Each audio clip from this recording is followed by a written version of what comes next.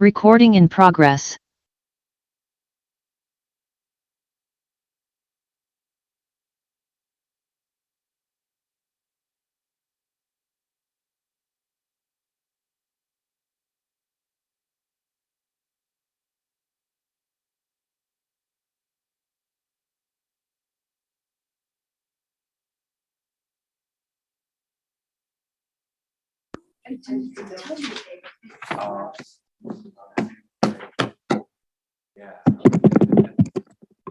We're live.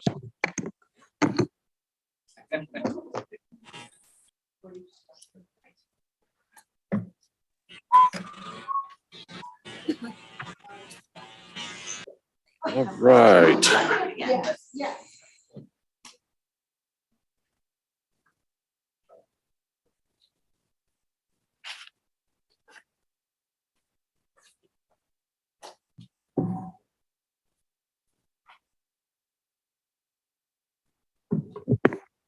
Supervisor Cox, we're getting ready to begin.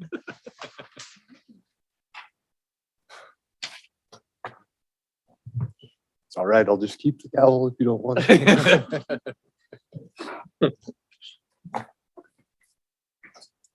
Okay, it's 9 a.m. We'll call the January 3rd meeting of the Trinity County Board of Supervisors to order.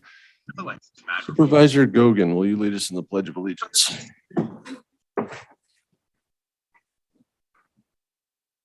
Pledge allegiance to the flag of the United States of America and to the republic for which it stands, one nation, under God, indivisible, with liberty and justice for all.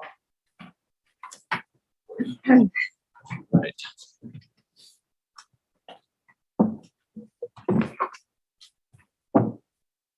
All right, first off, I'd like to welcome our two new supervisors, Supervisor Weiler from District 1 and Supervisor Carpenter Harris from District 4.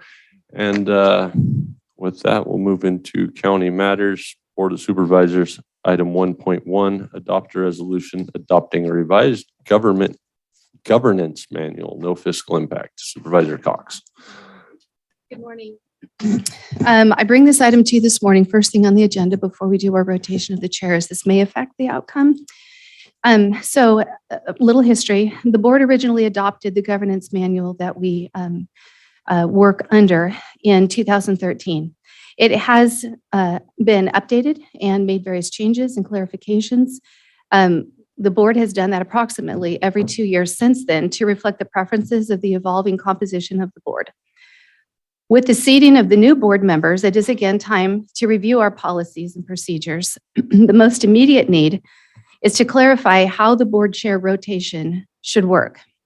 It is proposed that the governance manual now be amended to make clear that the regular rotation of the board office positions should not be altered for more than a year, unless the affected board member determines not to serve as chair for a reason determined by him or her. Historically, former boards have rotated the chair and vice chair positions based on supervisorial district.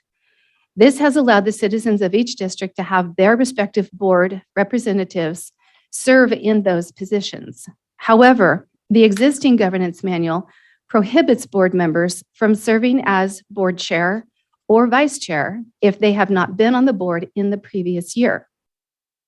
The reasoning for this practice is not clear, but the outcome is an assumption that under no circumstance should a board member be considered qualified to serve in chair or vice chair positions if he or she has not previously served on this board, which may well be quite inaccurate. And B, more importantly, it may result in unequal representation of the respective district. So, Ashley, if you would put my PowerPoint up, please. So it can be a little confusing to just think about, so I've created a visual to help out. As our governance manual is, for the year 22, we have seen our District 5 serve as vice chair or chair and District 1 serve as vice chair. And so in the normal rotation, what we should see is a simple 5-to-1, 1-to-2, 2-to-3, and so forth. If the current District 1, so let's just back up. The 2022 vice chair should become the 2023 chair, but this is prohibited under the current rules since that board member is new.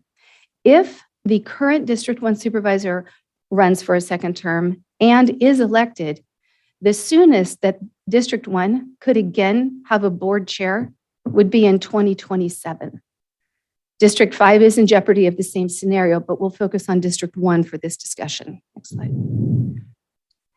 If the current District 1 supervisor did not run for a second term or ran and was not reelected, then our current policy leaves District 1 with the potential to be without chair representation until 2030, and the cycle could potentially perpetuate indefinitely. So the governance manual amendment that I am proposing is that a supervisor may serve as chair or vice chair their first year in office. However, they may also opt for the vice chair position if in line for chair and uncomfortable. Ashley, next slide, please. Oh, you're already there. So that creates this scenario where if in line for chair, District 1 could opt for the vice chair, those two positions would rotate for 1 year, and then the following year, the regular course would resume.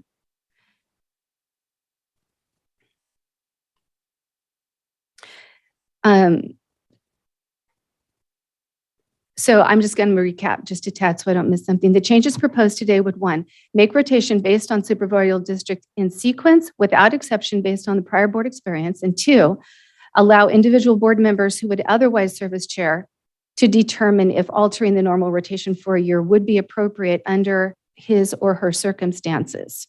So for example, a board member who would otherwise serve as chair could opt to serve as vice chair.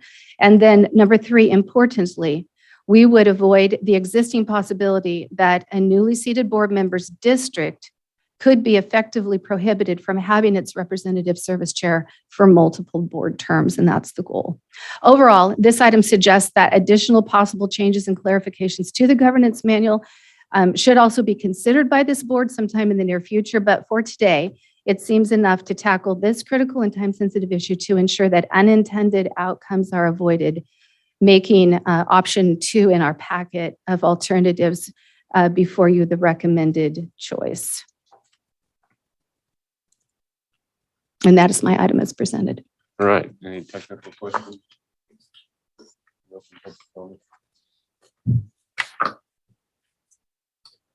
Yeah, so Jill. Is your mic? Oh, sorry. I'm sorry. So Jill, in this scenario, District 3, if I did not run again, or if I did run a run and lost, we would be 5 years without a supervisor, at least. For District 3? No, you would see a supervisor again in 25 where the normal rotation would have occurred.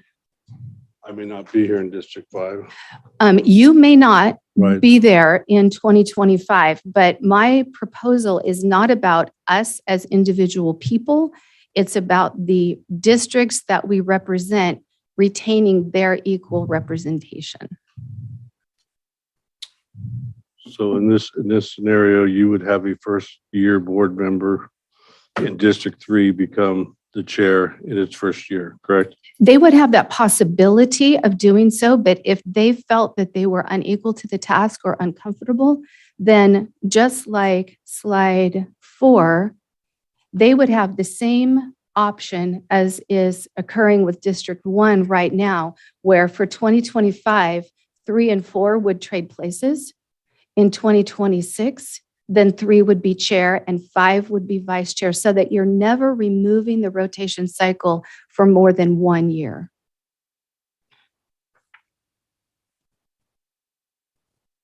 Does that make sense? Yeah, I get it. I firmly believe that nobody should be chair in their first year. All right, well, we'll save that for discussion.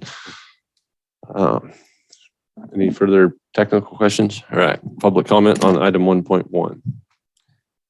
Good morning, Terrence Mines, Junction City. Now, where this really has no effect on me because I'm in District 4. I'm in this Heidi Harris's district, and but I actually understand this quite well. Miss Cox didn't actually explain this quite well. She tried to blow off the experience thing here like it doesn't matter.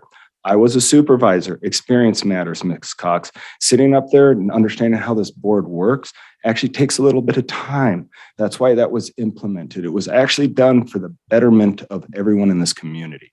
And now, understanding the situation, because I didn't get a chance to be a chair, not that it mattered, it also did affect Jeremy Brown's ability to get to the chair, but it was good because he needed the experience for when he got there. That's why that rule was put in place. There's a very specific reason why it was put in place. It was put in place because to be a chair of the board, you need experience. I think Dan would gladly tell you he spent years on the planning commission before he even became a supervisor, and all that experience has helped shape Dan's ability to be a chair and be a productive person on the board. So understanding that and understanding representation is the basis of our country. And what you're doing right now is extremely divisive instead of uniting. I want to see a united Trinity County. I want to see us all pushing forward to fix our problems. I don't like to see this divided stuff right off the bat. This kind of upsets me, especially when it's a power play game. District 3 deserves representation when it's their turn. When Liam's turn comes up, and trust me, Liam's never done me any favors here. I'm not pushing for Liam. He fought me on my district, on my distribution, just like you did prior to even being a supervisor. But this just has to do with being an American and people having the right to representation. And Liam's district has that right in the system that's in play. And it's set that way based on a person having experience. So when they get to the position that is important in this county, which has to lead it going somewhere, they have the experience to do that. There is a very big reason why this is in place, and that's what it's about. Any other public comment? Adrian Keys. Thank you and good morning and welcome to the board, the new directors. Interesting item to start off with. I, as a resident of District 3, would like to have representation equally on this board, and seeing as how we will, if this were to pass, likely not have a chair for the entire term of our seated supervisor, I cannot support this item. I would love to see our board starting off, much as Mr. Mines said, in such a way as to be drawing our communities closer together and not doing things that, even if it's just on the surface or an appearance, are divisive or attempting to disenfranchise any given district. I tend to agree, and I'm on a lot of boards, that you need experience to be a chair.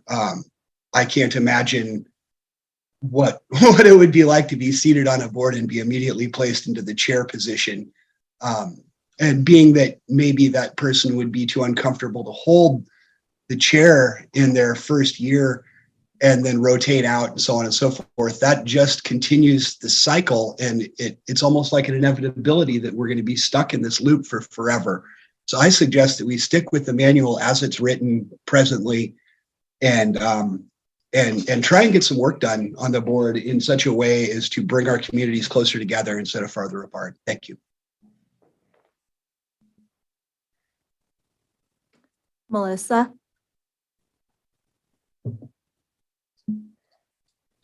Hi, this is Marie Peterson. I think it's a really good idea to let Liam represent the way that it's intended. He's been a very great and impartial leader, has the experience that we need during these crucial times where we're suffering from a decline in the economy, loss of jobs, things like that. And this feels really kind of shady that we'd be starting off the year with this. It seems like another ploy for TAA and their allies to try to take control of things and further drive our cannabis program into the ground. So please just allow Liam to represent the way that he needs to, because we really need to have quality leadership that's unbiased and impartial. Thank you.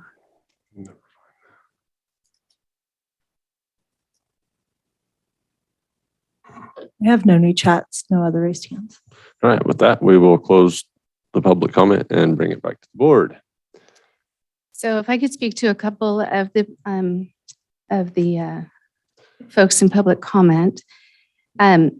This proposed item does not change when District 3 would have their chair rotation had the District 1 seat not been replaced. If former Supervisor Groves was here today, he would be taking the chair, and District 2 would be taking the vice chair. And the rotation saw District 3 in the chair in 2025, which would not change with what is being proposed. And so this isn't about whether a particular supervisor is representing their district at that time. This is about District 1 never being disenfranchised. And so when the comments are directed at feeling that this is being divisive, the intent is that it would be cohesive with equal representation. Again, it's not supposed to be about any particular person. It's about each district having their turn at its proper time. There was another point that I can't think of now. I think that's it. Thank you for now. Would anyone care to make a motion on this item? I would move that we adopt the item as presented. A motion? Do we have a second? I will second it for discussion. All right.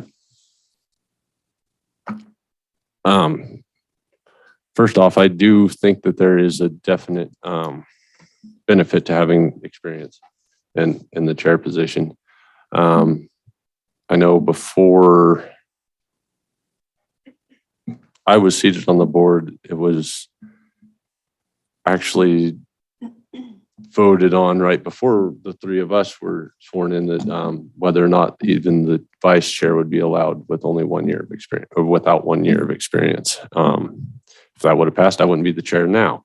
I don't see this personally as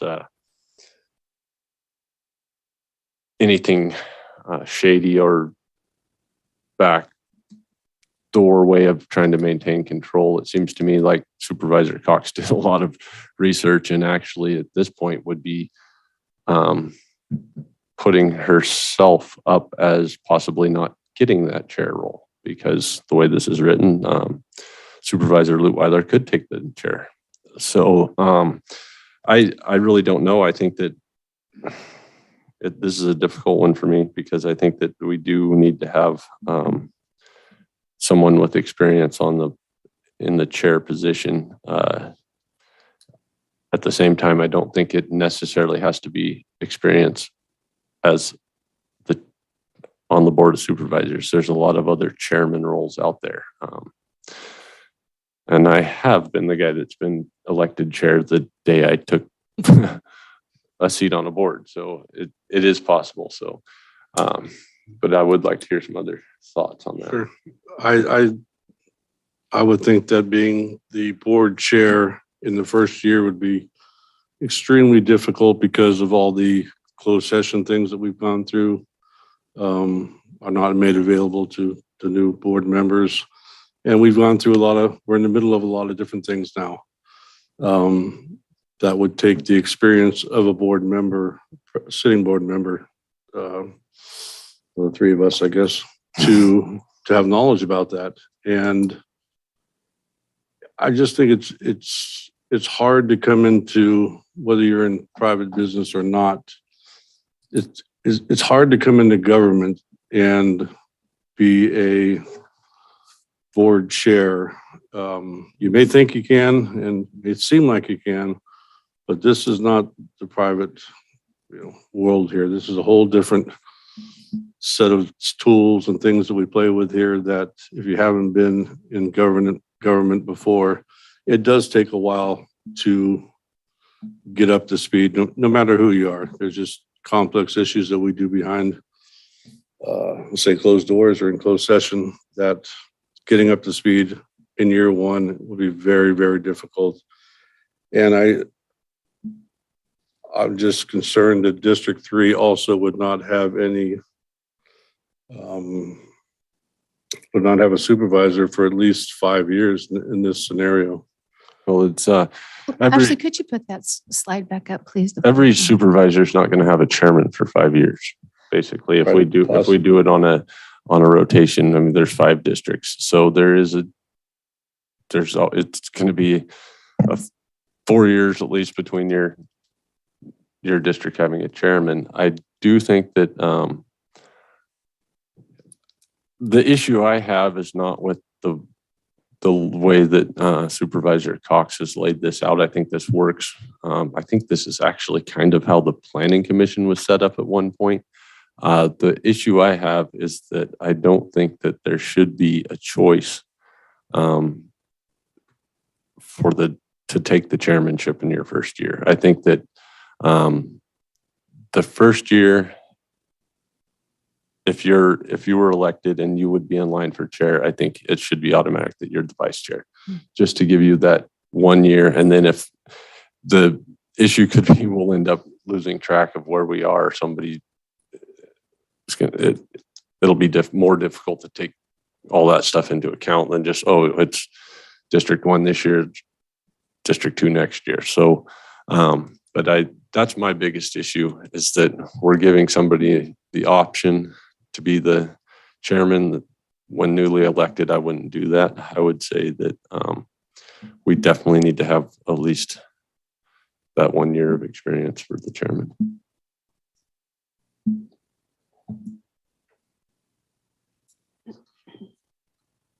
So Chair Fraser, are you proposing a different approach there? Yeah, I would have to try to figure a way to put that into a motion I think this is well thought out, but I think that we need to change it so that you don't have that option, so that it would be, if you were newly elected, you would move into a vice chairmanship, and then the following year you would become the chair. And I do understand some of the stuff that's coming, folks from District 3 that think that that wouldn't be fair for Supervisor Gogan. But if District 1 outcome had been different, then Supervisor Gogan still wouldn't be up for that. So I think that there is a way to make this work, to still have the experience in the chair position and still not have that opportunity to have one district that would be out of the chairman for who knows how long. So I think I can move that into an amended motion, that we remove the chair requirement. I'm sorry, remove remove the vice chair requirement of having served 1 year as a supervisor in order to assume that role. As stated in the vice chair doesn't have that requirement. So what we would have to do is amend the rotation to say that if someone was elected, that we would swap that, because if there was a requirement for a year's experience for the vice chair, I wouldn't be here. I was the vice chair my first year in office. Okay, then I misunderstood the governance manual and you're on the right path. Thank you. So I think we don't need to change the requirement for time served on the board. We need to change that rotation so that what happens is we don't have a district just be skipped over, but be bumped from the chairman to the vice chairman. And I don't know exactly how to word that in a motion. Probably should have tried to write that down before.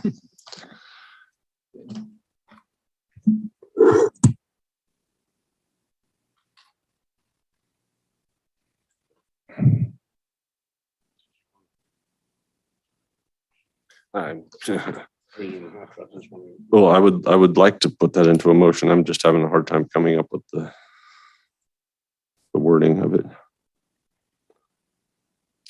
So just to clarify, the concept is that if a supervisor is unable to assume the position as chair based on the fact they do not have 1 year of service, they will immediately become the vice chair. Yes. That's how you would say it. So moved.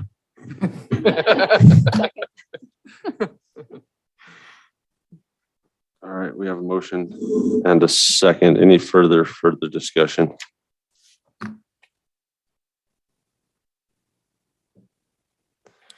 No, it's not public comment. All right, so I see no further discussion, so you can call for the vote.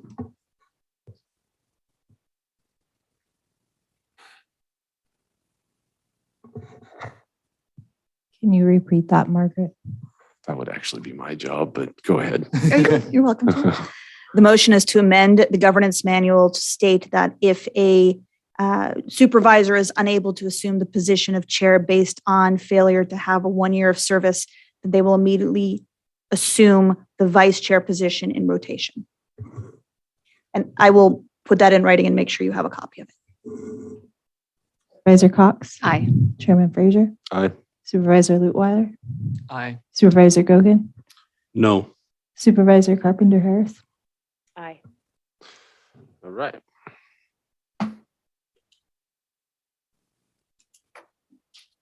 Clerk of the board, item 1.2.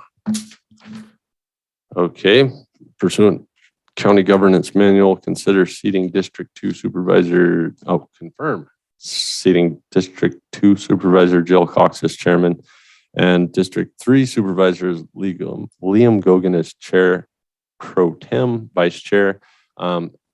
Considering the outcome of our former motion, I would say that this would be changed to seating District 1 Supervisor Rick Lutwiler as chair pro tem.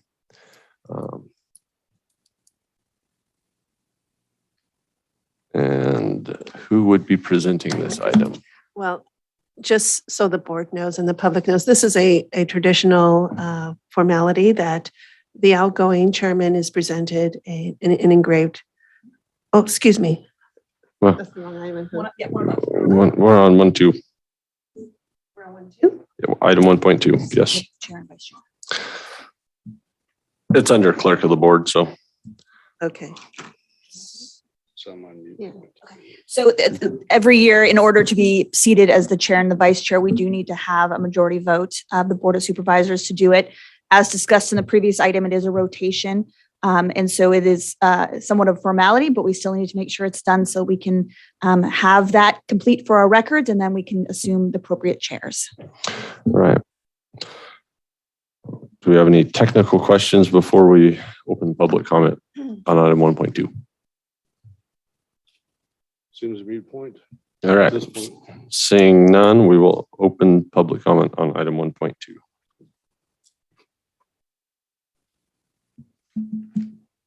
Terry Mines, Junction City. Wow, interesting. I didn't realize Jim Underwood was that big of a play in this county.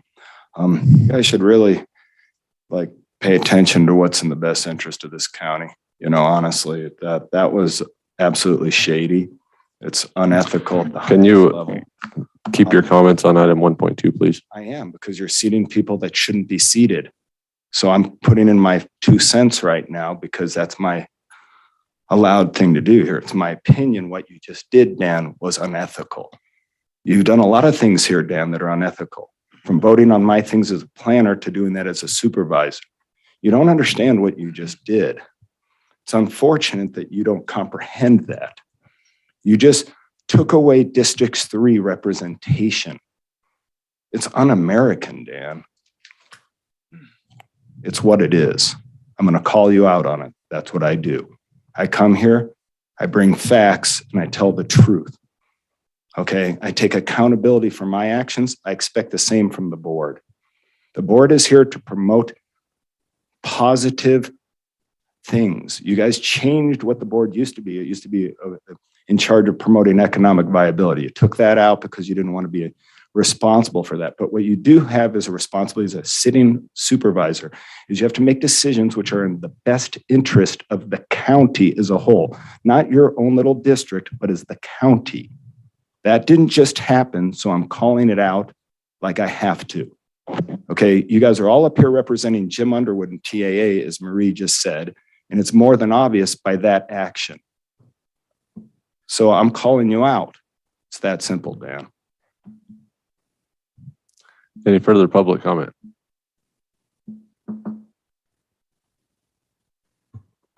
Have no chat and no raised hands. All right, with that, we will close public comment, bring it back to the board.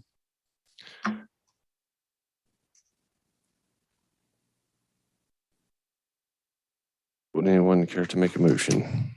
Move to approve item 1.2 as presented. For clarification, as presented, it would put Supervisor Gogan as. As Oh, amended. I'm sorry, as amended, my apology. Second? All right, I will second for further discussion. Do we have any further discussion?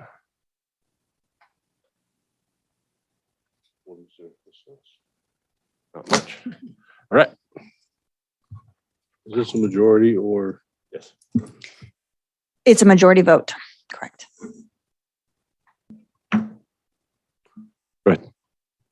Okay, motion is to confirm the seating of District 2 Supervisor Jill Cox as chairman and District 1 Supervisor Rick Lutweiler as pro tem vice chair.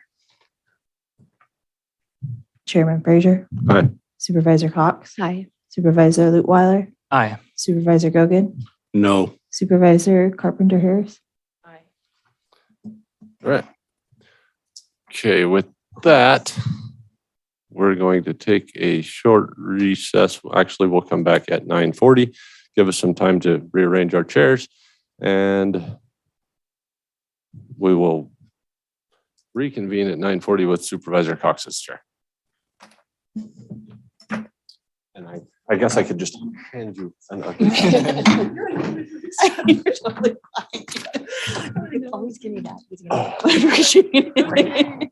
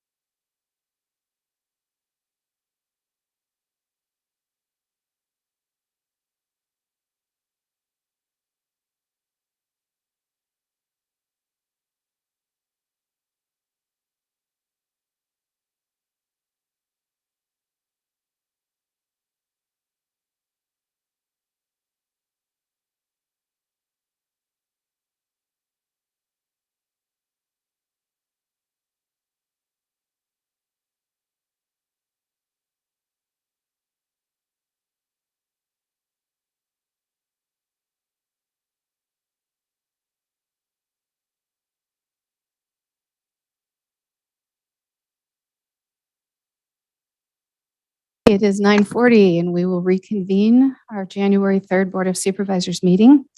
We are on 2.1 presentations. Clerk of the Board. Present the outgoing chairman of the Board of Supervisors with an engraved gavel, no fiscal impact. So I just want to say how much I've appreciated Dean's leadership this year. He is thoughtful, he is well-spoken, he is timely. And I think it's really fun that he's got this engraved gavel because I happen to know that he has a grandfather, I believe, who also has an engraved gavel of the Trinity County Board of Supervisors. I think that's really special. So it's a privilege to hand this to him now.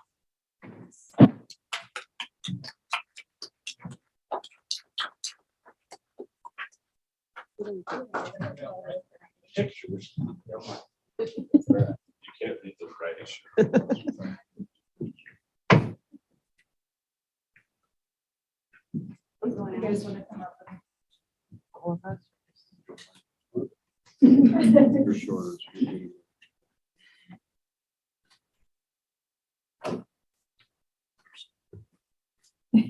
Everybody.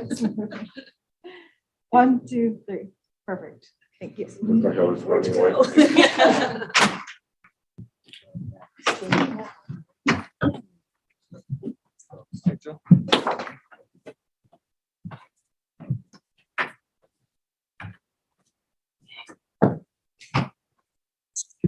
All right, item 2.2, receive a presentation from Tekla Johnson on Trinity Together Cradle to Career Partnership.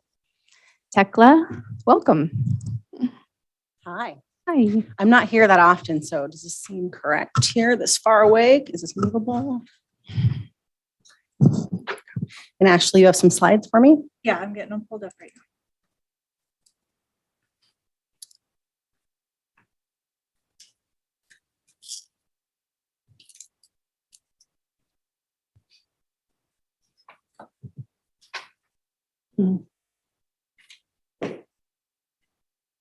I am happy to announce that this will be the easiest thing you guys listen to all day.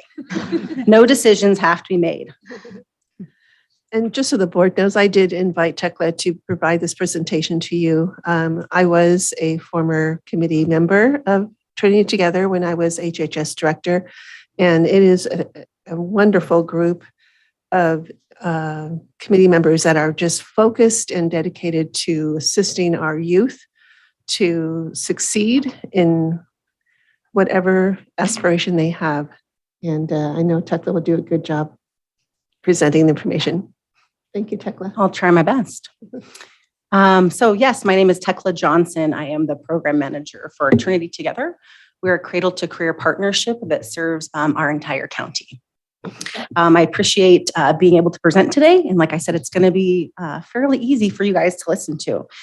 Really, my intent today is to make sure you understand what Trinity Together is. We have 2 new supervisors, and even our old ones probably don't know, who I am, what I do. So I'd like to inform you guys about what we are, who we are, what our activities were this last year, and some of the activities that we have on the horizon. So Trinity Together's mission is to collaborate as an education, business, and community partnership to create career pathways for all Trinity County students as our future workforce. Next slide. Thank you. We don't really do our work alone. We actually do it with a lot of other people. I have a lot of bosses. We work with North State Together, who umbrellas our organization or our partnership and a bunch of other partnerships similar to ours in the North State region.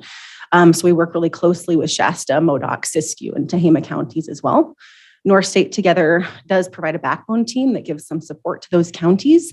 But together we are a collective impact entity. So we're working towards a similar goal, a common goal.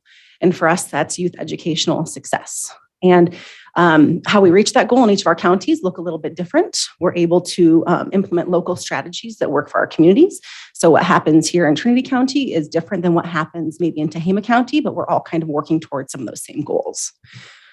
Further, as Letty was mentioning, we do have a steering committee. So that's who governs Trinity Together. And that steering committee is made up of a bunch of different education business partnerships, our partners. We have representatives from the Trinity County Office of Education, Health and Human Services. Soon the Smart Center will be joining us next month. Southern Trinity Joint Unified School District. I'm probably missing somebody, but we do have a bunch of folks who make up our steering committee. And we are not our own nonprofit. So we have an amazing partnership with the Watershed Research and Training Center, who acts as our fiscal sponsor. And if you don't know what that kind of means, what that looks like, that means we pay them a fee every month to be able to do some of our administrative work and support us in the ways that we need to be supported so that we can make our program and our partnership go. So I said we could use some and implement some local strategies, right, in our community. In 2018, we really got off the ground and our community came together and said that we should be doing these three things. That's maintaining and increasing collaborative partnerships, advocating for career education, and supporting endeavors that increase healthy youth in our community. Next slide. So what that really means, what we do, some of our boots on the ground work, is implementing STEM programs, working to support career and secondary education, and working towards equity and inclusion in our community. So some of our STEM programs. For the last couple of years, we've been lucky enough to work with the Bigfoot Trail Alliance and some partners in the Klamath Basin to implement some place-based curriculum that's been really exciting and really cool. We put forth a community survey a couple of years ago, and one of the things that we heard back was that people wanted our students in our communities to have more access to technology. So one of the things that we did, intersecting with the work that we do in this career education piece, was to use trail cams on campuses to bring that technology piece in and also teach about what wildlife biologists do. So that's actually a career that's really relevant in our community, something that's needed. We thought it was a great fit, and we partner with the Watershed Research and Training Center to bring several different lessons around wildlife biology to schools. We had lots of, not yet, sorry. Lots of classroom visits. We capped things off with a wildlife expo that is also planned for later this year, where a lot of professionals in similar wildlife fields come together and share with young people. And this year we'll also be doing a little more field trips with the students we're working with. We also had an opportunity to engage in something called Science in the Summer. And that was an effort that that was brought to us through our partner in Siskiyou County, through our North State Together collaborative. And really what that is, it's a bunch of curriculum that is given to us to be able to implement during the summer that intersects with STEM kind of based careers. So last year we were able to do a bunch of lessons around engineering, and this year we had a bunch around biology. So plant biology, fish biology. In the picture here, these students are learning about paleobiology through exploring fossils.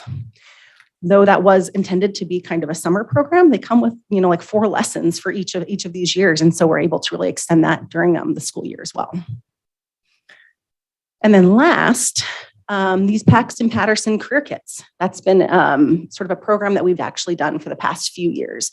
And that was, we've been able to do that due to a partnership with the Trinity County Office of Education, where we could co-write a grant that would allow us to purchase a bunch of these pretty expensive, actually, hands-on career kits. So these modules will kids get this experience with a bunch of different industries and jobs that are really relevant and growing in our region.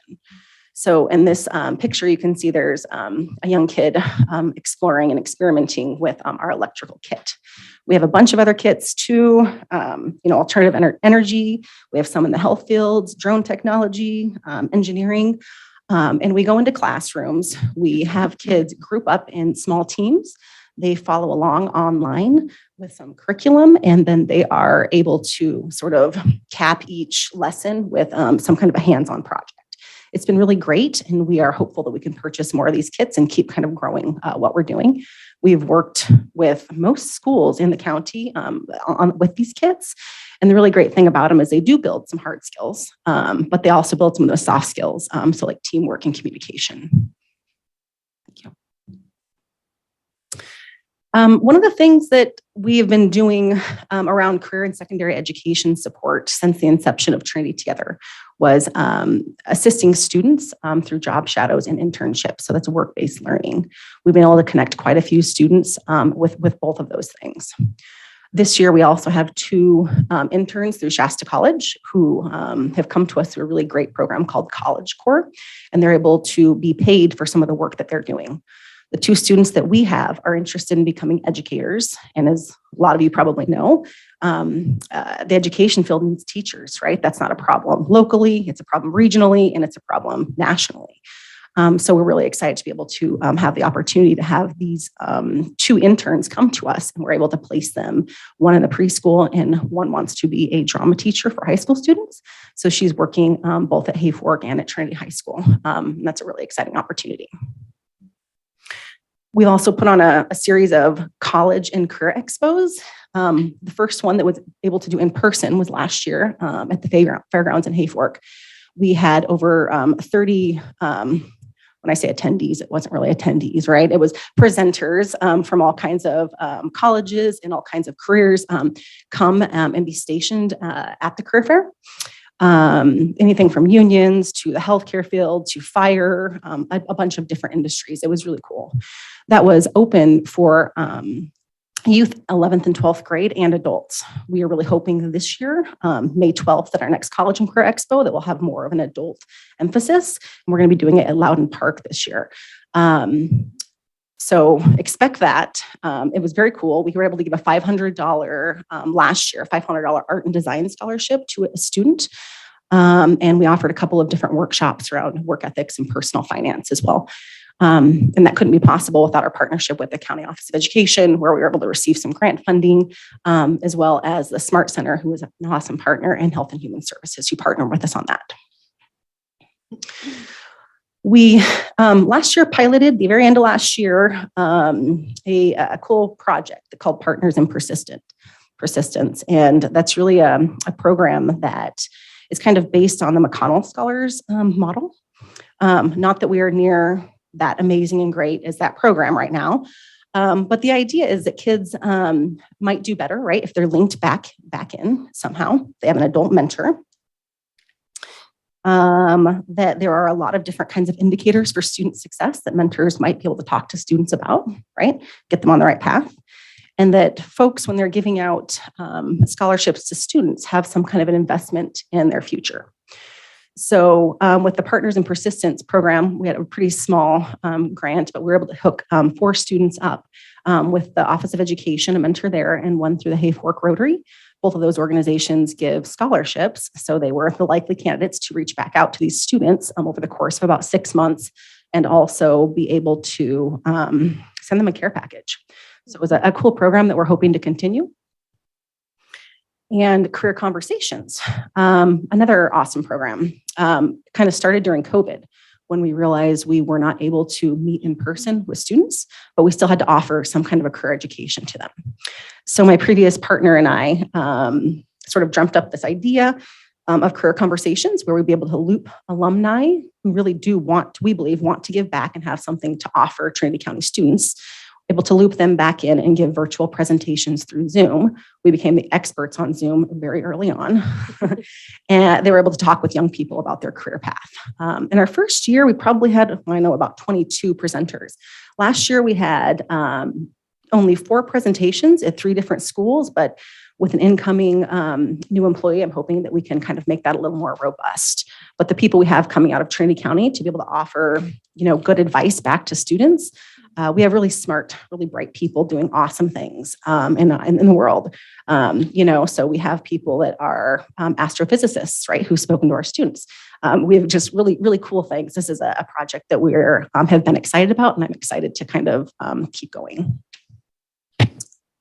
Last thing here, work readiness courses. We were able to partner with the Smart Center and teach a series of 4 week-long work readiness courses to adults who were interested in going into the construction trades. Trinity Together has no experience in construction, but we have experience in work readiness. So we were able to coach classes of adults on building resumes, on interviewing skills, basic math skills that would be needed for construction trades, and work ethic, things of that nature. That was a great partnership. Last but not least, equity and inclusion. So some of the things on this list aren't always, when you hear of, youth, it's not that's not our general, just youth in a bucket isn't who we always think about with equity and inclusion. But I put them in this bucket because young people are often sort of marginalized, right? They are their voices. So we're like, I'm going to throw this in equity and inclusion. They need more support to be recognized and to have help to be present at tables. So last year, we had a really awesome program that came down through the Rural Schools Collaborative. It was a grant that we were sub-granted monies through a partner at Chico State University. And the intent of that grant was really bringing rural voices to policy and decision-making tables that affected education.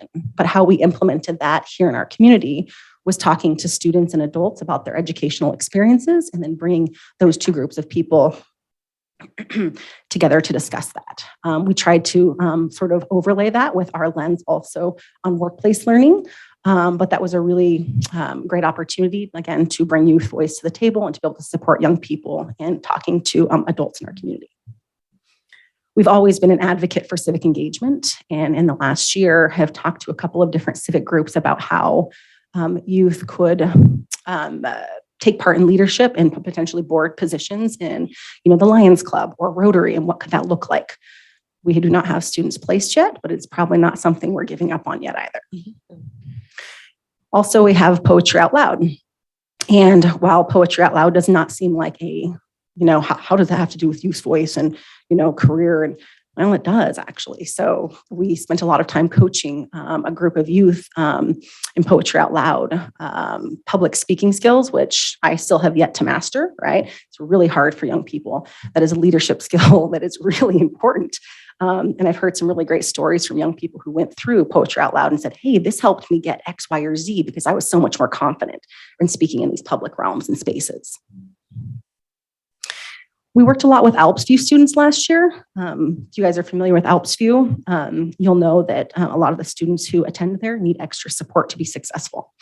They have a fantastic teacher, Keith Sprague, who is very open to working with the community, and that's likely one of, going to be part of the success of a lot of the students there.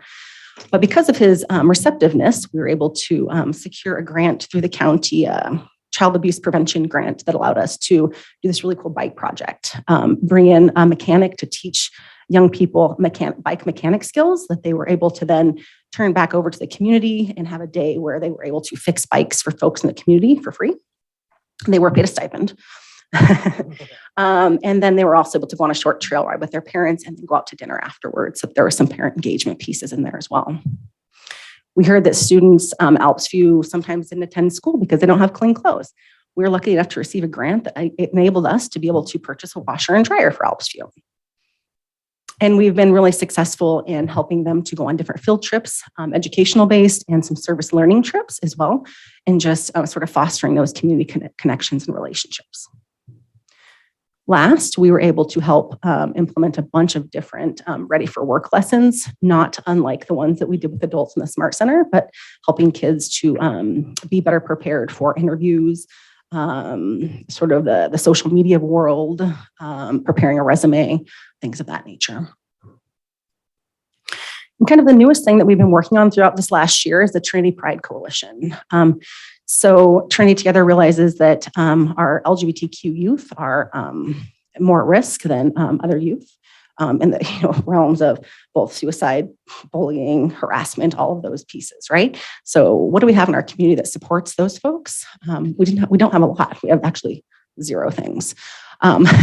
So through this Trinity Pride Coalition, which is really sort of a grassroots effort, Trinity Together is able to coordinate those meetings with community members. And we've been able to do some cool things, purchase a bunch of literature for our library, self-help, biography books, you name it. It's a bunch of different stuff. It's great. We offer some advocacy, a lot of social gathering spaces. The Pride Picnic that's happened for a couple of years has been done through the Trinity Pride Coalition. And we've brought some training and workshop to the community, but also a few of our schools as well.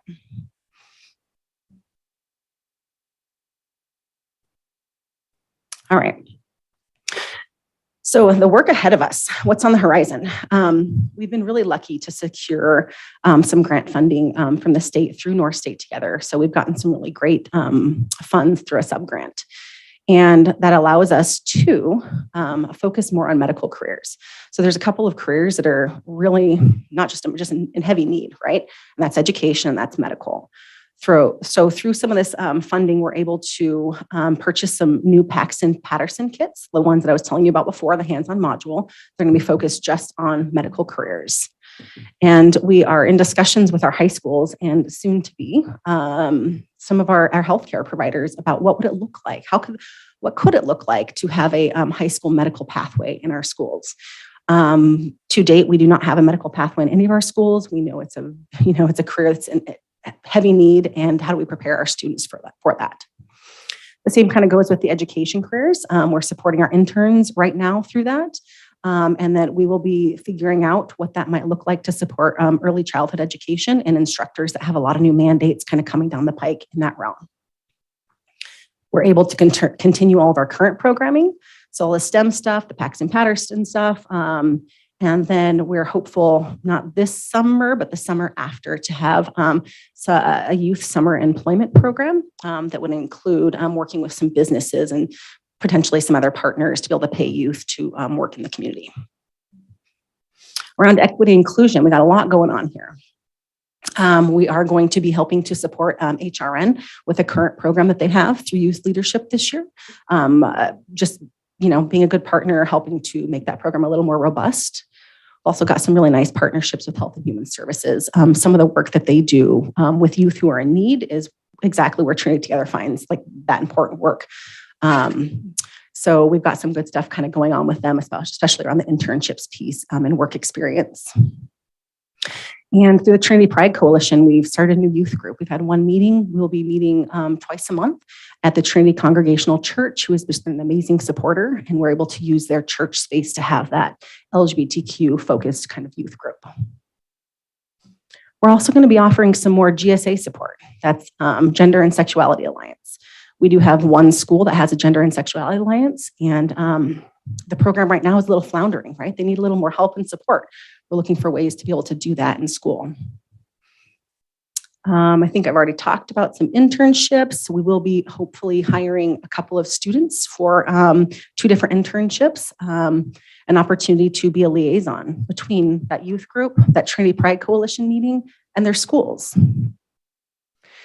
There's a really exciting opportunity coming down the pike. This is my biggest hope, right? I cross my fingers for this Mental Health of America, California. There is a grant opportunity on the table, and they had contacted us about a possible partnership. I'm hoping they get that grant. They would be looking to work with some of our marginalized youth. For us, the youth that we're working with are queer youth, to put on a project of their choice, whatever that might be. That could work on poverty, that could work on, bullying, that could work on whatever they want. That program is meant to help build leadership skills, take kids to the Capitol, figure out how they can accomplish this project of their choice. And in that realm, I'll probably be contacting a few of you, right? You could be meeting with this youth. If this grant comes through, this is the most exciting thing that we've really got going for a while. And then we're going to continue to cultivate adult mentors in our community for young people. Through some work with Expect More Tehama, that's our partner county in Tehama. They've got a really great speaker who will be putting on a 2-day workshop for folks who would be interested in figuring out how to better promote youth voice.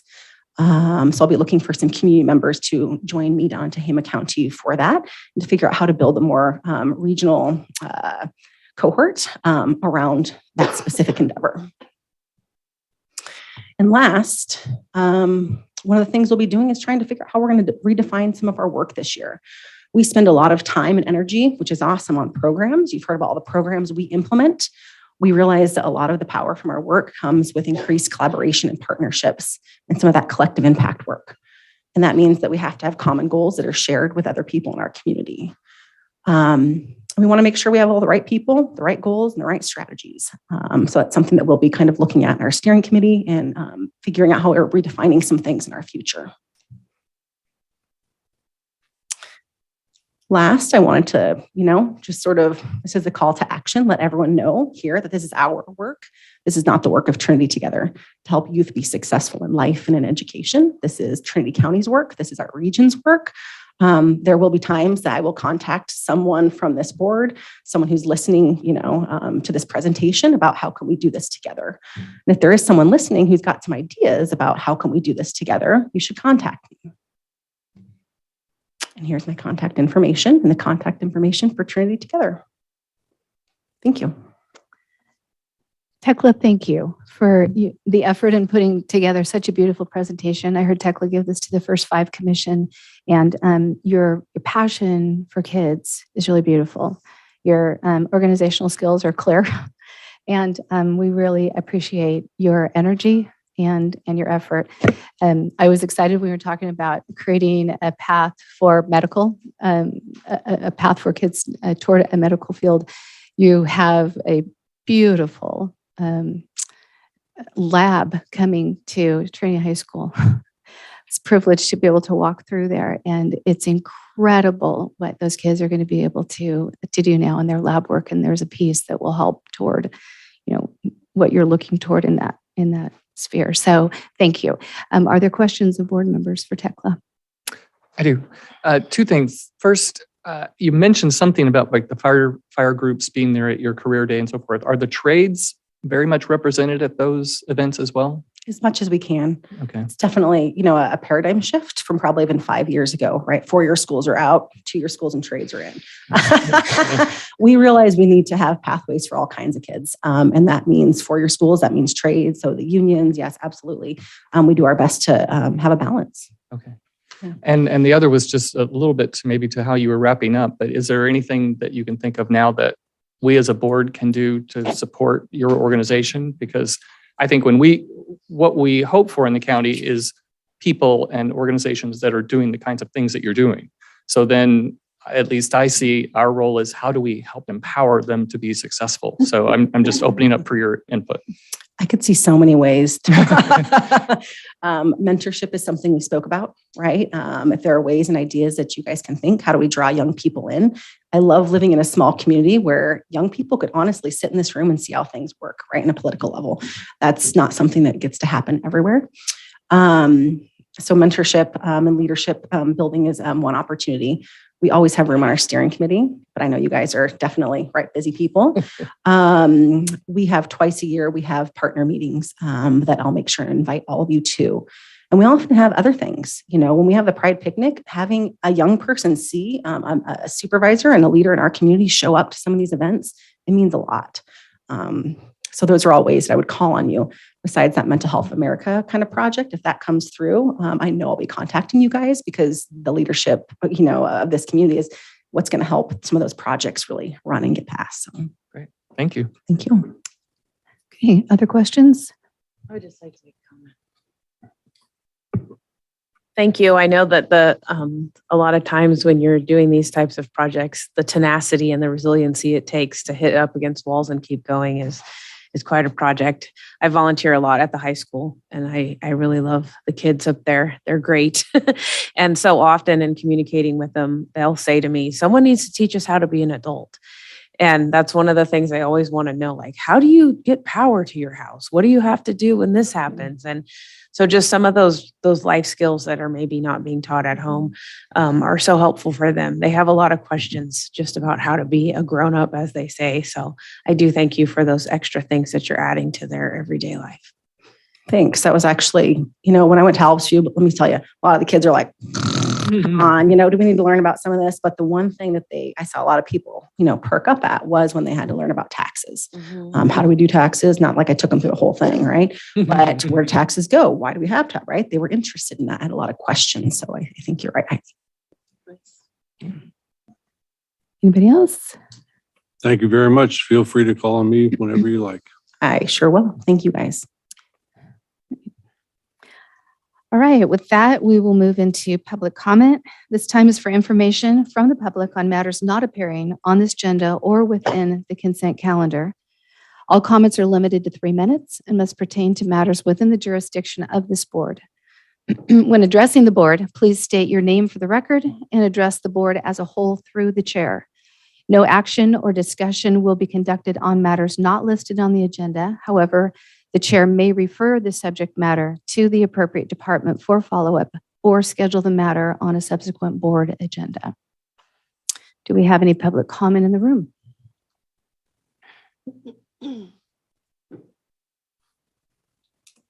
Terry Mines, Junction City. This actually has to do with the litigation that I have with the county. I put forth many opportunities for a settlement. I know on the last settlement hearing, we had Mr. Frazier show up with the county council. And I think he misunderstood what settlement was about. Settlement's actually, you kind of come up with a settlement. You don't try and win, you come up with a solution. And unfortunately, I went to court last Friday on the 30th on all these cases. And we had actually offered up one last settlement, didn't get a response, didn't get anything. I think as the board, you guys are supposed to actually see those when we give them to the county council. They're supposed to relay those settlement offers to you. So you're actually supposed to be the one to look at them and make decisions. I don't know if you've given out some kind of authorization to county council that they don't have to do their responsibility, because this is the second time this has happened throughout this case. County council didn't want to discuss settlement in the courtroom. They wanted to take it straight to trial. I'm totally okay with that. I think you should all go look up what a PRA case is, because that's one of my 3 cases. It's called the Public Records Act. And the county is responsible to pay for all of my attorney's fees. It's legally written in there. The judge has 0 he can do about that. Then you have the multiplier, which you understand from the TAA case. There's going to be a multiplier. Okay, so the county council has put the county in a position of losing a bunch of money right now and didn't offer me anything. And now they're offering me money, which just pays my lawyer's fees, which is already going to get paid by the county anyway. So you probably want to do a little bit of homework before you get told something that's not quite accurate, and actually look up how a PRA case works. We will be in trial in March. I tried to make a settlement with the county. I'm trying to do business here. I think we have a lot of people right now making decisions that don't live in this county for our county. Specifically, county council doesn't live here. She's making a fortune off of all the litigation. I don't want to litigate. The county doesn't want to litigate, but she still wants to. She's the one winning. Be careful. I think you also have the situation where you want to do what's best and you want the county to have jobs and be viable. And that's what I'm bringing. So you should be supporting me. That's what your job's supposed to do. It's not supposed to be fighting me. So as a supervisor, that's your oath of office, is to do what's best for the community. And I love that you talk about the kids, because I have 4 and I just had a grandkid that lives in Hayfork, literally on New Year's Day. So it's an imperative that we have a future for the children, because as the wonderful lady Tekla just did an amazing presentation, and as Ms. Cox even complimented her on it, all of us know the best thing for a kid is to know they have a future and a job. And if this community doesn't start providing those jobs and the businesses and supporting them, then you've destroyed all of that work that Tekla and everyone's done when you don't provide the end answer. So please understand that you guys need to do some homework and protect the county, because we all live here. Your time is up. Thank you for your comments. Appreciate it. Thank you. Are there any other comments in the room?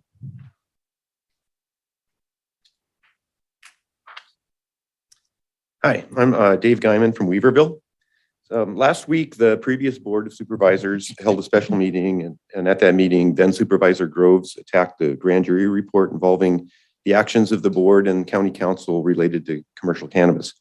Mr. Groves made several false statements about that report, and it appeared that some of the board members present believed those statements. And I just want to clear up any misconceptions that he introduced, so that you guys can move forward in a constructive way. First, I want to clarify that I'm speaking as a private citizen here. I'm not representing the grand jury. You know that they're going to seat a new grand jury, so that's fine. Mr. Groves claimed that the grand jury is prohibited by statute from investigating any issue raised by an anonymous source. That's just false. There's no such statute, and I don't think I need to say any more about that. I think you guys, everybody in front of me, knows that at this point.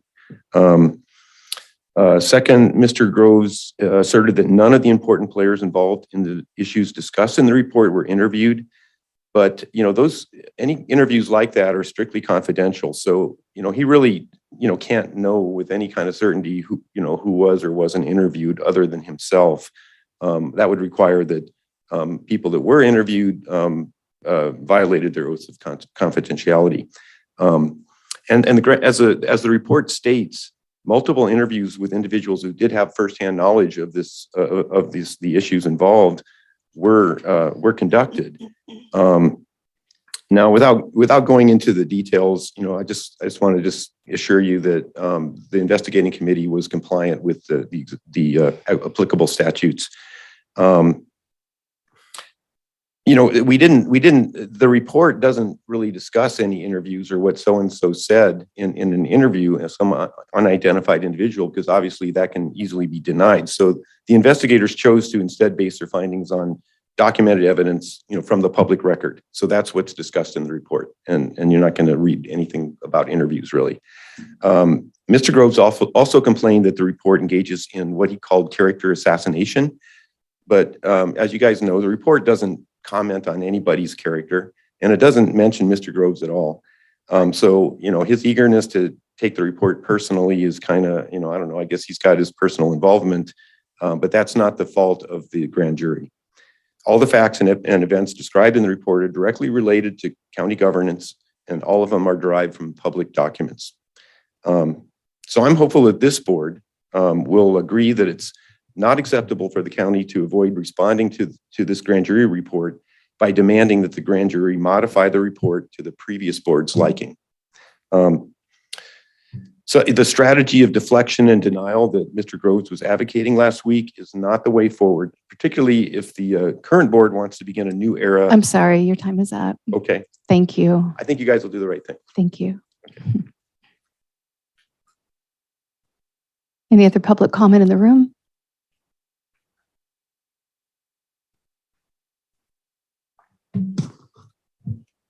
Morning, Madam Chair, members of the board, Tom Balenko, Douglas City. I just want to say welcome to new board members and to the new board itself. Look forward to an interesting year. It's hard to believe that a little over 2 years ago, when the county passed the programmatic EIR for cannabis, that nobody on the board now was on the board then. When that happened, I felt like the process was a little bit rushed. Both the planning commission and the board were given essentially an ultimatum. You got to pass it at this meeting or untold cataclysms will befall us. Little did we know. If I recall, and I don't know exactly, I think some of the members of this board actually asked at that meeting in December that the matter not be discussed at this 11:59th hour and be put over until the new board. It wasn't. And the last day available to sue on that action, I filed suit. Since that time, we were off to a very slow start, then some stumbles. Actually, today, despite where we have been, I think we're doing the best we can under the circumstances. I think the county has come a very long way in 2 years. And I have no interest in, maintaining a conflict that doesn't serve either the people of the county or any of my clients. So I filed today the dismissal in that action. So you've only been on the board for an hour and a half. Already one lawsuit's in the wayside. So I hope, to continue working with this board. I look forward to not being in litigation with the county and being just a member of the county. But at long last, I'd say, let's keep up the work we've done. And here's to the future. Thank you. Thank you for your comments. Anyone else in the room? Anyone on Zoom? Veronica Kelly Albis. Good morning and Happy New Year to our new Board of Supervisors and returning members, so to speak. I'm sorry I couldn't be there in person. Unfortunately, I had to be out of town, and I wanted to be able to take a moment and say thank you to all of you who have chosen to serve the county in this way by sitting on this board. There's a lot of work ahead, and I've been listening to public comment, and all of the bad things coming up. I think there's a lot of good things coming up. I think if you guys continue to work for all the citizens of Trinity County and stay the course. And I want to thank our new supervisors who I know have done their homework prior to sitting up there today and have been sharing their thoughts and on different things throughout the last few months. And that's very appreciated by someone like myself who normally is either at work or, has something going on.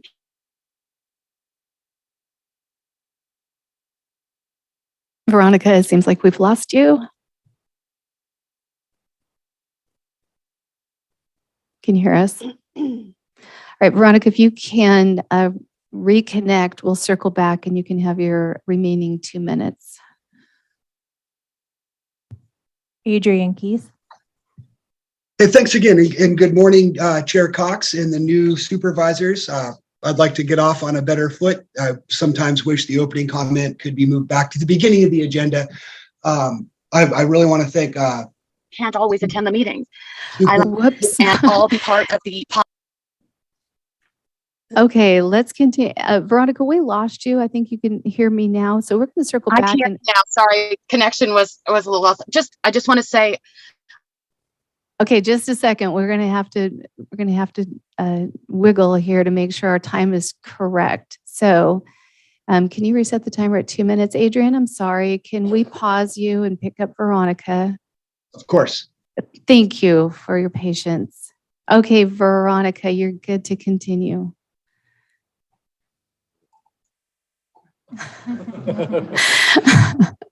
Veronica, can you hear me? All right. Okay. We're working on Trinity County broadband. She's not in county. Veronica, are you is that still it? on? Oh, okay. All right. I don't recall the exact moment Adrian was at in his timer. Do you, Ashley? She's on it. She's so good. Adrian, thank you for being patient. Please continue. Oh, absolutely no problem. And I'll be brief. Brief time for Veronica. I just wanted to thank Chair Frazier for all his years of service, and I'm really glad that he's still on our board. He is by far the longest seated supervisor in the county now. And that's basically it. I'm really looking forward to a year, ironically, with good communications amongst the board, ironic in this context as we're losing Veronica. But I just want to wish us all the best and see what we can do. All right. Thank you. Thank you. Veronica, are you available?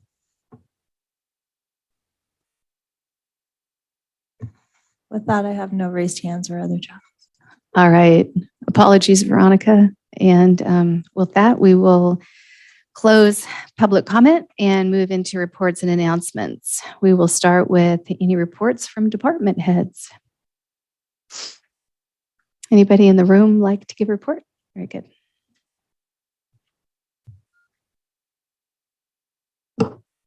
Morning, Chairman Cox, members of the board.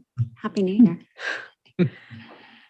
I just wanted to touch on a few things at the probation department. My name is Ruby Fierro. I'm the chief probation officer.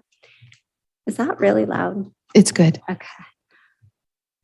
Just wanted to share with you guys that with January brings the probation department is recertifying our domestic violence programs. And that's something that a probation department is responsible for the Superior Court at the county. We're taking care of that this month. And a lot of times when the word probation is said, a lot of people automatically think that that is only supervision of juveniles. So I'll be giving a report later on this year regarding an overview of what the probation department does. We do supervise both adults and juveniles. We actually supervise more adults than we used to because of changes in the law, and people who used to be sentenced to state prison and then released on parole. Probation now supervises many of those people, and also during their pretrial phase. Also wanted to share with you a little bit about our building. So the probation department building was built on a grant and have been working with the county for quite some time. And thank you, Leddy County Council, for all your assistance. I'm looking at the funding about how that building was built and the requirements. And there's been a lot of technical requirements by the Department of Justice about how that building could be used so that we didn't default on the grant and then put the county in a financially bad position with having to pay back money. And so I've been very careful looking at that and also looking at the trends for juvenile justice and the appropriate use of that building. And so right now, the facility part of the juvenile hall is closed, has been for quite some time. And we use that for our day reporting center, where we have a lot of services for both juveniles and adults. We use a large area for classroom type things, conferences, and are looking to be able to increase that use for the county. Also storage area and some temporary workspace for some other county functions that are having to happen. So we've had discussions at our department head meetings about how other department heads would like to be able to utilize that space so it could be best used by the county. And also have some other individual meetings that are coming up regarding that. As far as some of the supplies that are there, we've donated some things to schools and looking at other facilities that might have some needs. Some of our items we've transferred to the sheriff's office to help support their jail. So really just looking at the limited resources that Trinity County has and right now what the probation department has oversight of and how we can provide that to be better services for the whole county and other departments. So as this discussion continues and a lot of different separate meetings, I just want you to be aware of those discussions. Okay, thank you. I appreciate that. Any questions, board members? One other thing, I wanted to thank you guys so much for having, I'm going to say Tesla, and that's not right, Tekla, with that presentation. And there was a lot of things in there that I was made more aware of. And I actually have a list of things I'm going to talk to her about. There's a lot that we do together. Nice. Yeah. I appreciated your written report that you submitted, and it's also nice to hear you elaborate on that in person. So thank you. You're welcome. Thanks. Any other department heads?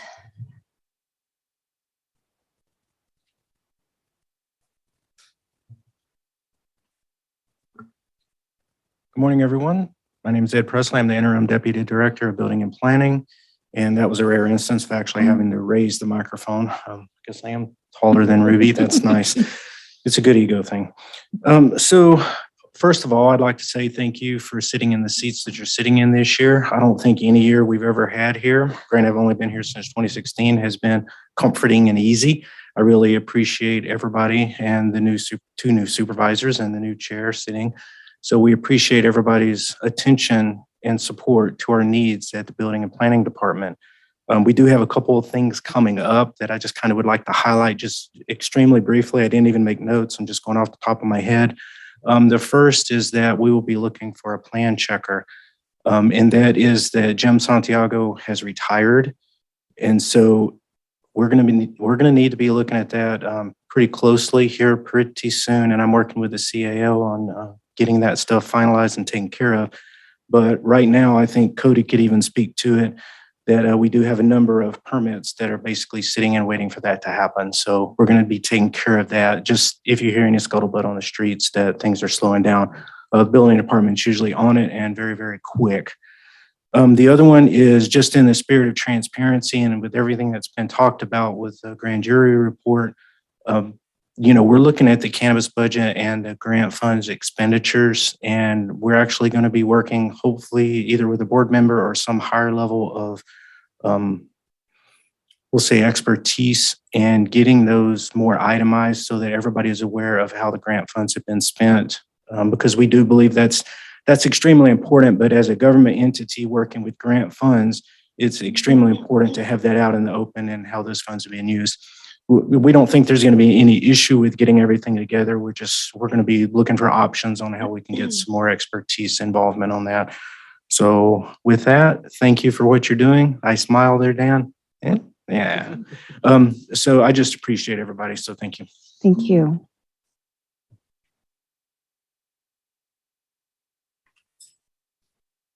Good morning, Chair, Supervisors. Drew Plabani, Environmental Compliance Specialist, Acting Division Director for the Cannabis Division. Quick licensing stats updates as of last week. We still have 399 Appendix C documents that have been received.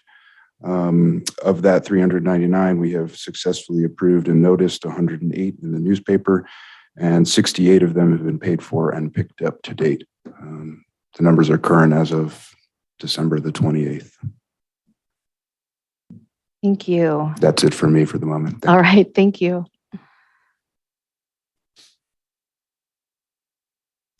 All right, do we have any department heads on Zoom? All right, thank you. All right, a report from our county administrative officer. Okay, good morning, Barb, and welcome Supervisor Lutweiler and Ms. Carpenter Harris. Look forward to working with you. My CAO report today, I've got quite a few things. As you know, we have a incoming CAO on the horizon, and there's quite a few things that I'd like to get ready for that individual. But in the meantime, there's some some items that I just want to bring to your attention that we'll be working on before he begins in April. I mentioned at our last board meeting that the minimum wage increase did go up to $15.50. And what that will mean to our salary schedule would mean that it would go through a revision of reviewing those classifications that need to be updated, as well as looking over the other job classifications that we want to definitely want to minimize any or remove any compaction issues. So that will take us some time because we do want to be very thorough, but we definitely want to implement that increase as soon as possible to be applied this month of January. I did share with the board yesterday the information on the Local Assistance and Tribal Consistency Fund. That is funding that we have received. It is in the amount of $4.8 million. This is funding that was identified as being an addition to the American Rescue Plan. It is a general revenue enhancement to the county and can be used to maintain or expand services, invest in infrastructure from roads to bridges, and also to invest in economic development. So it's definitely a wonderful amount of money to receive for the county, but I do want the board to know that I do want to manage this very strategically. I will be recommending that we have a type of work group, and I'll leave it up to the board to decide who would like to be involved with that, because there are many areas that we can utilize this money. As you may remember, we did go through the strategic plan and the placemaking plan, which a lot of this funding can help support a lot of those goals and objectives. But again, excuse me, we have just basic general county-wide needs to improve services and just a lot of things that we want to pay attention to. I do have a list in my office that I've been receiving requests from department heads. And again, we've been discussing this at department head meetings as far as a unified approach to present to the board, but at the same time, there's a lot to discuss on this particular funding. I prefer that we don't just blow it all away at once. We like I said, I think we need to be very strategic on how we want to utilize these funds. I do want to let the board know that, as you know, we do have staff capacity issues in regards to our human resources department, which also includes the risk management function of the county, and which basically means that our admin staff, between myself, our senior financial analyst, even Ashley, our deputy clerk of the board, we've been very tied up with just handling all of the requirements of that department. I do want to discuss with you just briefly. I am aware annually we do like to be transparent in providing the public and the board a mid-year budget review. I am going to schedule a meeting with our county auditor and our senior financial analyst to discuss the possibility of maybe reducing the presentation of a mid-year budget review. I brought with me a visual aid for you to see what's involved in a mid-year budget review, which is a lot of these documents. So with the staff capacity of not just my role as CAO, but being the HR director and HR risk management, this just will not be able to happen. I would like to present to you a more minimized version of that if possible. But again, I will be meeting with the staff and the auditor to discuss, how we can do that for you. Because again, I do understand that the necessity to be transparent of all of our financial standards of each county department budget. But I need to be realistic and make sure you understand our situation. Okay. And again, I can discuss with you further on this if you like. I definitely want to continue, and I will probably continue to thank our staff until we have our HR director hired. There is an item on the board to hire a personnel analyst, which I'm really excited about, which will be very helpful in filling that vacancy. But the workload is still there. There will be a learning curve, and I just appreciate the patience and understanding from the public and the county employees, understanding our situation. I'm just very proud of everyone who has stepped up and taken an amount of workload. And again, it's just helped me really appreciate the work that our previous HR director, Shelley Nelson, did, as well as the other staff that had those positions. I do want to keep the board updated. The solid waste department is doing their best to provide services to the county, especially in the residential services. I am aware that there's been concerns of delay, picking up of the residential garbage, but they have set up a Facebook page to provide updates to the public. And I just want to make sure everyone knows that they really are doing their best to keep everyone informed. And again, with staffing issues and illnesses that have been spreading through the departments, it's been a challenge. I do know that County Council and I still need to be working on the press release for our incoming CAO. So that has not happened yet, but we will be working on that. Let's see. I mentioned earlier the, reviewing the funding for the 4.8 million. Part of that discussion will be involving our review of the implementation team that we're going to be talking about in the strategic plan and the placemaking plan. I have scheduled a meeting this month to get that discussion going so we can develop some subcommittee groups, possibly, I'll defer to the chair on how we want to organize that. But there are many elements in that strategic plan that need to be focused on separately, not just as a one plan, because we have so many goals and objectives in there that really need our attention and milestones that we do want to meet for this year. I am happy to share with you that at our department head meetings, I did make a recommendation to department heads of their willingness to provide to the board on a monthly basis a presentation on each of their departments. I think this will be really beneficial, especially for the two incoming board members, to have an appreciation and understanding of the departments that will be presenting, not only on who they are as a department head, but also their staff, their function and their purpose, and the type of services that they provide. Along with that, I also will be encouraging them to provide information on how they're funded. I think sharing with the public and with you, especially those departments that are general funded, that information is shared. I think there is a lot of misunderstanding of knowing what general fund pays for and what departments those general funds impact will be really valuable to the community. I know that's quite a few things on my list with you today, but there's just a variety of things that I'm looking forward to working with all of you and the department heads for this coming year.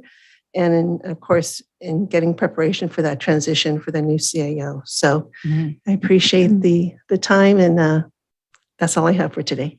Thank you. Thank you, CAO Garza, and thank you for the hours and hours of hard work that you're putting in on behalf of the county. Thank you. Your efforts during this transition time are really appreciated.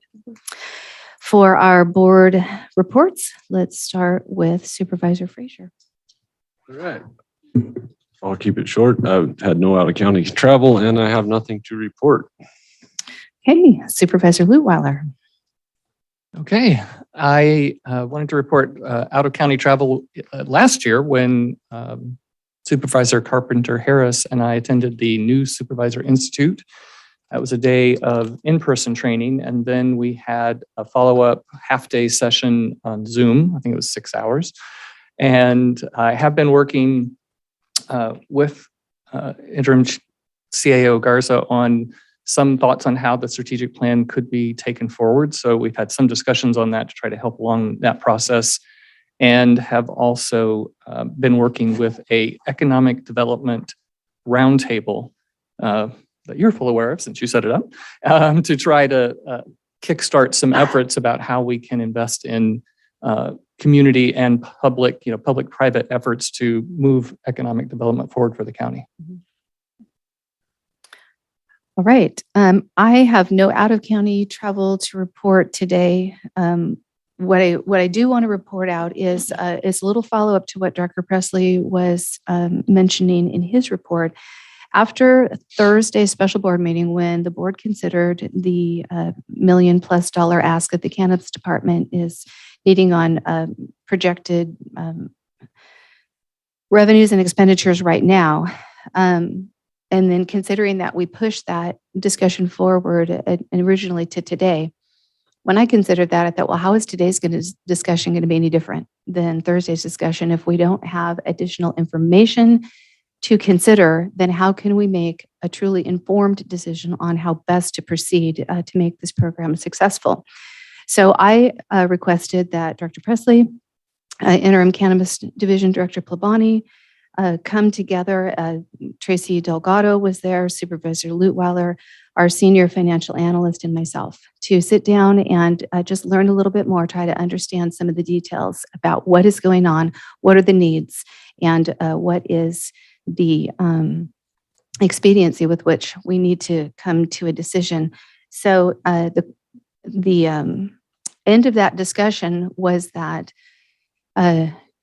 Supervisor Lutweiler, he has an enormous amount of fiscal experience. And he was able to scratch out a sheet that said, if we looked at these items quarter by quarter over the next 3 years, if we could look at anticipated revenues and expenditures, and it was quite detailed, we could then really have the hard numbers that we need to analyze well.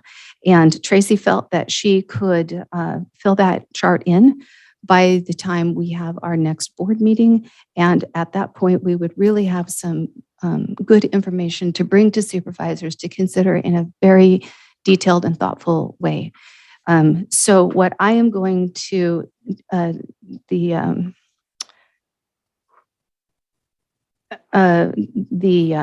cannabis department is asking for a little continued oversight and help in that way. So I would like to ask Supervisor Lutweiler if he would continue to work just as a, create a, I believe, council, if you will help me, I believe that we can create a staff committee with a board liaison. Is that correct? Where they could,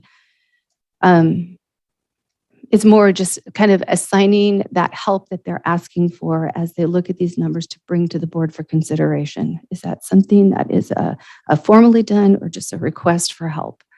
So anytime a board member is asked on behalf of the board to sit on a staff committee, it is an ad hoc committee.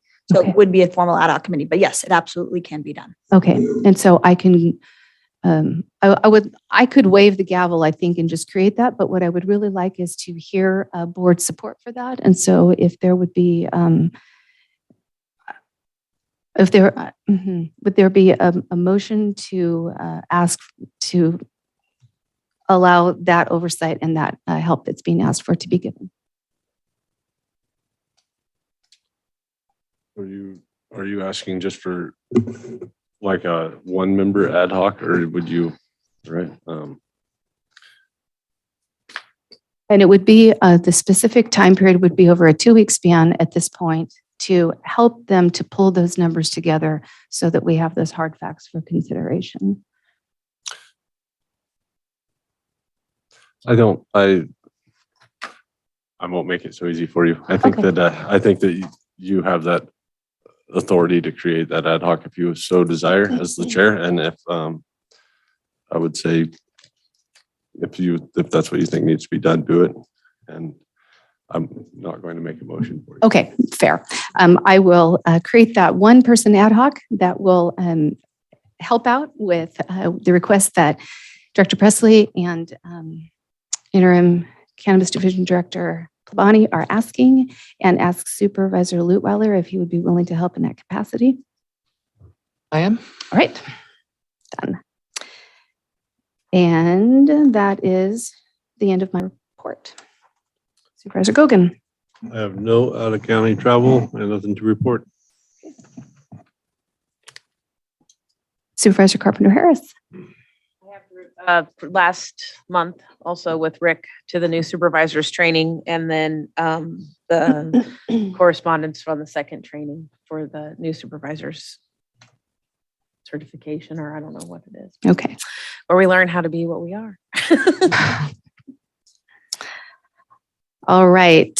With that, we will move into the consent calendar. These items include routine, non-controversial matters, and will be acted upon by the board by one roll call motion. If a member of the public has any questions or comments on an item on the consent calendar, they may provide them now. A member of the board or staff may request an item be pulled and considered separately. Do we have any public comment on items on the consent calendar?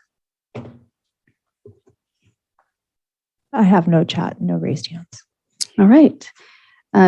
Are there any items that a board member wishes to pull for consideration separately? All right. Seeing none, I would entertain a motion. I'll move to accept the consent calendar as presented. Second. Right. So we have a motion and a second. And Ashley, would you pull the board? Supervisor Lutweiler. Aye. Supervisor Frazier. Aye. Supervisor Gogan. Aye. Supervisor Carpenter Harris. Aye. Chairman Cox. Aye. All right. With that, would anybody like to take a break before we move into public hearings, or are we good? Good. All right. So we will move into public hearings. County Administrative Officer, item 5.1. Continue the public hearing from December 20th, 2022 to consider introducing, waiving the reading of, and enacting an ordinance amending Trinity County Code Section 2.64.050 regarding various county fees, potential increase in revenues in an unknown amount to various county departments. Okay. Once again, we are presenting the, excuse me, the county fee schedule that was reviewed at the last board meeting. And it's my understanding, Ashley, is Craig Goodman on Zoom by chance? Okay, so he is available. It's also my understanding that he was able to include the building department information. So that is there for your review as well. So Craig, if you're free. Real quick, before Craig jumps in, I apologize. Okay. I just wanted to, Susie Hawkins, Senior Financial Analyst, Admin Office. I just wanted to inform the board that in recreating this item for today's meeting, I inadvertently missed updating the staff report to advise that the building department's fee study was actually added to this item. And it's not, but that is the only change from when it was originally presented to you on the 20th of December. So I apologize for not updating the staff report to accurately reflect that. Okay, thank you. Susie. Craig Goodman, financial consultant for the county. I would just tag on to Susie's comments there and let you know that that backup for building starts on page 431 of your packet. And you'll see that the same calculation has been done for the department to identify a fully weighted hourly billing rate for each employee that was in place at the time of the 2020 salary schedule. One other thing to address with that new backup is this one does not follow the same methodology beyond that of the billing rate, in that the state sets a standard, if you will, for building fees statewide. And you will see on page 436 some unique backup where we've just gone through, or not me, but the building department has gone through and provided estimates on each of these areas to make sure that what the state's providing is within our cost ranges. And so I believe, and I will defer to building, but I believe that everything fits within these ranges. And so we're suggesting basically the 29% across the board increase on building fees that the state has authorized. With that, I don't know if you want me to reiterate how this is calculated, but just I think it's pretty self-explanatory, each of these areas. I think the one part that we need to really focus on is your actual ordinance, which is at the end of the document. I'm quickly getting to that right now. Well, I was. 519, I think. I have a couple of questions. Yeah, 519 starts the ordinance area. And just so we can reiterate the layout, if there's a proposed change to the fee, you're going to see 3 columns, which is what's in here. This is part 1 of the fee study, because there's many departments we haven't been able to touch base with and get connected with on updating their fees. We would do that in a part 2 if it's so desired. But we have the original fee column, which is the one that's currently in your county ordinance. And then we have the next column to its right is a fee that's the fully weighted calculation based on information received from county departments. And we have not made any adjustments down on these. This is the full cost associated with that. And then we've provided a third column because in having discussions and reviews with departments, when we came up with the fee fully weighted, there was a concern in some of the departments that the rates were too high, and that we would allow the board and the department to discuss in this meeting with the public to adjust this number down if so desired. I would just add to that if you do in fact reduce the amount of the fee that's suggested in column 2, is that you recognize that you are subsidizing that fee with discretionary monies by the board, which would be you're covering it out of other things. Mm-hmm. I'm not opposed to that. That's your decision to make. I'm here to answer any questions that you might have. Mm-hmm.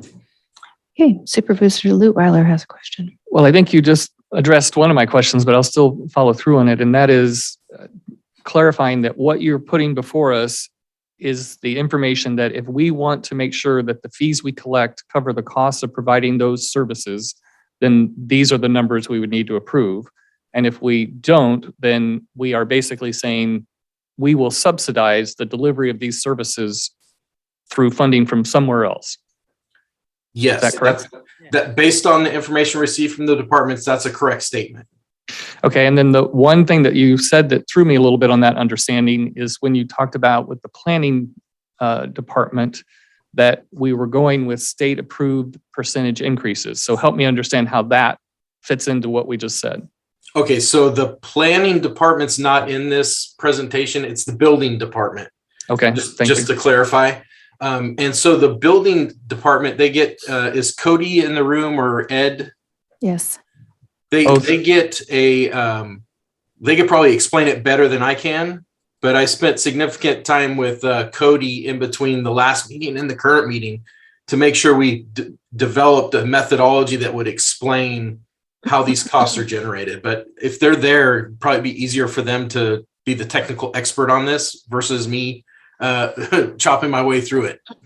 And just to clarify, I'm not looking for an explanation on every one of them. I'm just trying to understand, whereas all the others, there's this elaborate study that comes out and says, this is the cost associated with delivery of this. I'm assuming something similar happened here, but I also heard we went with state approved increases. So I'm just trying to understand how those two come together. Cody Smith, Building Inspector 2. So basically what Craig's speaking to is, so the International Code Council provides basically a study that shows where the building costs are kind of coming from. So the fees that basically we use, so a lot of our fees are actually valuation based. So that's what the ICC is essentially providing. So ICC is saying if it falls within this section of that valuation, then of that, your fees are coming from there. So that's where the building department's a little bit different. It's based on occupancy as well, those things change. So that's why we opted to kind of show that ICC valuation table, as well as what we're saying when we're saying that, for an inspector 1 to go do that inspection, this is what the time it takes and this is there. So we wanted to take those two items, put them together. So then that gives you guys an idea of what kind of we're talking about. Does that explain what you're asking? It does. And just one follow-up question is, when you were looking at the range that you could apply, did we have kind of an approach that said, we'll try to be in the middle, we'll try to go to the cap, we'll try to be at the end? So when we looked at it, I was looking at stuff that, I've been in the building department now for 2 years. So everything that I'm looking at is previous data that was there. So basically, from what my understanding is that number that the ICC placed is what we've been kind of doing. So because our permits are based on those construction trends, essentially, that's where then we would fall. So what we tried to do was we took the lowest occupancy, essentially what it was, so that they weren't way over, because our goal was to try not to raise fees to where we were pushing people out to want to get permits. At the end of the day, we're trying to get people in the system to get permitted. We're not trying to make it to where people can't do that. So what we did is we essentially took the table that was of the lowest end, and then we did all that. So that's when Craig says that 29%, that's where that 29% is coming from. We're basically saying that our fees would increase by 29% because that occupancy line was increasing by 29%. So we were trying again to have it in a spot where we weren't pushing those fees way too high, but in the same breath, we don't want to come in and say we're only doing a little bit. So that's where that 29% came into play that would give us a spot to be able to work with. Thank you. Any other? One more for Cody was just, or Craig, sorry. Thank you. That's all I need. Craig, I'm just wondering, we're not seeing all the departments at this point. Do you have an estimated time frame for the others? At this present time, I do not, because I need to work with Susie to schedule those. And I know that she is quite busy with the HR, as you heard from Letty already. And that she also has mid-year budget and different things. And I'm also working on your year-end financial statements with the auditor's office currently. And so between the two of us, we're probably tied up for at least the next 2 months. But after that, we should be able to attack it again. At least on my end, I'll be able to attack some time to it, say in March. And I'd like to pre-schedule that with departments to actually meet face-to-face to see if for those departments that we haven't been able to touch base with, to see if we can speed this along. It might be easier face-to-face versus we tried to do the rest of this during COVID, emails and trying to do our best there, but that didn't work out so much as efficiently as we wanted it to. With that approach, is it feasible that we would have these in place before we're looking at our next budget, so that the next budget is based on every department having a revised fee schedule? Okay, so let me answer that with let me temper that answer. So if we continue with the 2020 rates, because I've already calculated all of the hourly billing rates for all departments using that old data, we now have another year that we can go to. If we keep the old year, I'm already ready to meet with them and just gather their information and build out what you have here as backup. You can see the backup that we've generated for each department.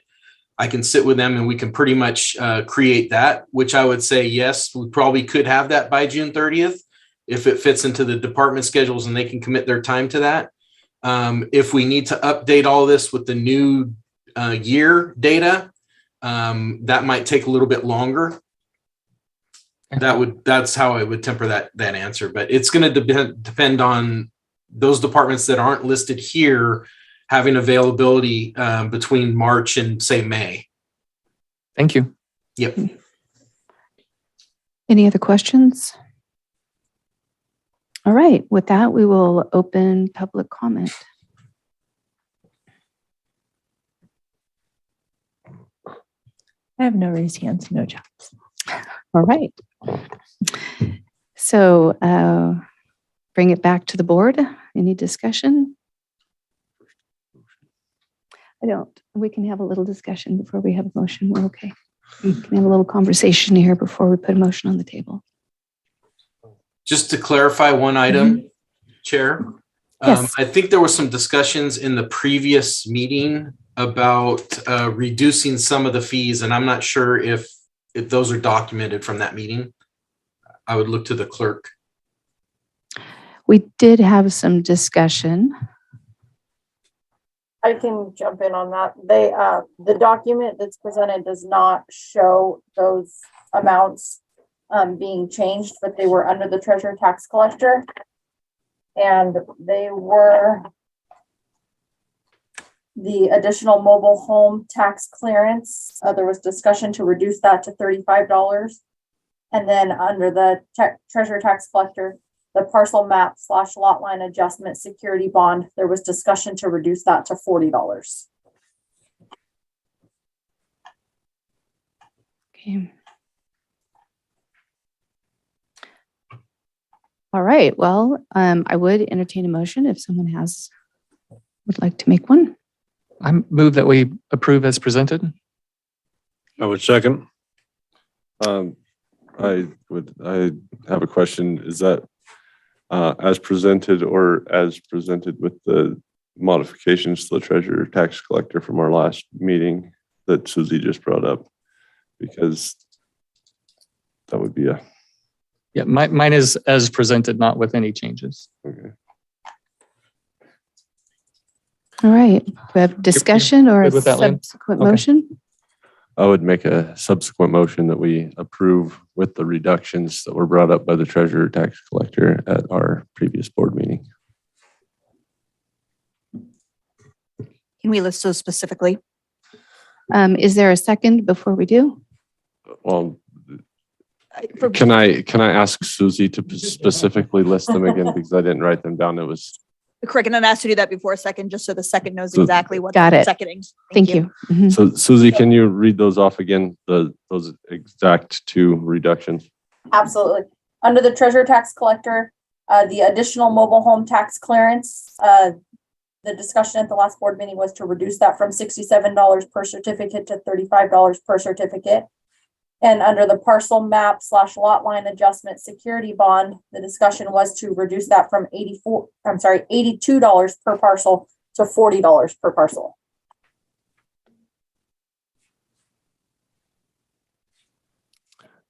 And Thank with that, that's your motion. So yes. now we're looking for a second. Looking for a second. I will second. Okay. Any discussion? All right. Oh, go I would ahead. just, Dan, if you would explain your focus on that. Well, the amendments. the reason why I would suggest that is because the treasurer tax collector asked us to reduce those fees and that amount because she didn't think that it was a required amount to bump it up. And it's her department. And I think that she would probably know better the fees associated with it than I would. So I would defer to her in that matter. And I think additionally, there was concern that if the fees took a huge hike immediately, that we are trying to get people to legally be able to take these action steps. And so I think that was her goal in the matter, was to not make it so onerous that people wouldn't take those actions. Any other discussion? I just didn't have a question for Craig. What I was just hearing is that and I do remember the conversation about this coming up, but is it a fair statement that these new fees don't need to be this high to cover the costs? Or is it just that there was concern that by raising them this much, it might have the outcome of keeping people out of the system, as was mentioned earlier? Yeah, I would say that the second statement is probably accurate. And then I think, if I remember right, and don't hold me to this, but I believe the treasurer tax collector said that we're talking about 3 to 10 of these fees. We're not talking about 300 of these fees. Mm-hmm. So that made a difference as far as the amount, that you're subsidizing there. Are there any other departments there to request further reductions in their fees? Because I'm aware of other departments that were concerned about. There are other departments here. I don't see departments that are involved in this particular fee schedule unless they're on Zoom. Okay. And just one item of clarification. So if these fees are passed, do departments have the authority to charge less than these fees or not without board approval? I don't believe so. From a legal perspective, they do not have the ability to do so without board approval. The board is setting the rates, and that is the rate, unless the board wants to put specific language in there, giving department heads that permission. But from a legal perspective, that wouldn't be recommended. Okay, or so they could come before the board to ask. Is there a process for asking for a reduced fee? Absolutely. An agenda item asking for a reduced amount would be appropriate at any time that it seemed that the amounts are too high, or that there's another reason, such as encouraging individuals into a program or something of that nature. They would come back to the board and get permission at that time. Individual by individual. Absolutely. Another point. Supervisor Frazier, I'm just wondering if we agreed to this lower rates for those few items, is it you're thinking that just make that decision and leave it, or make that decision but set something in place for them to increase to the originally proposed rate over time? Or do you just want to leave it until it's brought back forward? I just want to be clear on your thinking there. The way my motion is, I think it would be leaving it as is. And then I know before, when Craig presented this, the idea behind this setup, the way we've done this, is that we can look at our fee schedule on a regular basis now, rather than waiting 10 years before we look at it again. So if that happens, I don't think it would be a major issue if it stayed until the next revision of the fee schedule. It would probably not go up at that point. It's probably going to take some time to catch up. So I don't know.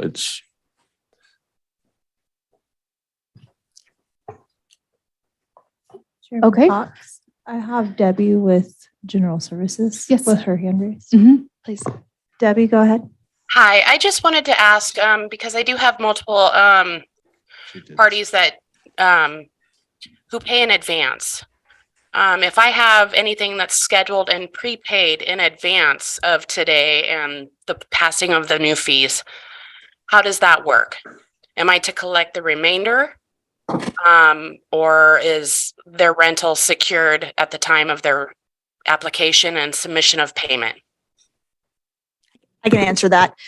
So when we take an amount that is under the amount that is actually required to be a break even, or what is put on the fee schedule, they are grandfathered into that old amount. We do not ask for additional money. However, if it is determined that we charge 2 months, we come back with a fee schedule that shows that the actual cost is, we do reimburse that. Because again, the goal is to keep it cost neutral, meaning we don't make a profit off of it. So if it's determined through a fee study that we've made a profit off of it, we return that. So clarification then on that. So what I'm hearing is something that's already been received today. What we approved today, as I understand it, would require a second reading and take effect maybe 30 days from now. Absolutely. So does that mean anything received before that takes effect would be grandfathered as well? Technically, yes. We do not until the second reading has not passed. Typically, however, we can and have advised departments that this is coming down the line, and that they are, that they should let folks know and give them a grace period that it's coming into effect. So yes, you were correct. Margaret, on this one, I was under the impression that we did fee studies as public hearings, which meant we got to introduce, waive the reading, and enact them all at the same time. That's how this one was agendized. Is that not correct? So we did it as a public hearing. Notice, yes. It's noticed as a public hearing. Right. Do you know what code section you did it under? I can double check that, but typically we only do the bypass of the second reading for land use based items. But let me double check. Oh, she's looking. Cody Smith, Building Inspector 2. I also have a question on clarification of that. So we have permits that have come in from the previous code cycle for 2021 that's what, or sorry, 2022. So the question I have is any permits that we have actually taken in before this has changed, because we've got quite a few that are either in review or waiting for additional documents before we actually issue them out. Would we be doing them at the fees that they were taken in under, as in the plan review was taken at that time? Or if, say, now these fees are changed, are we supposed to then go, well, sorry, the fees changed, now we're going to change them? And those fees are normally taken when they're taken in, that's it. They don't change over time for any other reason. Is that correct? Not entirely. So plan review, basically what happens is, so just first that permit is taken over the counter. And at that point, our admin coordinator takes a look at it and makes a determination based on the square footage, for instance, if it's evaluation based. So at that time, that plan review comes out of that valuation. So when you first come in, all you're paying is that plan review.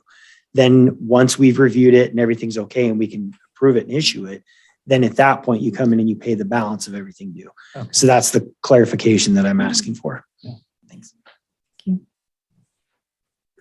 I'm assuming that would come to me, but I apologize. I was researching it. If the chair wouldn't mind, or new supervisor wouldn't mind summarizing the question. Certainly. Basically, it's the same question that Debbie was asking. If they've taken in money for a plan review, the plan was submitted, the money was received, and now we update the fee schedule. As they continue to work on that plan, the plan check isn't complete. Are they supposed to charge the balance of the difference between the current and the new rate? So again, typically the date we look at is the date it was received. Those are whatever fee is in place at that time carries through the project. Again, unless the board puts some language in this ordinance to modify it. But from a legal perspective, the day they apply is the day that the fee is looked at. Okay, great.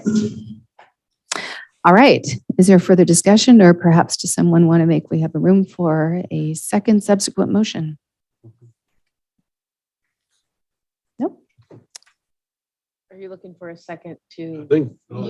I'm. She said we still have room for one more motion on the table Oh, if okay. somebody has some brilliant. So we have Bricks and then we have Dan. Okay. Right. All right. Well, we will vote on the subsequent motion first. And so I think that's up to me to restate it, but I could use some help. So I'm looking at this just to make sure that I'm not missing anything. Typically, as supervisors are aware, when you have an ordinance, you have a first reading, a second reading, and then it goes into effect 30 days after. The Brown Act requires that there's 5 days between the first and second reading. So typically we do on their meetings. There are certain situations, especially if they've gone through the Planning Commission, where we can waive the second reading by doing a hearing. I do not know if this one would qualify for it. So what I would recommend is to move forward on it today. If it's determined that we do need to have a second reading, we can bring it back for a second reading. Okay, perfect. All right. And Dan's motion was to enact this fee schedule as stated with 2 exceptions proposed by the treasurer tax collector, reducing fees, and I didn't write down which 2 they were, from 67 mobile homes Okay, the parcel map lot line adjustment.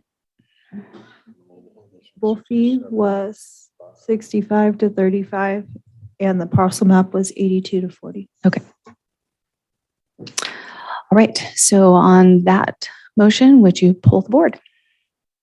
Supervisor Grogan, Aye. Supervisor Frazier, Aye. Supervisor Lutwiler, Aye. Supervisor Carpenter Harris, Aye. Chairman Cox. Aye. Right. So that motion passes 5-0 and the fee schedule has now been updated with 2 exceptions. Updated as presented with those 2 exceptions. All right. Right, moving into county matters. These items include non-routine or controversial matters and are listed alphabetically by department. A member of the board, staff, or public may request that an item be heard out of order. Do we have any requests to take items out of order? All right. Item 6.1, continued from December 29th, 2022, to consider to take the following action regarding the establishment of County Code Section 15.26, electric vehicle charging station permit expediting number 1, finding the adoption of the implementation of this ordinance to be exempt from California Environmental Quality Act pursuant to CEQA guidelines section 15061B3, common sense exemption, which applies to projects where the activity will not result in a significant effect on the environment. Number 2, introduce and waive the reading of an ordinance establishing Trinity County Code Section 15.26 regarding electric vehicle charging station permit expediting unknown fiscal impact.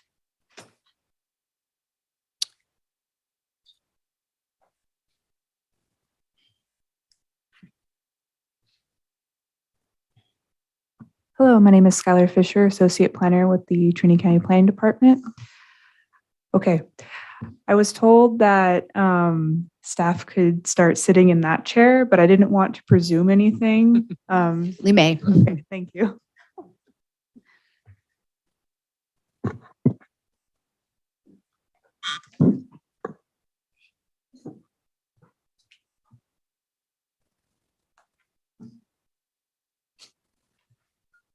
Okay. Thank you, Board Chair, Board Supervisors, and members of the public. Again, my name is Skylar Fisher, Associate Planner with the Planning Department, and I'm going to discuss item 6.1, which is a draft amendment to Title 15, Buildings and Construction. And I know that a few of you have heard my spiel a few times before, but since there are 2 new board members sitting today, I figured that I would spend a few minutes recounting what all this means. This draft ordinance is, this lays out the guidelines for an electric vehicle charging station streamline permitting or permit streamlining review process.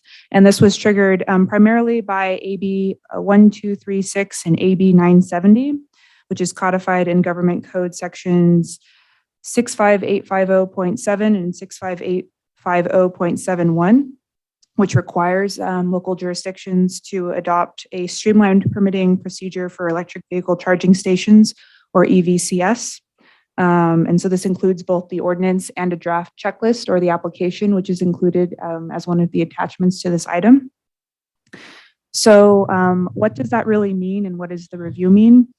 So the review of the application would be for that all the diagrams are accurate, whether or not a new electric service will be required, or whether the proposed design will comply with electric code, whether the proposed charging layout is consistent with accessibility requirements, as well as any other health and safety concerns identified by the plan checker who's performing this review. So if all of those requirements are met, then it will be found that the application is in compliance with the codes and regulations, and then the permit should be eligible for approval. So I wanted to discuss, so I keep referencing AB 1236 and AB 970, and like, what does that even mean? So first, 1236, this makes the checklist or the application a requirement. So that's the draft that you have in this packet. This states that some form of electronic submission of the application should be allowed. So that could be fax, online submission, or through email. And so this includes an electronic signature or somebody like being able to sign the paper and then scan it in, and that would be the electronic signature. And then the streamlined review as described above. So I did a little bit review in the question of discretionary permitting or review. And based on what I saw, it seems that this can only be triggered by that health and safety concern. So if there were to be concern of public health or safety, then the plan check reviewer can pull it out and potentially require a discretionary permit. So that's 1236. AB 970 is a bit different. So it outlines what the specific timelines are. So if there is a project that has 1 to 25 stations on a single site, the application should be reviewed for completeness within 5 days. And then it should be approved or denied within 20 days. Whereas if there's a project with 26 or more proposed stations on a single site, then it should be reviewed for completeness within 10 days and then approved or denied within 40 days. As well as this 970 also outlines that parking requirements or like the number of parking spaces can potentially be waived if it's necessary to accommodate more electric vehicle charging stations.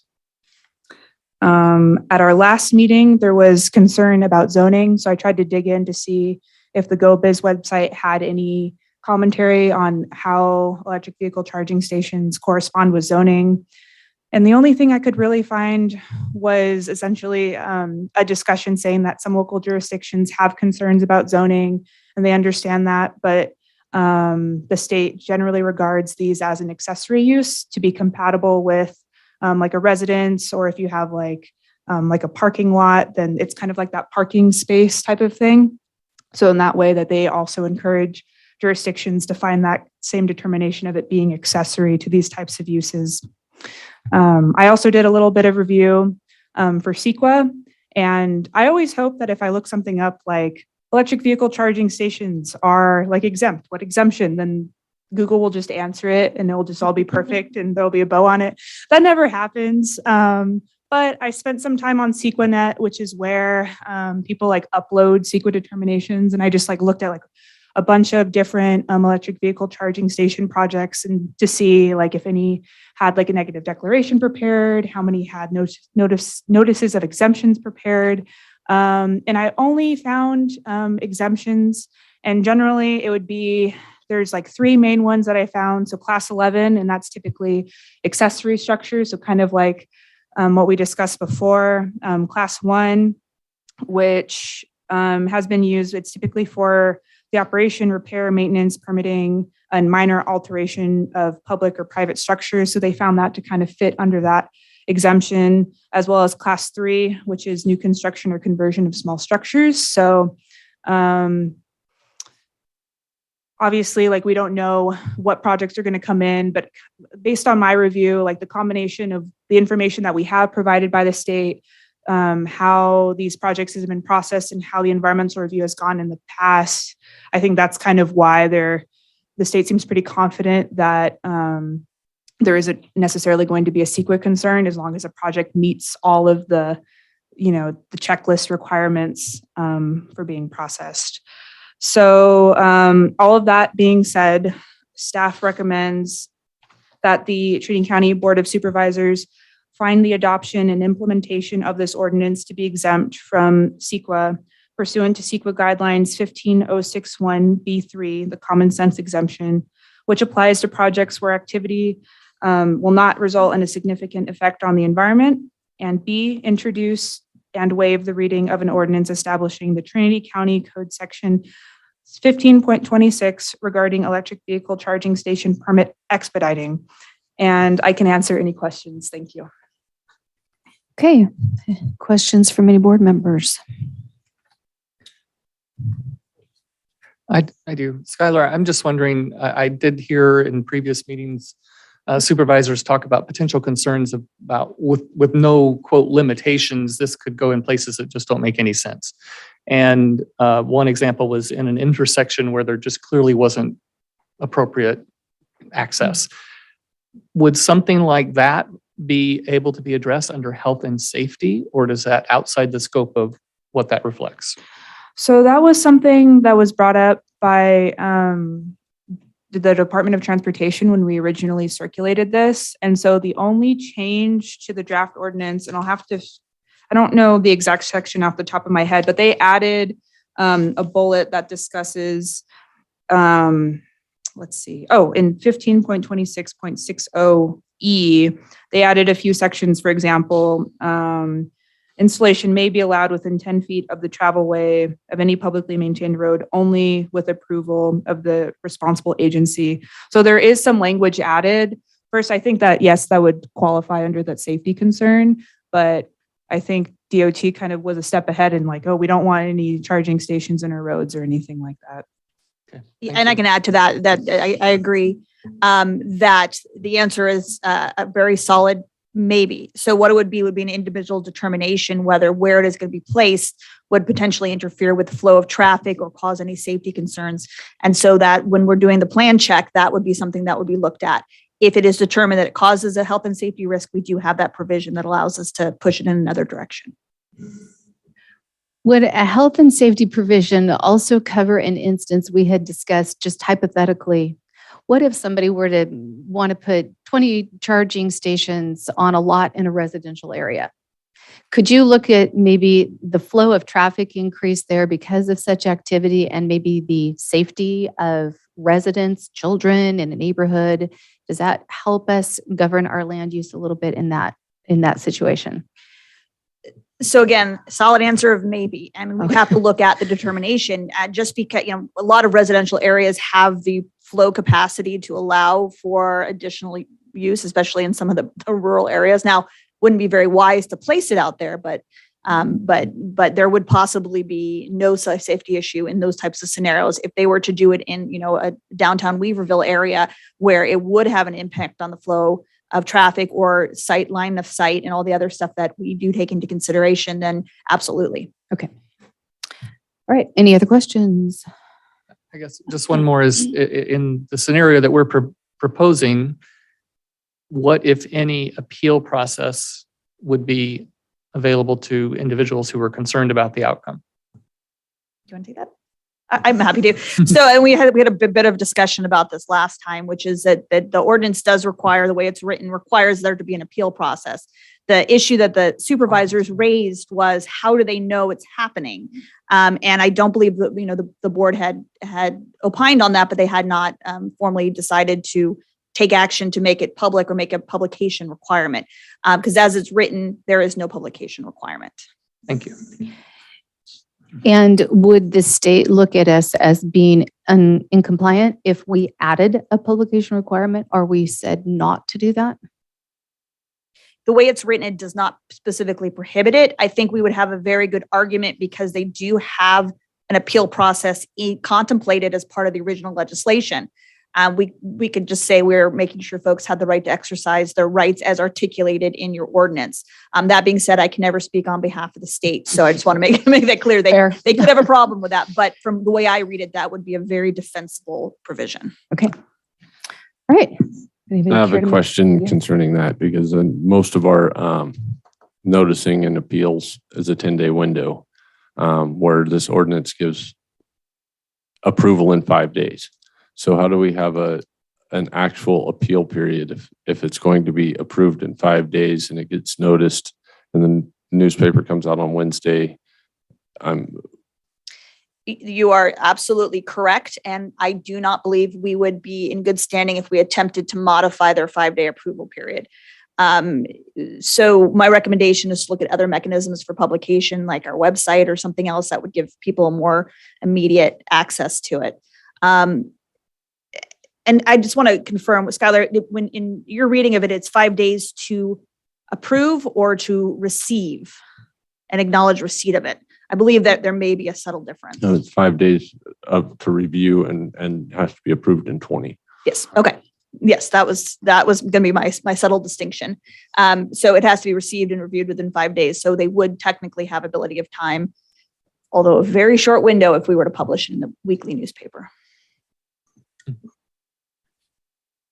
Can we make it a requirement in the ordinance that we do utilize the website in addition to the newspaper? Yes. And that's where it belongs. We can't just say we're going to. It needs to be codified in that this is what's required. Does not need to be codified. It does need to be direction given to staff in terms of how you want us to handle it. So if you give us the direction that you would like it published, actually, I'd recommend doing it as direction, not as codification, because then again, if we have to modify it, you have the ability to do that without doing first, second reading. Okay. But we do need direction from you on what your pleasure is in terms of our action. Okay. And I'm going to allow additional input from staff.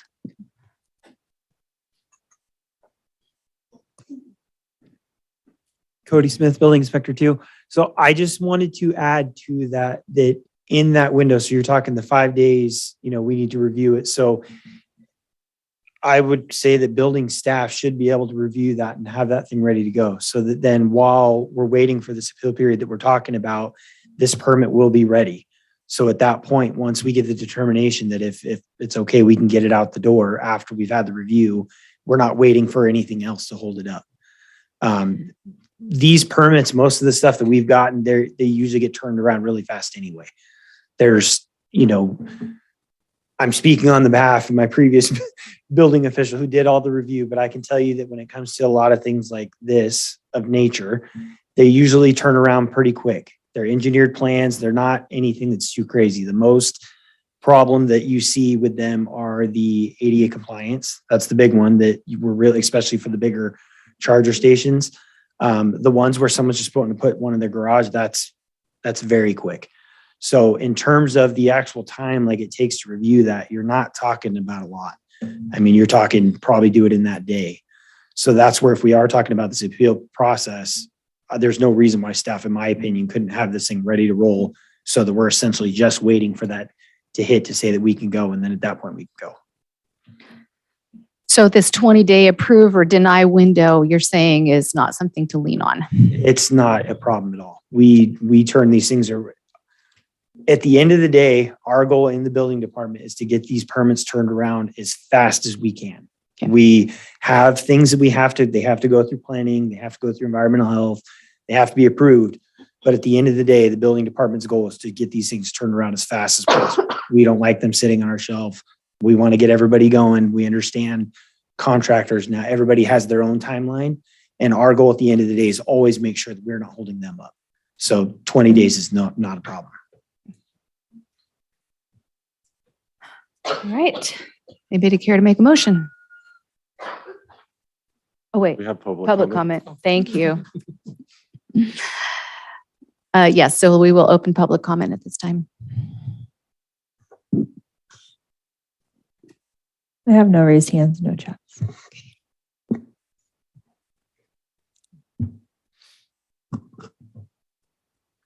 Morning, Madam Chair, members of the board, Tom Belenko, Douglas City. I followed this issue the last several times it's come here. I appreciate the board's concern about what this is. It is an awkward illustration that CEQA is just a law passed by the legislature and they can make exceptions to it, and they do. For instance, the Olympics are exempt from CEQA. They obviously would have a tremendous environmental impact. Electric vehicle charging stations are, in theory, maybe don't have an impact, but when you look at a place like Trinity where power transmission is a major event, especially if we're talking above ground, that is tremendously impactful on our environment and our health and safety. So I haven't gone deep enough to know if this, I understand it supersedes our environmental discretion, but whether it actually supersedes our land use and says any zone, any charging station, which seems absurd, but I wouldn't put it past the legislature to do that. To the extent we can preserve our land use and say, hey, this is appropriate, a commercial charging station is appropriate in in where gas stations are or highway commercial, whatever the zones that seem appropriate. Great, good idea. And I get it.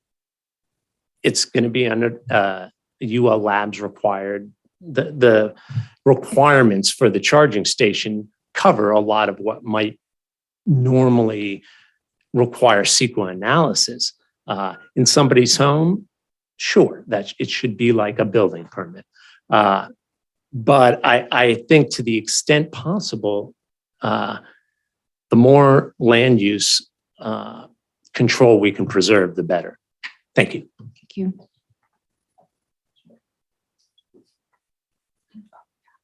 Board members, Chair Scott White, Lewiston. I'm not here for this item, but in my former life, I worked for Caltrans. Something that Trinity County should be aware of is getting the power and the amperage to these locations is difficult. Caltrans is a little bit bigger than Trinity County in terms of its size and ability. That was a very difficult issue. So the environmental impact could be based on getting the utilities there to a given location. It could be an impact. So just something to be aware of, because that is a big constraint. Even in the I-5 corridor, we had difficulty sometimes. Thank you. I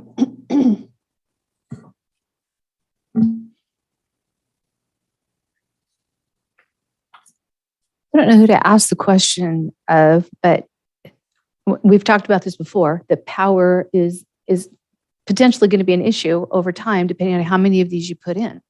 So let's just say that building department, turned around a permit for somebody to put one in, and PUD says, we can't serve you, please.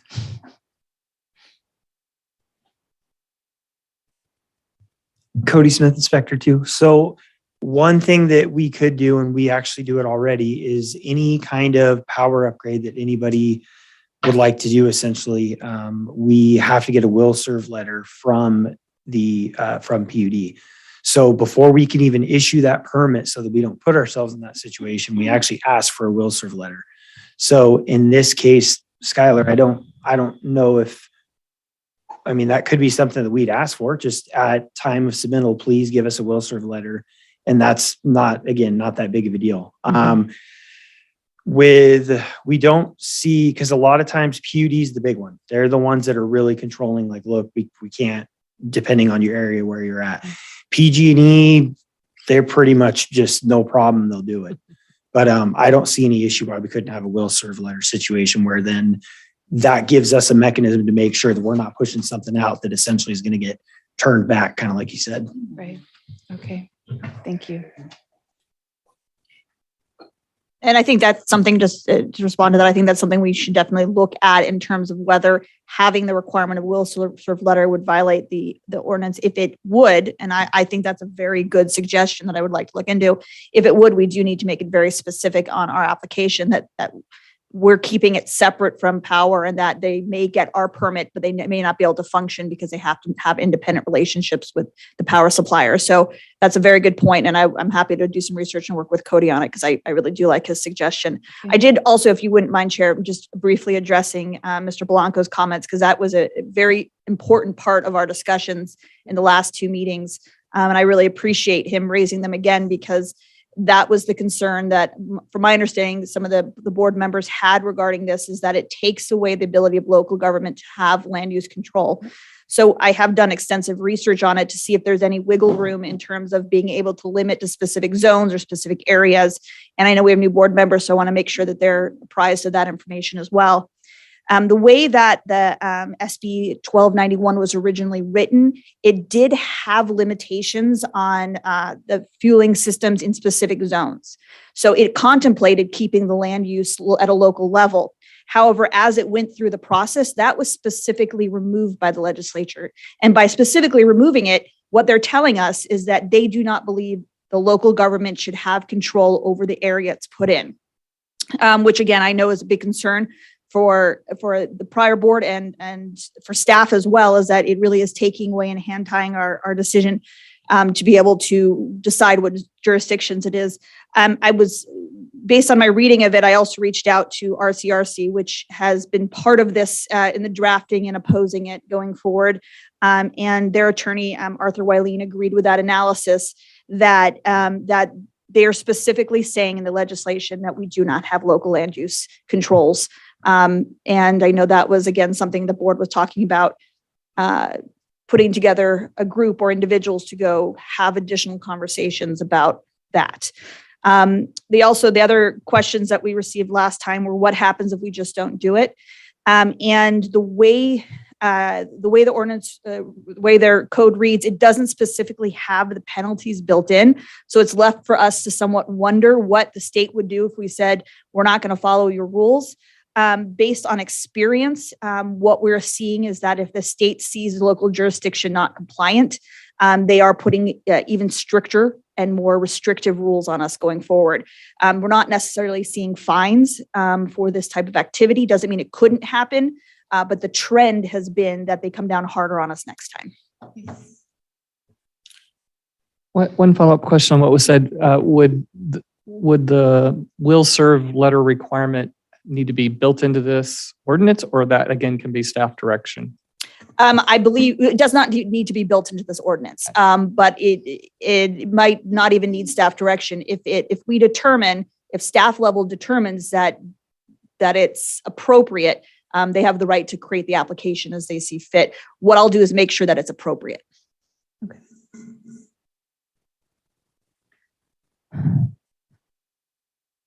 Thank you.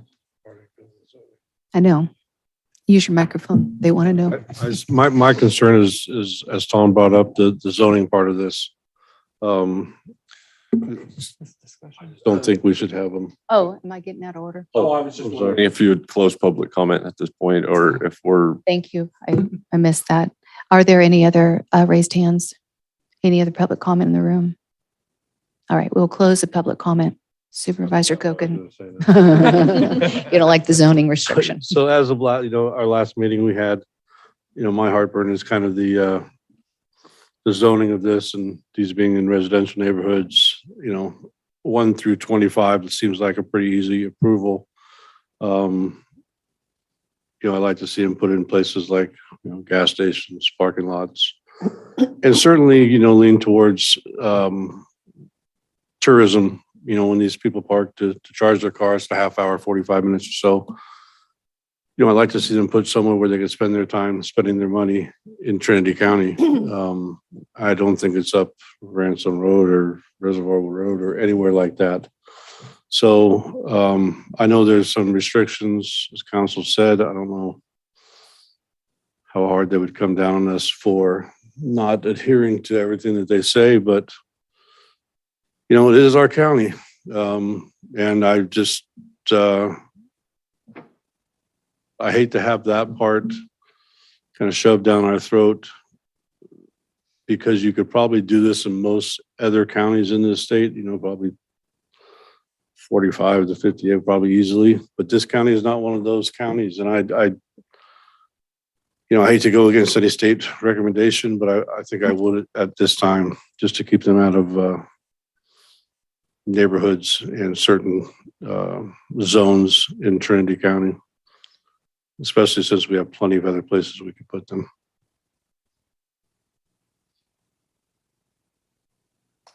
Okay. Would anybody care to make a motion? I'll move that we approve as presented. Have a second?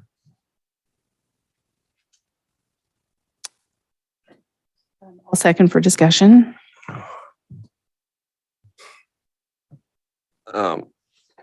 I still really, I have issue with this, and I don't know. I don't want to be the guy that tells the state to pound sand. Okay, yeah, I do.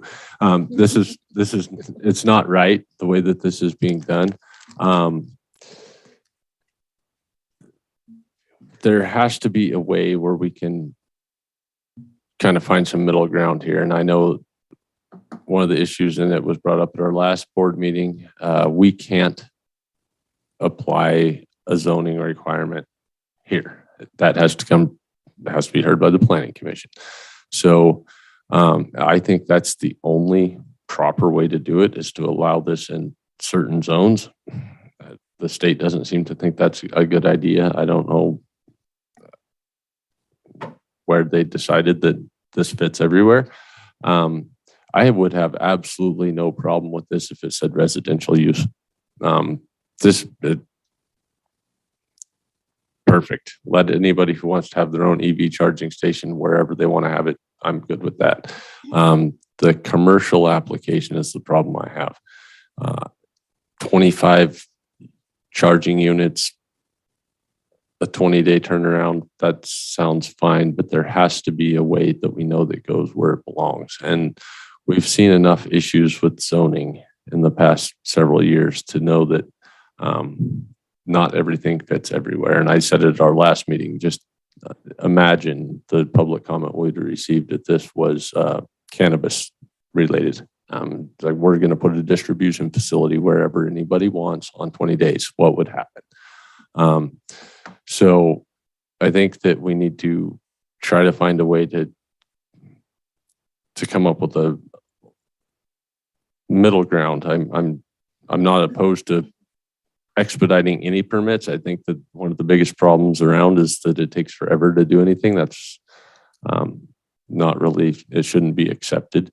But we need to, at the same time, protect our communities. And that's where land use comes in. And that's why land use is supposed to be on a local level, not a state level, because the state doesn't know anything about our land or how we should use it. So I'm kind of disappointed that this is a last second thing. That, I mean, this has been around since 2015, and we're just getting to it. I don't know, a week after it was supposed to be passed.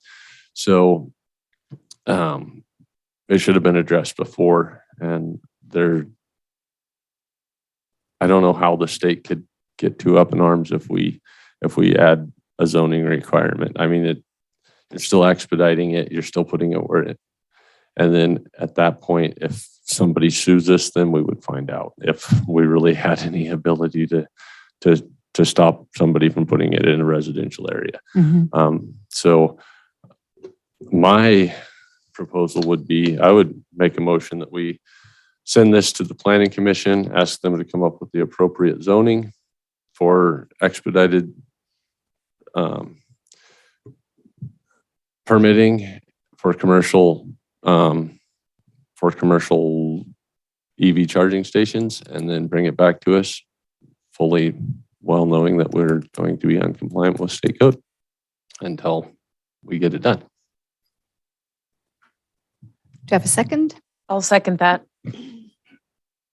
I was just going to comment. I completely agree with all your concerns, Dan. And my thought was more along the lines that, as you said, as a county, we've had 7 years to get this done. And I don't know this, but I'm assuming that probably all the other counties have taken the action that they needed to have something in place. So here we are as the county holding up the process. Not that we're holding up any other counties, but we're not complying. And the thought is, go ahead and put in place what has been proposed, and then ask the Planning Commission to work on basically a revised proposal that we would come back, because then we would get in compliance while we work on something that we've then put forward and say, now this is our revised ordinance. And the reason for that revised ordinance is all these things that our Planning Commission has identified as the reasons for that. So that's where I was thinking it, but didn't know if that needed to be in a. Would you like to put that in the motion. form of a motion? Would it need to be in a motion versus as a staff direction? I guess it does need to be in the motion. Yes. We're not limiting the amount that we can have here in Trinity County, just the place, correct? As far as the state goes, we're not cutting back on anything. We could still have 248 of them just in the proper zoning. So we're not trying to tell the state, hey. So the motion, as you say, would be appropriate. If you would like to add on direction to staff as well about action to take, that's also appropriate. You don't need to modify your motion. I think it captures that, but the record has additional information. I don't speak for other counties, but I do want to say that this is a lot of other jurisdictions are doing this at this point as well. So I don't think we're unique in that. I believe there was a hope that there'd be some last minute modifications made to it. As we are seeing with these types of electric vehicles and other green programs is that they have these strict deadlines, and then the state is typically pushing them out or modifying them at the last second. So I believe there was some hope that would have been done in this situation, and it was not. So I would feel more comfortable if he either modified his motion or did a second subsequent, just from the standpoint that if we do this, we're saying that we're going to take up planning commission time, staff time to create this, and we're going to bring it back and talk about it. So it seems like a motion to vote on is better than just direction to staff. Do you agree? I agree. I think it's a stronger position to take. And I also agree that, Madam Chair, you are the chair, and so does your determination. So proceed forward. Would you then please modify your motion or put a second subsequent on the table? No. Well, I'm happy to modify to say that we would approve as is with direction to staff and planning commission to work on revised ordinance to address the concerns that have been raised regarding commercial applications. and I believe I seconded that. So I will accept that for the second. All I think right. actually, did you, I think Liam seconded that one also. I think he was the seconder both times. No, move is presented. I did the second. That is correct. It was Supervisor Cox. The second one was for yours. discussion on Supervisor Weiller's motion use. Good thing you write it down.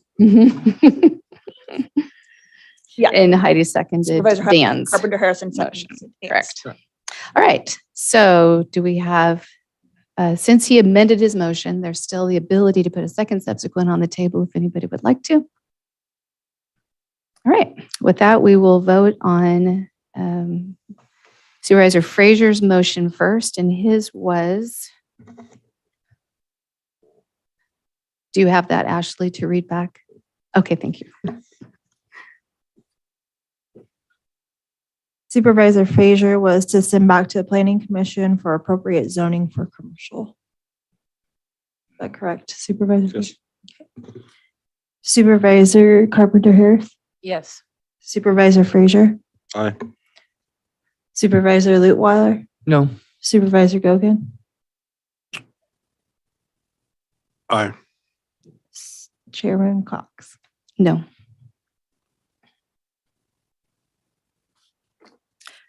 And so that motion passed. So without passing anything today, we are sending this back to the Planning Commission to create. What do they create? They're going to create an ordinance. They're going to create a recommendation. They're going to make recommendations to the board on the appropriate zoning for electric vehicle charging stations. Do we have any idea how long that will take? It's the planning director.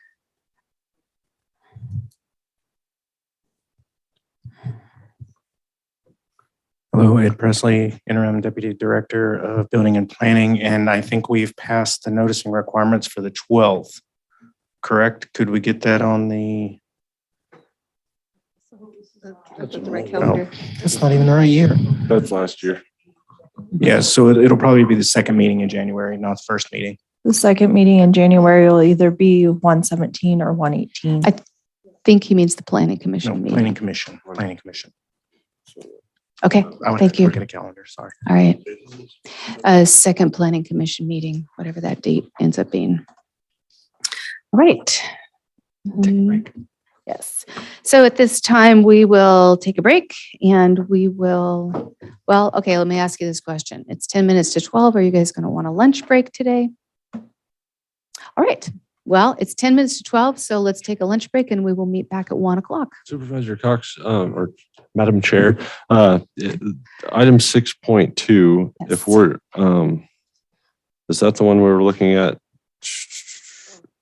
continuing again? Yes. Can we do that now so that cannabis staff doesn't have to come thank back you. if That's they an don't have excellent anything point. else on the agenda? All right, let's move forward and get this one done. Cannabis item 6.2, continue to January 17th, make a note, or possibly 18th. The item continued from December 29th, 2022 to discuss the current status of the cannabis department's budget, give direction to staff regarding providing a general fund contribution or advance, and authorize the CAO and auditor to sign any budget adjustments necessary based on the direction given. $1,018,154 from the general fund in the form of a contribution or advance based on Board of Supervisor direction.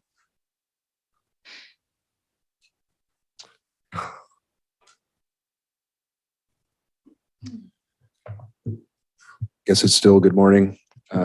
Chair, Supervisors, Drew Labani, Environmental Compliance Specialist, Acting Division Director for the Cannabis Division. I think I gave you guys the background of this item at the last meeting, the Special Board of Supervisors meeting. Again, I'd like to implore the board to approve the adjustments to account 2300. There's no fiscal impact to Trinity County. It's essentially utilizing the local jurisdiction assistance grant funds that we receive from the state, and it is just enabling us to continue forward paying the environmental review consultants to perform technical review of these CEQA projects. Additionally, last week, I think there was some confusion over where the numbers, essentially, if you look at the adopted budget and the revised budget that were proposed last week, the difference is an increase in $282,000. I believe that is $264,000 that come out of grant funds for the environmental review consultants.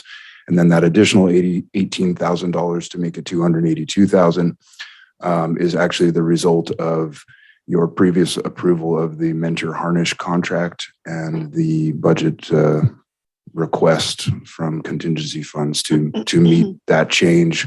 It was previously budgeted at $40,000. The contract went up to $58,000. So that is what totals the $282,000 increase in account number 2300. Additionally, as far as the timeline to, based on Chair's recommendation, to have some oversight of our revenue projections, I think it might be helpful to wait until we receive confirmation from the state on or before January the 20th as it relates to the type 2 funding request that was submitted to GoBiz for the equity grant, because that certainly will have some small bearing on the budget. And then in terms of coming up with a quarter by quarter revenue projection, that will certainly, I think, be significant in terms of the trend that we're seeing currently, which is, we've gotten payment for and issued just probably, a little more than half, 60% of the licenses, projects that have been noticed have been paid for. So if we are to receive that grant funding from the state, I think that will certainly enhance the timeline in terms of those people that have been unable to cover that cost, given the fact they've been out of business for over a year now. So we'll be able to offer, those grant funds to them to help them cover those fees. Okay, thank you. And question for clarity. I feel like I hear you saying that you're asking us to, even though we're not talking about the $1 million+ ask here, you're asking for a $264,000 transfer within account 2300. Is that correct? I don't believe it's a transfer. It's just an increase in the number on that budget. My recollection is that that didn't need board approval. Am I? I believe, Margaret, if you have. Oh, I hear Susie jumping in, but yes, go ahead, Susie. Yeah, I was going to say Jill, that is correct. They have sufficient budget appropriations in their overall budget to move money around to cover those until we bring back the entire budget adjustment and work on their budget as a whole. Okay. That does not require board approval at this time. Okay. I do have a technical question too that I don't know, it might be Drew or Susie. What I'm hearing is you said toward the end of January, there's going to be more potential money coming in. And so my question is, do you have enough in your budget, and are you going to be solvent until, if we're going to continue this, can we continue it to the first meeting in February so that all of those are known, or do you want us to continue it to January 17th and try to have this done at that time? I'm not exactly sure on the schedule of meetings, but when I looked at the calendar, it looks like there's one on the 31st potentially. No, there's a board meeting on January, there's 17th or 18th, depending on how we adopt the calendar today. And if we didn't do that one, it would be the first meeting in February. Yes. First Tuesday in February, which is. So we would not have one at the end of the month. First Tuesday in February. So you have as your option January, probably 18th or February 7th. So this is kind of a Susie question too. Susie, we had talked about the number that's increasing as we wait to look at these figures. What is your sense of moving this discussion to February 7th? Because Director Plabani's point is well made, that knowing the outcome of that grant request alteration is significant. My recommendation remains that we move this forward before you to make a decision on what the board's pleasure is in regards to the cannabis department's revenue shortfall as soon as possible. The longer we continue to push it out, the longer they continue to spend on a budget that we know they're not going to meet revenue projections. So essentially they continue to overspend. Yep. So it's the board's pleasure, but my recommendation is that we move it forward as soon as possible. And then at that point, if, in other words, if subsequent to that decision on January 18th, we find that what you hear back from your request was favorable, then we could certainly make an additional modification. Is that, Susie, do you agree? Yes, if we hear this before the board on the 18th and you guys make whatever decision it is that you make, then they get additional information. We just bring another budget adjustment to you to take into consideration that, and ideally would then reduce the amount that they needed from general fund, either as a contribution or an advance. Okay, very good. Are you good? Do you have further? Does that satisfy your question? Okay. Yeah, I'm okay. Okay. Any other questions of board members? The date. Okay. Yeah, well, that have to be decided. We can just call it the second meeting in January since we don't know the exact date. Okay, anybody care to make a motion? Sorry. Open public comment at this time. I do. I have no raised hands, no chat. All right, thank you. We'll close the public comment and entertain a motion. I will move that we adopt item 6.2 as presented with the change, just calling it the second meeting in January rather than putting a date on it in case the date changes. Do I have a second? I'm sorry, what was the second part of that? The change, instead of saying January 17th, I just wanted to say the second meeting in January. Adopt as presented. Well, Sorry, I didn't. yeah, catch all of it. adopt as presented, except say the second meeting in January instead of January 17th in case we change that date. Do I have a second? I will second that. Any further discussion? All right, Ashley, we have a motion on the table to adopt this item as presented with the change of the specificity of the January 17th date to say the second meeting in January. Supervisor Gogan? Aye. Supervisor Frazier? Aye. Supervisor Lutweiler? Aye. Supervisor Carpenter Harris? Aye. Chairman Cox? Aye. All right, with that, we will take a lunch break and reconvene at 1 o'clock. 58 minutes of lunch. We're not going to go to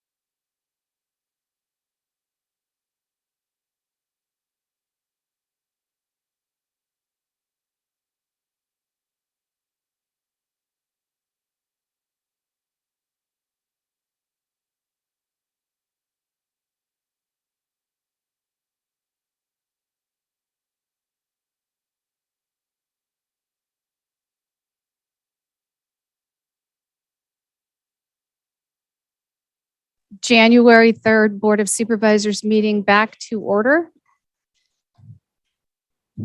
My intent was to take items 6.7 and 6.8 and move them ahead of item 6.3.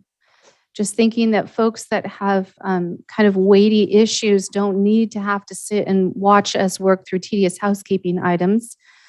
Just a minute, we're trying to work here. But the whites are not here. I imagine they're looking at the agenda and assuming everything is fine. All right. Well, let's work through a couple of things and So you were talking about having 6.7, which would be the whites, correct? correct. So we're going to start at 6.3. Correct. Okay. Just making sure. And if Director Caucus shows up, but I've told him I estimated 1:30 or so because I thought we were going to do the whites. So, all right, we're at item 6.3. Appoint supervisors to represent the county on various boards, commission. Okay, I'm not going to do this. That's going to take a while. I'm going to do some quick things and hope the whites show up. I'm trying to help them. Madam Chair, Yes. if there's a possibility we can do, excuse me, item 6.6. Sure. Because we do have a staff member waiting for this. Perfect. item. Let's do that. All right, we'll do 6.6 and then we'll move into 6.7. Very good. Item 6.6, Human Resources. Take the following actions effective January 1st, 2023. Number one, approve the job description, set the salary range, and add to the alphabetical listing of classifications and allocate to the County Administrative Office Grants Division a housing case manager at range G197. And number two, delete the allocation for one grants coordinator 1-2. Approximate cost in salary and benefits per month for a housing case manager at A step is $6,408. This is a position that our grants division director has been requesting for some time. And this case manager will be assisting the grants division to continue pursuing grants, managing grants that would provide housing services. This item also will be removing the allocation of the grants coordinator just to allow the appropriate number of allocations to that department. I believe, yes, Division Director Susie Calkins is on Zoom to answer any questions you may have.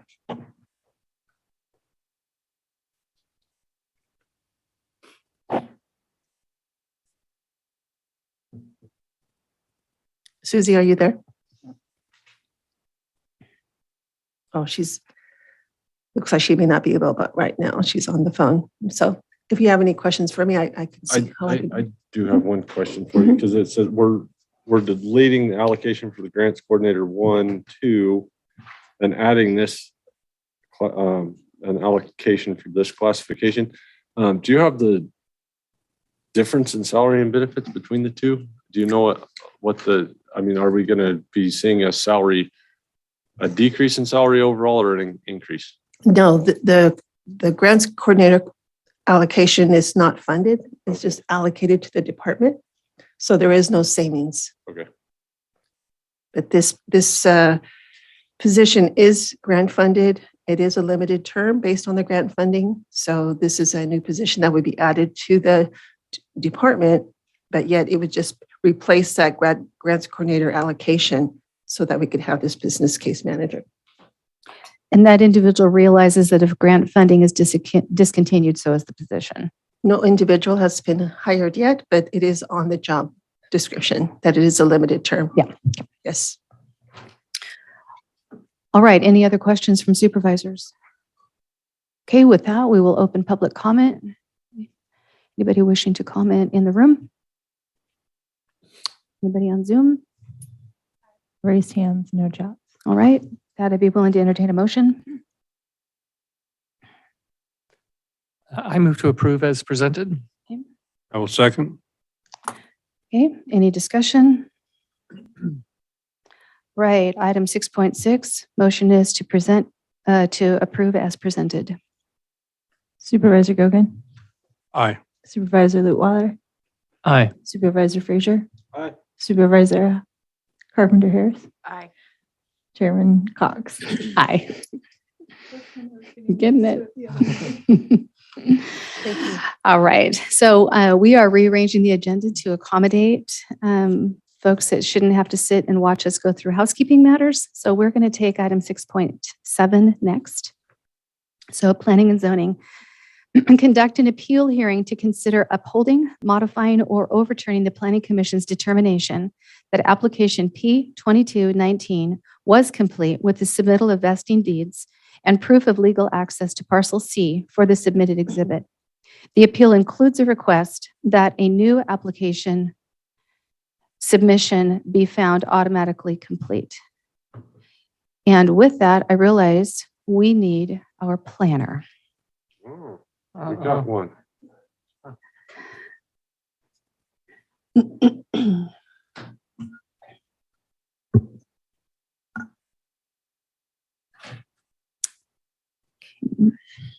What happens when you exercise? What can we do quickly? No more lunch. No more lunch. Chairperson Cox, we're willing to wait if that's appropriate for your board to take other actions and not delay. All right, thank you. I apologize. I was trying to expedite for your time's sake. All right. Let's just grab one other item, and if we can get our planner, then we will move into that. And I'm trying to see which one would be the quickest. The committee assignments, that's going to take a little while. I think 6.5 might be the fastest. Yeah, 6.5. Okay, let's do 6.5. Yes. Yeah, that's going to take a little while. We need panels for that. Okay, item 6.5. Acknowledge receipt of and assign a supervisor to draft a response to grand jury report, DER 2022-001, abandoned vehicle abatement report, no fiscal impact. And for this, we have our CAO. You present this, So correct? county practice is Thank you. the chair would assign the response to the grand jury report. Okay. Do I do that by motion or decision? You can just exercise your All right. leadership. If you're Well, there we go. I'm assigning myself to this item, and that ends the item. All right. Great. All right. We will jump back now to item 6.7. Council, do I need to reread the item? Nope, you can just reference it by number. Okay, so we're item 6.7, and Skylar, I believe that this is for you. Thank you.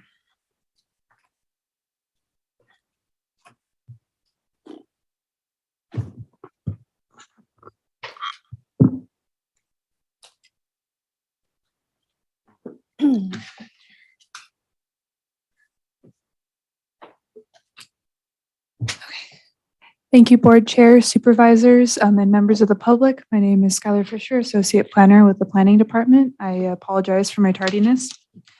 I'm going to discuss Appeal P 2233 for lot line adjustment application P 2219. So I wanted to there was a lot of materials submitted as part of this packet, so I wanted to spend some time discussing an introduction, a history of the project, as well as addressing some of the concerns brought up by the applicant. So the application was originally submitted in September 2022, but it's my understanding that there's a little bit more history there that predates my time in the office with the former planning director and trying to figure out how to have this lot line adjustment application go forward. But prior to the meeting, but during my time, there was a pre-application meeting with the applicant and members from the building department, environmental health department, and then of course planning staff to address some concerns and to hopefully have like a streamlined process for processing this application. So some of the concerns brought up were some structures on the property, a septic system, as well as zoning concerns for one of the parcels. So we felt pretty confident that we could still move forward with processing this lot line adjustment, that there wasn't anything that we could see that would bar it from like not being able to accept an application submission, that sort of thing. So after that, it was, I believe September 7th was 2022 was when the initial application was submitted. After review and consultation with SHN, the planning department's land use consultants, we came to determination that the project qualified as a major lot line adjustment. So typically when you hear a lot line adjustment, it's a minor lot line adjustment. So that's a lot line adjustment that can be approved by the director. But if there are circumstances such as zoning concerns, safety, health, or other concerns, it is at the director's decision to determine that it's a major lot line adjustment. So then it becomes the planning commission has the ability to approve or deny the application. So the applicant was notified of this after I spoke with SHN and got their opinion on it and reviewed the project with them September 26, 2022. So on Thursday, October 6, 2022, the county surveyor contacted the surveyor who prepared the lot line adjustment or LLA exhibit or map and asked for additional materials. And the reason why I say the surveyor who prepared the map and not the applicant surveyor or agent is because after the surveyor was contacted, we realized that the surveyor was not an authorized agent on the project to represent the applicant in this project. So the following week, the applicant reached out to us, and at this point, it had been after the 30-day timeline since the original application submittal, and was saying like, oh, can we have a site inspection to address like some of the concerns that we had discussed previously, kind of steam them out, be good. And I hadn't realized that the applicant hadn't been CC'd or that there was that issue. So I was saying like, oh, well, there are these concerns that were brought up, which the applicant pointed out to me, this discrepancy. And, oh, okay. Well, is it still possible that we can get the materials? But because we had passed the 30 days, then it was stated that the application should be automatically complete. So the applicant reached out to interim Deputy Director Presley, who made a determination that since the requested materials weren't submitted, that the next step would be to taking it to Planning Commission, since they were the already identified advisory body on this application, which we asked Planning Commission for direction on how to move the application forward, whether or not it should be deemed complete, and then had a discussion on the materials that were requested, which included vesting deeds for the properties, proof of legal access to parcel C, which the exhibit should be within your packet. At this point, the map is still the same. And so proof of legal access and proof of legal creation of parcel C. So we brought that to Planning Commission, and the meeting should be, or the minutes for the meeting should be included in your packet. But it was determined that the application would be determined complete with the submission of vesting deeds and with proof of legal access. So after that determination was made, I had a meeting with the applicant about possible alternative ways forward. So looking through the materials, one of those is, I think, the most desired, which is option 2, which is to revise the application to remove the parcel C and just have it be an adjustment of parcel lines between A and B, and that be how we move forward. But at this time, planning staff, or I don't feel comfortable recommending approval of the project until we received the updated exhibits. So that would be having a qualitative review of the map and of the updated legal descriptions. So then the project was appealed. Based on that, we weren't able to get on the same page on that. And so, oh, and I would like to say that originally the project was supposed to go to Planning Commission on November 10th, 2022. But then I think there was a Zoom issue, so then it went to the 17th, just for the sake of everything that happened. Okay, so now we're at the appeal. So I kind of wrote notes for myself for the main concerns that I was able to identify for this project so that I could spend some time just kind of putting a light on them and having a discussion. So through the course of this project, I've worked with environmental health staff, building staff, SHN to make sure that I'm on the right page here.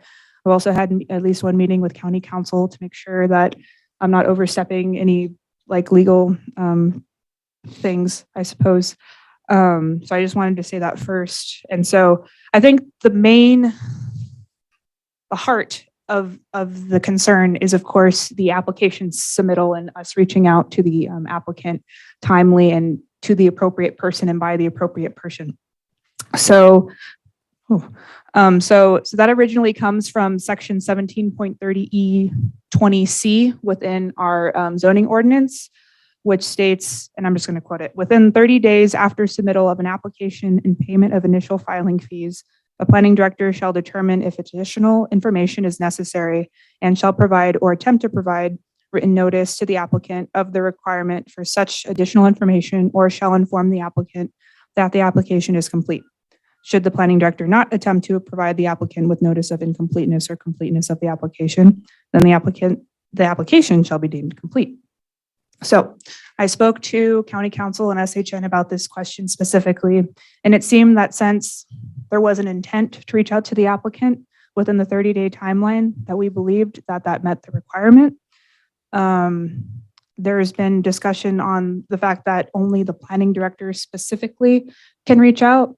Putting aside the fact that we don't have a planning director right now, I think it's pretty common practice for staff to reach out on behalf of the planning director when there's issues on a project that staff member is working on. But there is truth in the fact that we did not reach out to an authorized agent. So I want to be very transparent about that. Okay, the second concern was whether or not the Planning Commission had authority to make a motion regarding this project. So staff brought it to the Planning Commission because it was a major lot line adjustment, and as the advisory agency, we wanted to see what their opinion was on the additional information that was requested by the county surveyor. So lot line adjustments are sometimes referred to as quasi like ministerial projects because typically it's kind of like you have to make sure that all the lines are correct. But other than that, like as far as conditions, it's typically just making sure that like the property is financed, that you have a tax collector's certificate, and that sort of financing things, as well as making sure that everything is true and accurate and that there's no violation of zoning or building code, that sort of thing. So because of all of that, we just wanted to bring that all forward to the Planning Commission and see like, because the county surveyor's concerns were like mainly regarding whether or not there's legal access, because she was able to identify a physical access to the parcel C, but she wasn't sure if it was like legally allowed or if there was some sort of proof on like a deed that said that this was legit, I suppose, as well as legal creation, because we can't, we would need something like a certificate of compliance or a parcel map or a deed even to say that this parcel was legally created for us to be able to change the parcel lines of that parcel.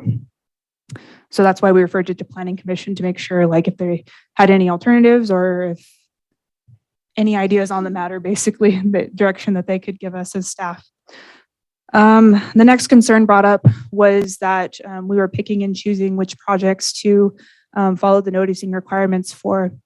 Because for that Planning Commission, or for the last Planning Commission, I should say, there was a request that we brought it back to the Planning Commission, this P2219, and that I stated that we had already missed the deadline to notice the Trinity Journal.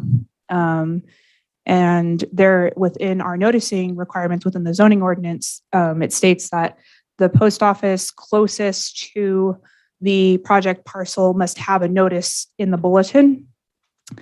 And so this is a bit of a holdover from previous directors, but we stopped doing this because we received word from the post offices that they will not post for us. So right now our plan is we're just going to do it on a project by project basis where we just reach out to the post office and say, can we post?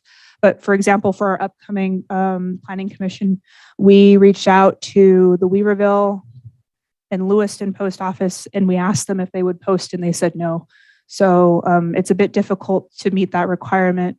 I think that it's something that it's probably on the docket for the zoning ordinance update, but I'm open to any possible alternatives that we can do so that we make sure, because right now we post in the newspaper and we send notices in the mail to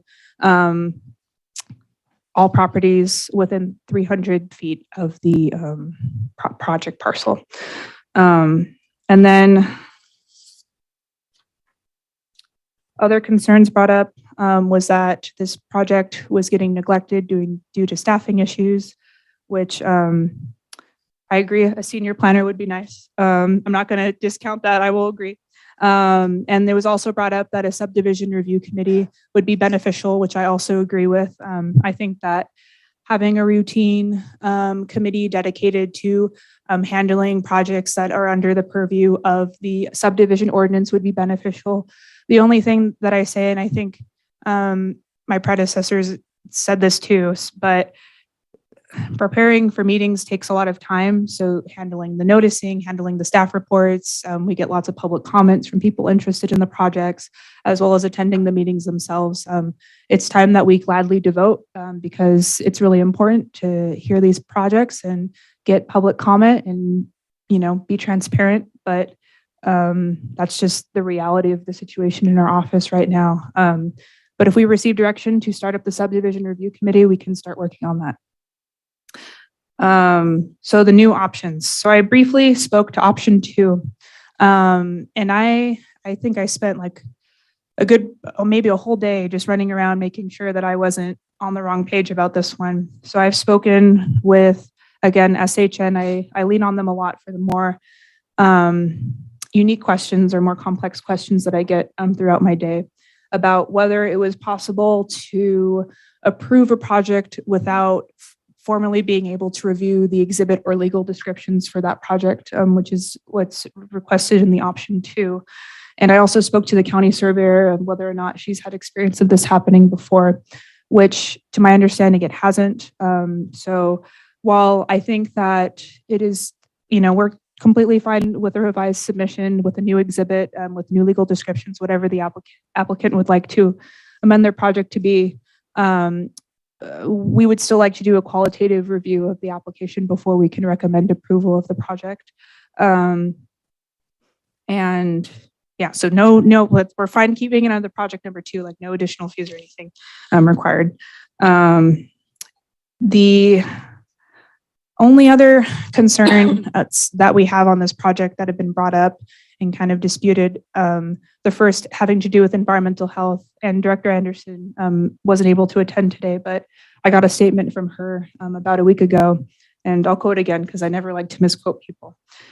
And the quote is, "In the interest of land use aspect for a lot line adjustment to become smaller, adequate sewage disposal area shall be proven. The applicant will have to request a site evaluation from environmental health to do so. This is in the interest of usable land with the substantial downsizing of a smaller parcel, especially in the RR area. We have provided him steps to prove existing system or evaluation for a new system, but one of the two needs to be completed before we can give our thumbs up." So this kind of ties into the zoning concern. So I think we're all familiar with the fact that a lot of parcels in Trinity County are non-conforming to the size established in their zoning district. The parcel C currently is in conformance. It's just a little bit over 5 acres, and it's rural residential with a 5-acre minimum. The parcel that's one of the only parcel, I think, that it's going to be adjusting the property line with, parcel A. It's currently at, I have it written down. It's under the minimum acre requirement. It is about 5.23 acres. Here we go. But it is an ag forest 20-acre minimum, so it would be increasing to 8 acres. Having reviewed the project up to this point, even though it's going to take one parcel below the minimum parcel requirement, I don't think there should be an issue as far as like public health or safety or anything like that. But environmental health's concern is there's a septic on site, but they haven't been able to verify whether or not it's adequate. So because the parcel is going to be smaller, they want to verify that with the new parcel dimensions will be area usable for septic if the existing septic isn't adequate, or at least be able to verify the existing septic is adequate.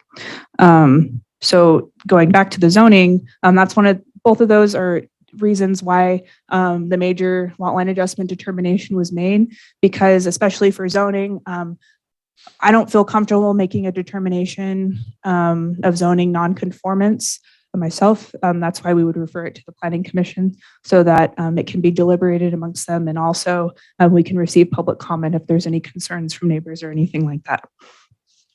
So those were the main concerns that I've been able to identify, as well as a background on the project.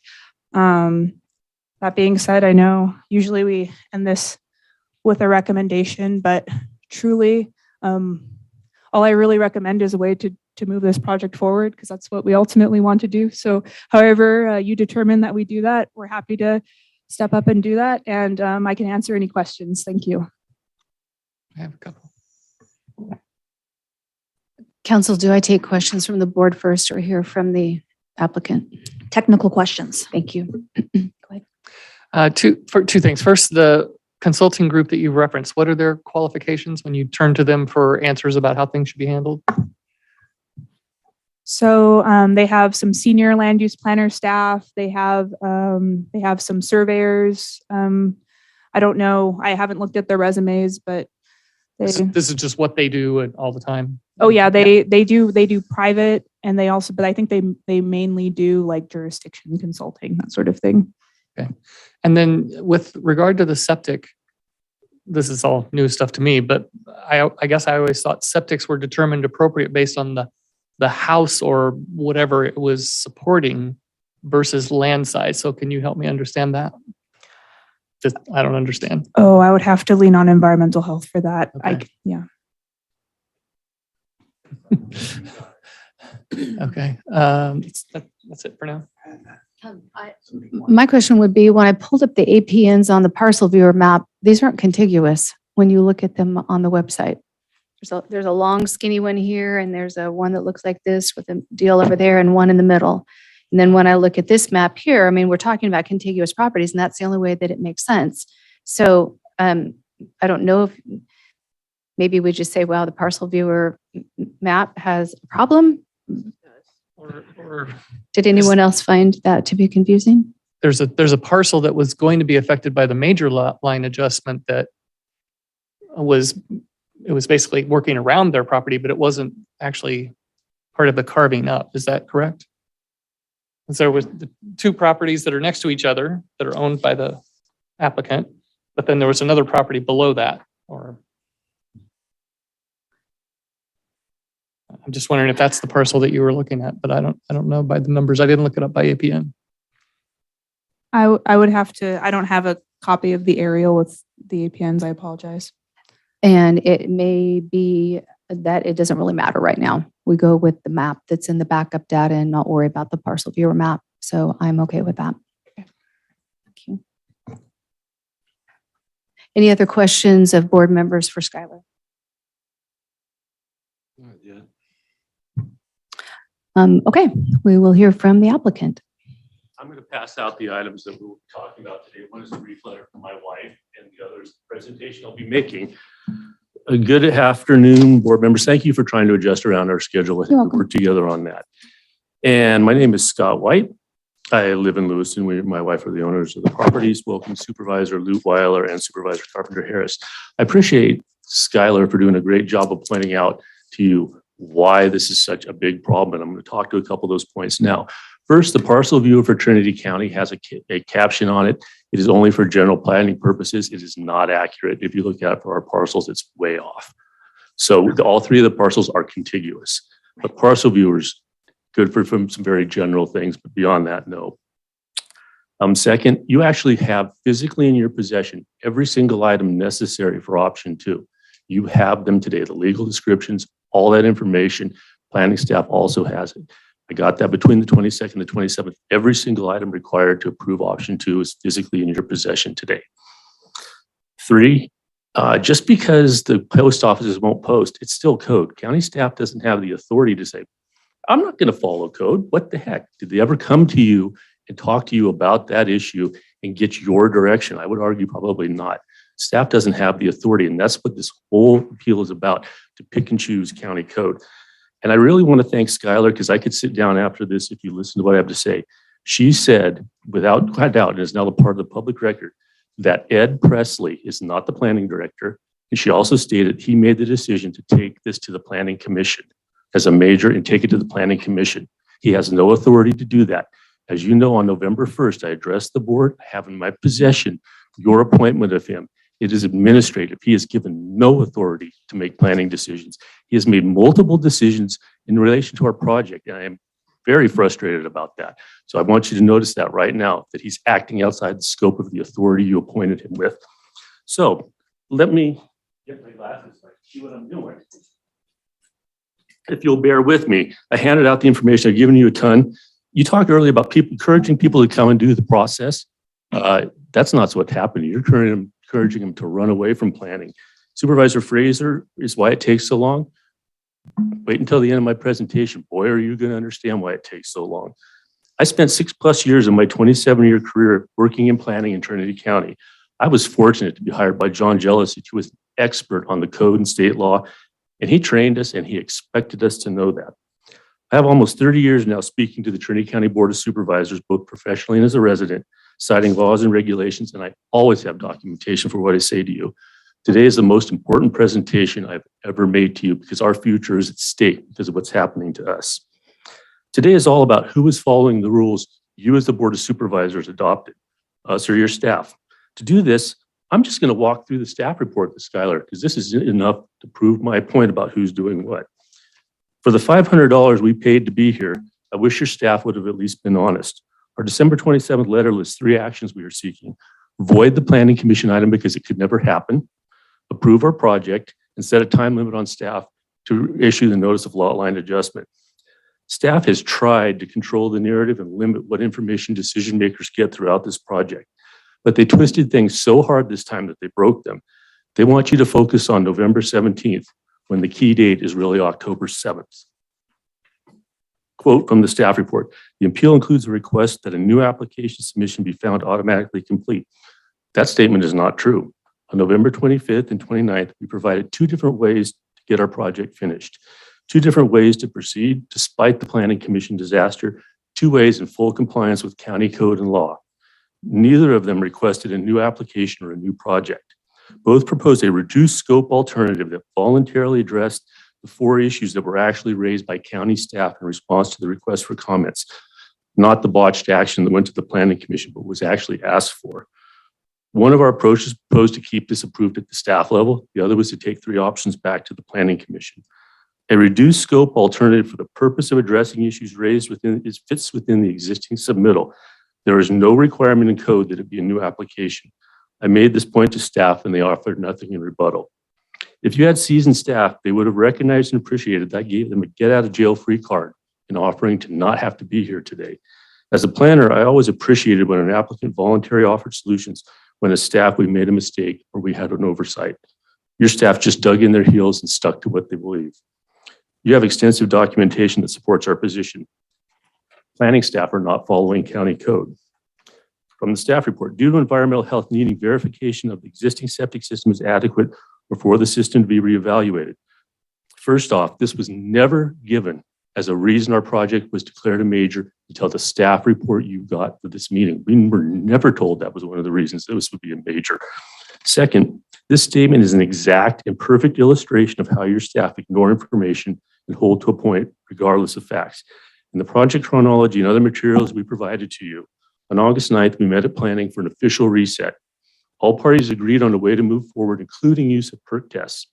On August 12th, an email from Christy Anderson to Jim Underwood, our attorney, and a copy to Ed Presley. And I quote from that email, Jim, if a lot line approval was the primary objective, such an application could be met by perk test confirmation and that the undeveloped parcel would have the ability to meet future septic requirements. It makes more sense to leave that system in place until a future building permit application is submitted. Christie, yes, that is exactly what we discussed. So they said that this is the reason that they declared it a major, but it was dismissed before our application even was turned in. Planning staff are not following Christie's direction, and she is the person authorized to make these decisions. On September 8th, we submitted our lot line application, paid the fees, and I quote, Figure C is the completed percolation test procedures form. The use of an existing septic system has never been a part of our project. It can't be valid because it's not part of our application. It has nothing to do with this project. That's what we agreed to. On September 21st, response to requests from comments form circulated by Skylar, and I quote, site inspections required to verify adequate space for wastewater disposal for a parcel becoming smaller. That's in line with perk test. Come on out, Christie, let's do that because that's the right thing to do. September 26th email from Skylar, and I quote, the decision has been made that this project qualifies as a major lot line adjustment. There was no reason given at that time. Now septic suddenly appears, which has never been a part of our project. So we turned in the application based on perk tests. And that's what the application checklist form says to do. And we had agreement by the person authorized to do so, Christie. We had her request to do a site inspection as is required with perk tests. So the issue was a done deal before we submitted our application. It was a done deal in our submitted application. All days before staff said it was part of our reason our application has to be a major. They didn't say it until last week. Despite it being non-issue by Christie, who is the person who has the authority under county code to make that decision. You have documentation of all this. Planning staff are not following county code. Quote from the staff report, and proposed parcel below this zoning district minimum parcel size. Just a couple of quick observations about this, which is in your documentation. And this is important because Skylar brought this up earlier. She says we have a 5-acre parcel currently that's zoned it's RR5 and it meets the minimum parcel size. That is a technically incorrect statement. Your technical staff is wrong. Only 3 of the 5 acres of that parcel are zoned rural residential. It is physically 5 acres, but it is not 5 acres of zoned rural residential. 2 acres of that 5-acre parcel are zoned Ag Forest 20 and the General Plan Resource Designation. That is the fact. So you can't argue that we're changing the minimum parcel size because that's not a true statement. Second, our parcels were non-compliant the day the Lewiston Community Plan was adopted by the Board of Supervisors. There's no configuration of the parcels that we can come up with that will meet minimum parcel size per zoning. Over 1 acre of the other parcel that we bought is 1,000 feet deep by 58 feet wide. That's pretty not practical, even if you're trying to meet the minimum parcel size. And there are actually more parcels in our area out of compliance on this criteria than any other, are in compliance. So it's not really a reasonable criteria in our case, but the other 3 criteria that are allowed are. Planning staff's position is not reasonable nor correct on county code. Quote, it was later realized that the surveyor was not an authorized agent. At Caltrans, completed staff work was an ongoing mantra. The above statement is a perfect illustration of why. The planning lot line application form has lines for applicant, property owner, and project surveyor engineer. Nowhere on the form does it contain a line asking for agent. The only way to designate an agent is to submit a separate agent's authorization form. We have one of those submitted. It is for me to act as an agent for the Boger estate. So planning staff had our application for 2 weeks prior to distributing it for circulating it for the request for comments. The request for comment form contains a line that says agent consultant. Since nothing in our application package designated either as an agent or consultant, there's nothing in there about that. The only correct response possible on this line in the request for comments form is to leave it blank. We never had the thing that form says. So putting it into that spot on the form was incorrect at the outset. So if staff had even glanced through the materials that we submitted prior to distribution, we are absolutely clear that the surveyor was never our agent. This is a clear failure to do completed staff work. Planning staff are not following county code and our application. The section of county code that Skylar mentioned, there has been no dispute by staff, your planning commission, or us over the meaning of that provision. County code requires 30 days to act. There are 3 and only 3 possible outcomes in that time. Planning staff admits that they did not contact us within 30 days. An attempt to contact somebody that has no authority to act on our behalf isn't even under contract to us. That's not an attempt. I'm pretty sure that any of that went to court. the court say, that's not even an attempt. It says applicant. It says nothing about an agent in the ordinance. Wouldn't have an agent. So trying to contact somebody, but beyond that, from the staff report, as the applicant was made aware of this after the 30-day window. So there's only one outcome that can happen on that provision, and it's in zoning ordinances around the state. It's number 3. The application is automatically complete after 30 days. You, the Board of Supervisors, adopted that. You made that decision. I didn't make it. Staff didn't make it. The Planning Commission can't make it. You made that decision. It is automatic under the county code. Planning staff are not following county code. Let's look further at the facts surrounding the request for comments. On September 8th, they received our application and fees, day 1 of 30. On September 21st, Skylar distributed the request for comments, day 14 of 30. What did it contain? It said, for information regarding the project, contact Skylar Fisher. It listed Colstead Surveyors as our agent consultant, which I've already covered. That's never been the case. It directed comments from other offices to be returned to Skylar by October 5th. Let's look at what actually happened. On the afternoon of October 6th, day 29 of 30, Trinity County Surveyor sent 3 vague emails to the surveyor that had done work for us, but was no longer under contract. October 7th is day 30 of 30. Staff has been adamant that that surveyor email counts, but let's think about it. It was a day past Skylar's deadline. It was only sent to Skylar via CC and was sent directly to the surveyor, which isn't what the form requests. The surveyor's email was nowhere on that form.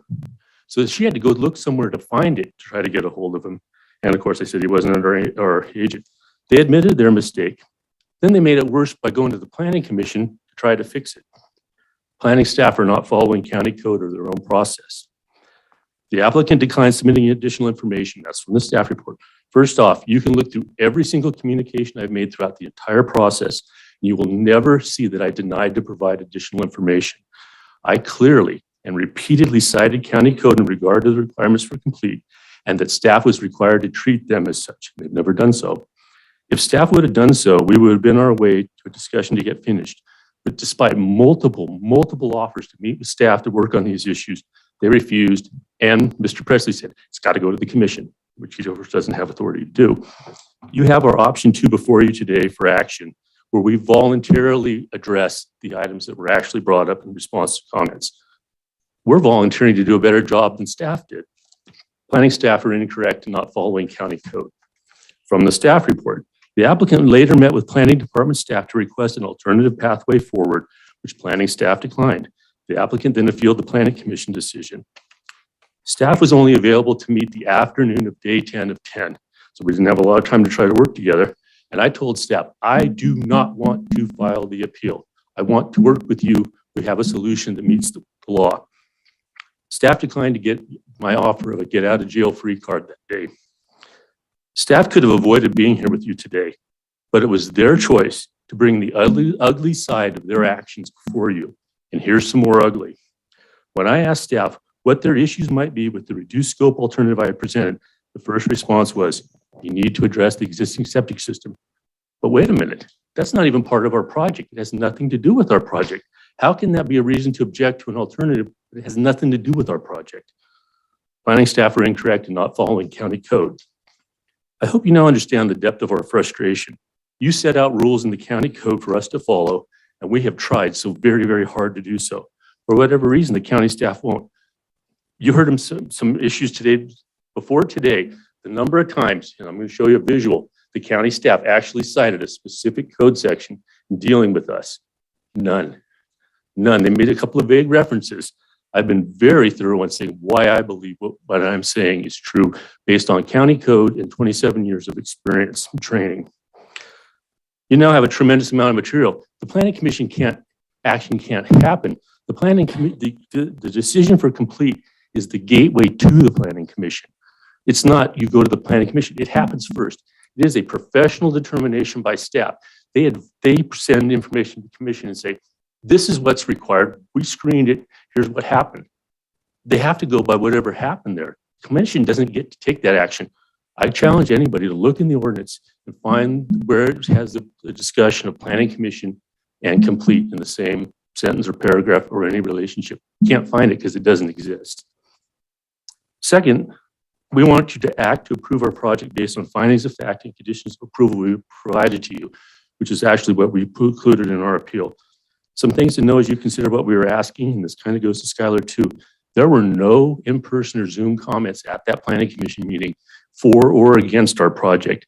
And what comments the planning commission made about our project, specifically, not the issue of complete, were positive. There were 4 items the other county offices I mentioned before in requested comments. In the botched run of the commission that staff is so adamant about, they kind of got 2 addressed. We're voluntarily willing to address all 4 of them in option 2. We removed the Boger parcel, which has the first 2 issues. The existing deeds will be provided. We propose a condition for on-site wastewater, which we've never complied. Exhibit 4 that you have was what I tried to present to the planning commission staff, and the commissioner assured me I would have enough time to do so. I was cut off, but if you look at that, it's a detailed assessment of how these rules and how these issues apply. That would go into more of this.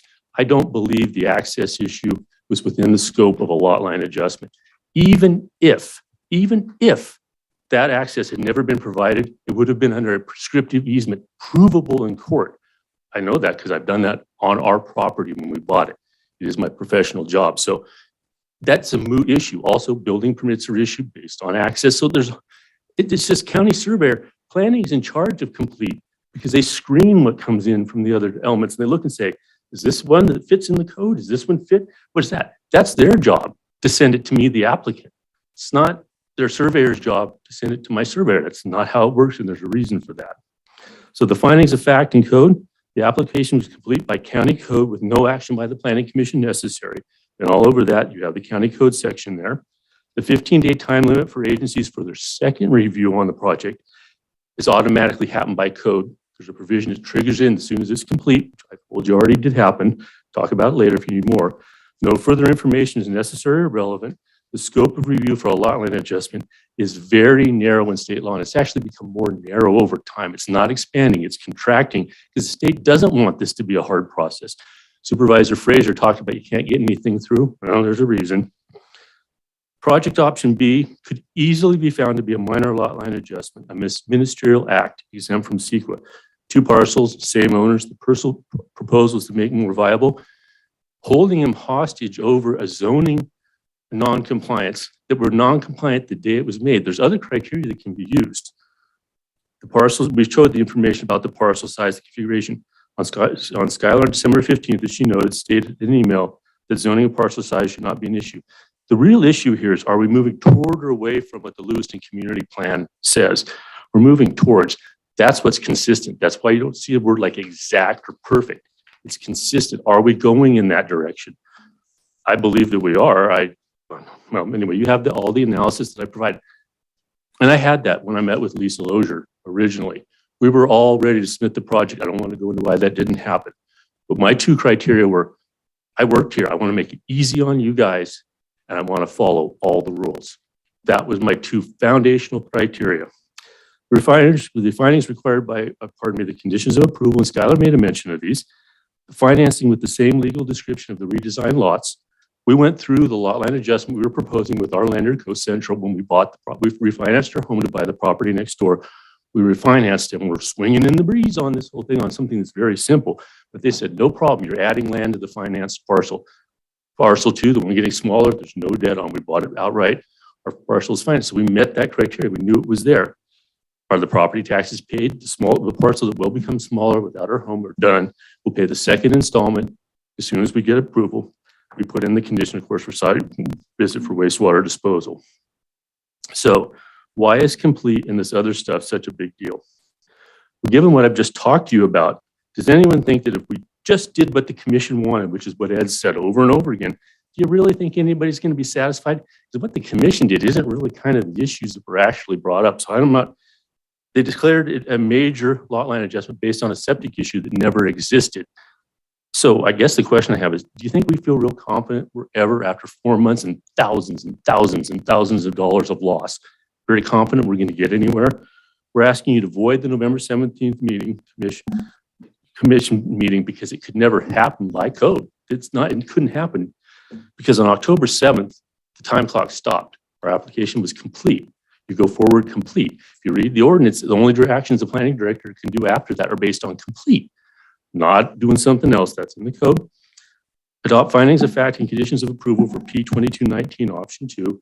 Direct staff to promptly process the notice of lot line adjustments upon us meeting the conditions. You can legally act today because a minor lot line adjustment is a ministerial action, requires no hearing or public meeting. There is no violation of the Brown Act. We appeal to you because you're the decision-making body and we want to actually get a friggin' decision. Pardon me, I'm sorry. As an alternative, you can give direction to staff to approve our lot line adjustment according to the facts and findings of fact and conditions of approval before you today. By county code, the planning director or his designee is authorized to approve a minor lot line adjustment. And you can direct him to do so because your agenda allows you to give direction to him today. So you can do that. If you do that, tell him, use the findings that are here and the conditions of approval here and quit screwing around with us, please. I'm sorry, this is very upsetting. It's been horrible for us for a long time now. And set a time limit for them to report back to you, maybe in February, that the notice of lot line adjustment has been issued. You are the legislative body. We are asking you to end the nightmare we have been in. At the beginning, I asked you, which party is following your rules? County code or your rules? Despite how staff listed the agenda item, the issue has never been the Planning Commission on the 17th. It has always been our application was complete as a matter of code on October 7th, and staff never treated our application that way. It has always been, and Commissioner Carol Fall at the meeting made an excellent observation. She said, staff, and she knew what was going. She said, staff are not doing what they needed and were required to do in the time they were required to do it. So you even had a planning commissioner going, why is this here? Staff obviously made a mistake. Ask me questions. Let's talk about this. I have asked over and over again, what code authorized you to take this to the planning commission? Why are you holding so tightly to a septic issue that was resolved before we even submitted our application? I spent a lot of money to get that resolution, by the way. Ask us questions, but more so, ask your staff. Say, what's your code section for going to the planning commission? Because complete is the gateway. There's nothing that happens before complete. That's how the code's set up. You can't do complete after the fact. Ask them to explain their actions. I've tried over and over again. I've been the reasonable party. I said, let's meet. Have I always been the nicest guy? No, because I know what I'm doing and your staff won't listen to me. Any questions you have, I would be happy to ask them. I just want to go home. I want to sleep again. I don't want to wake up at 2 a.m. again like I've been doing for so many nights. We just want to be done. Any questions you have, I'd be happy to try to answer them.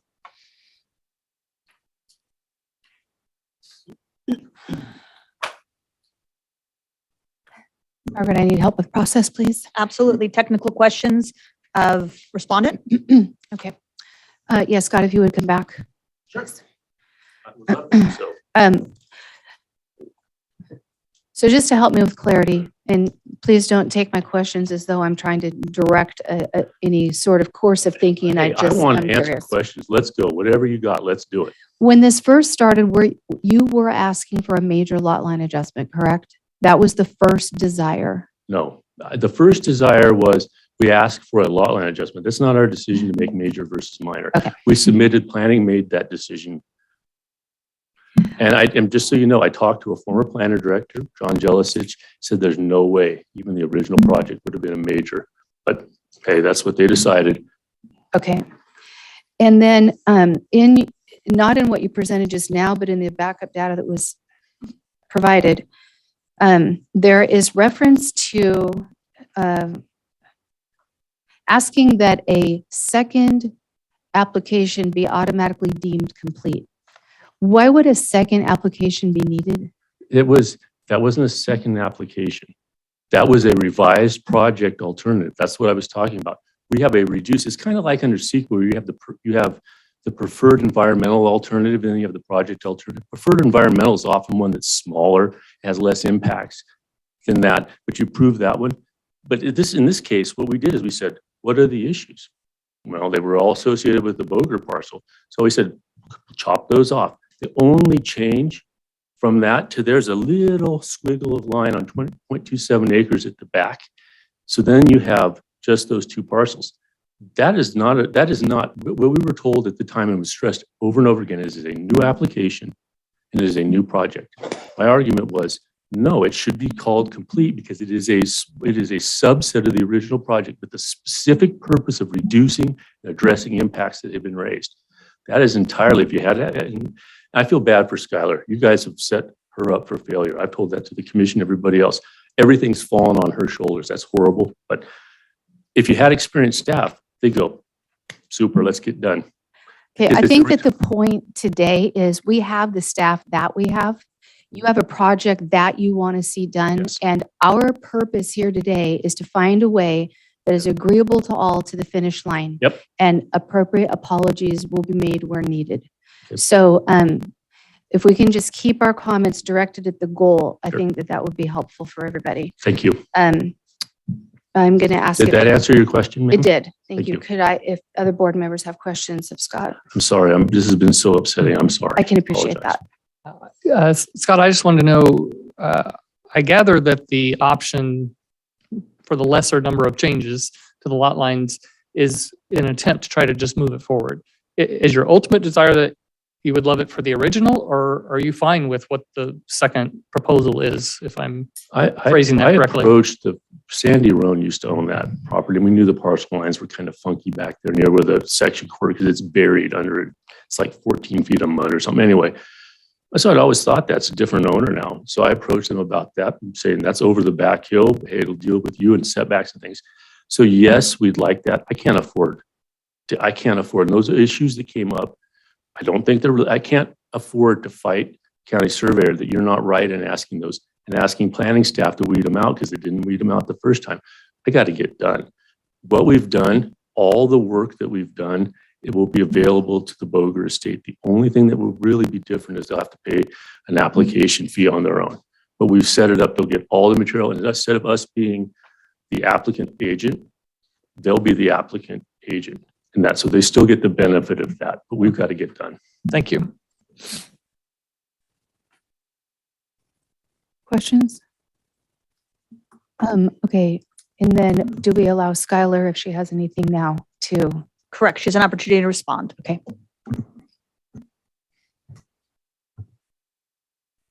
I don't think I have a response. Thank you, though. Okay, all right. Okay. And we take public comment. Thank you. Sorry, I feel like I'm on the first day of preschool. It won't get better for a while. Hi, Sherry White. Welcome, Chairman Cox and new supervisors. Thank you. You have your letter for me in front of you. I would just like to change a couple things. You know, I'm not a county planner. My degree is in early childhood education. So I work with little kids most of the time, but I work with a lot of adults also. I don't know anything about planning in general, but in this process, I have learned a whole bunch.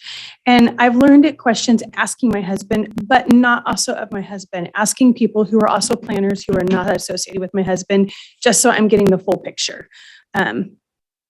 Because he is very emotional about this, as am I, because he's not sleeping, so I'm not sleeping. It's good times. What I can understand, though, is that if I can understand what these things are, then the planning staff should understand what these things are. And it's concerning to me that that's not happening. I'm also just want to say that this is really beyond taking up a lot of Scott's time. It's taking up county staff time. It's taking a lot of Skylar's time. It's taking Letty's time. It's taking Ed's time. It's taking a lot of time that we shouldn't even be here for. I don't understand why when Scott put forth his application as a former Trinity County planner and a retired Caltrans planner, they should have been like, woohoo, this is going to go through and we're going to be done in like 5 minutes because he's got it all done. So I don't understand why this is taking so long.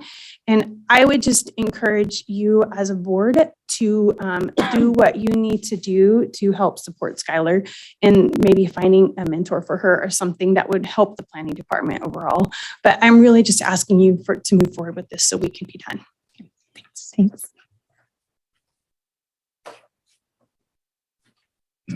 Any other public comment? I have no chat, no raised hands. Okay, closing public comment, bring it back to the board. I do have one technical question, Skylar, before we go on. Mhm. You said in consulting with SHN, that's when you decided that this would be a major lot line adjustment. And did SHN give you a reason why they thought it would be major, or was it a combination of multiple things? Can you kind of expound on that a little bit? Yes. So I had a meeting with SHN shortly after the I think I had a meeting with them prior to application submission, after our pre-application meeting, once we kind of had an idea of what was going to be submitted, and discussed what we had talked about at the meeting, since building and environmental health were there, and showed them the draft, or maybe it was after submission because I had the map. Sorry. Yeah, it was after submission because I had the map and I sent it to them, and we were all looking at it together. It was 4 of us, 3 of their senior planners, and then me. And it was a combination, I believe, of the environmental health concerns, the zoning concerns that we had, and the changed parcel configurations. And so I asked, because Scott had even asked me, he was like, well, it's kind of weird how, minor and major, there's not like a lot of direction on what really constitutes as a major lot line adjustment. It's kind of vague in the code. And the reason why, when you first asked the question, I was kind of looking around, is I wanted to find what the exact definition of a major is, which I have my zoning book with me, or my ordinance book. You would like it.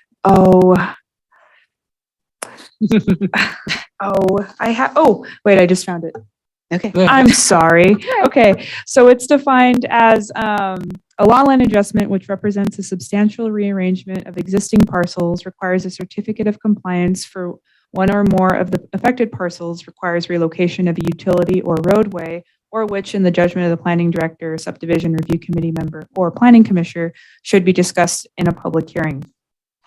So we kind of had a discussion for a while on whether or not this fell under the criteria, because generally I like to use one of the examples, like, oh, this fits perfectly into this definition.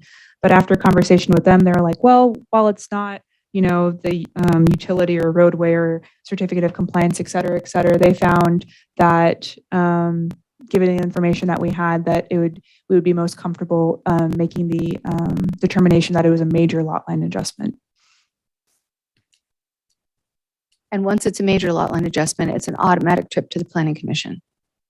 Yeah, the planning commission would be the advisory agency. And I don't know if that decision can be changed, like if there's a significant change or reduction in project scope potentially, but I would have to ask county council before I could specifically say.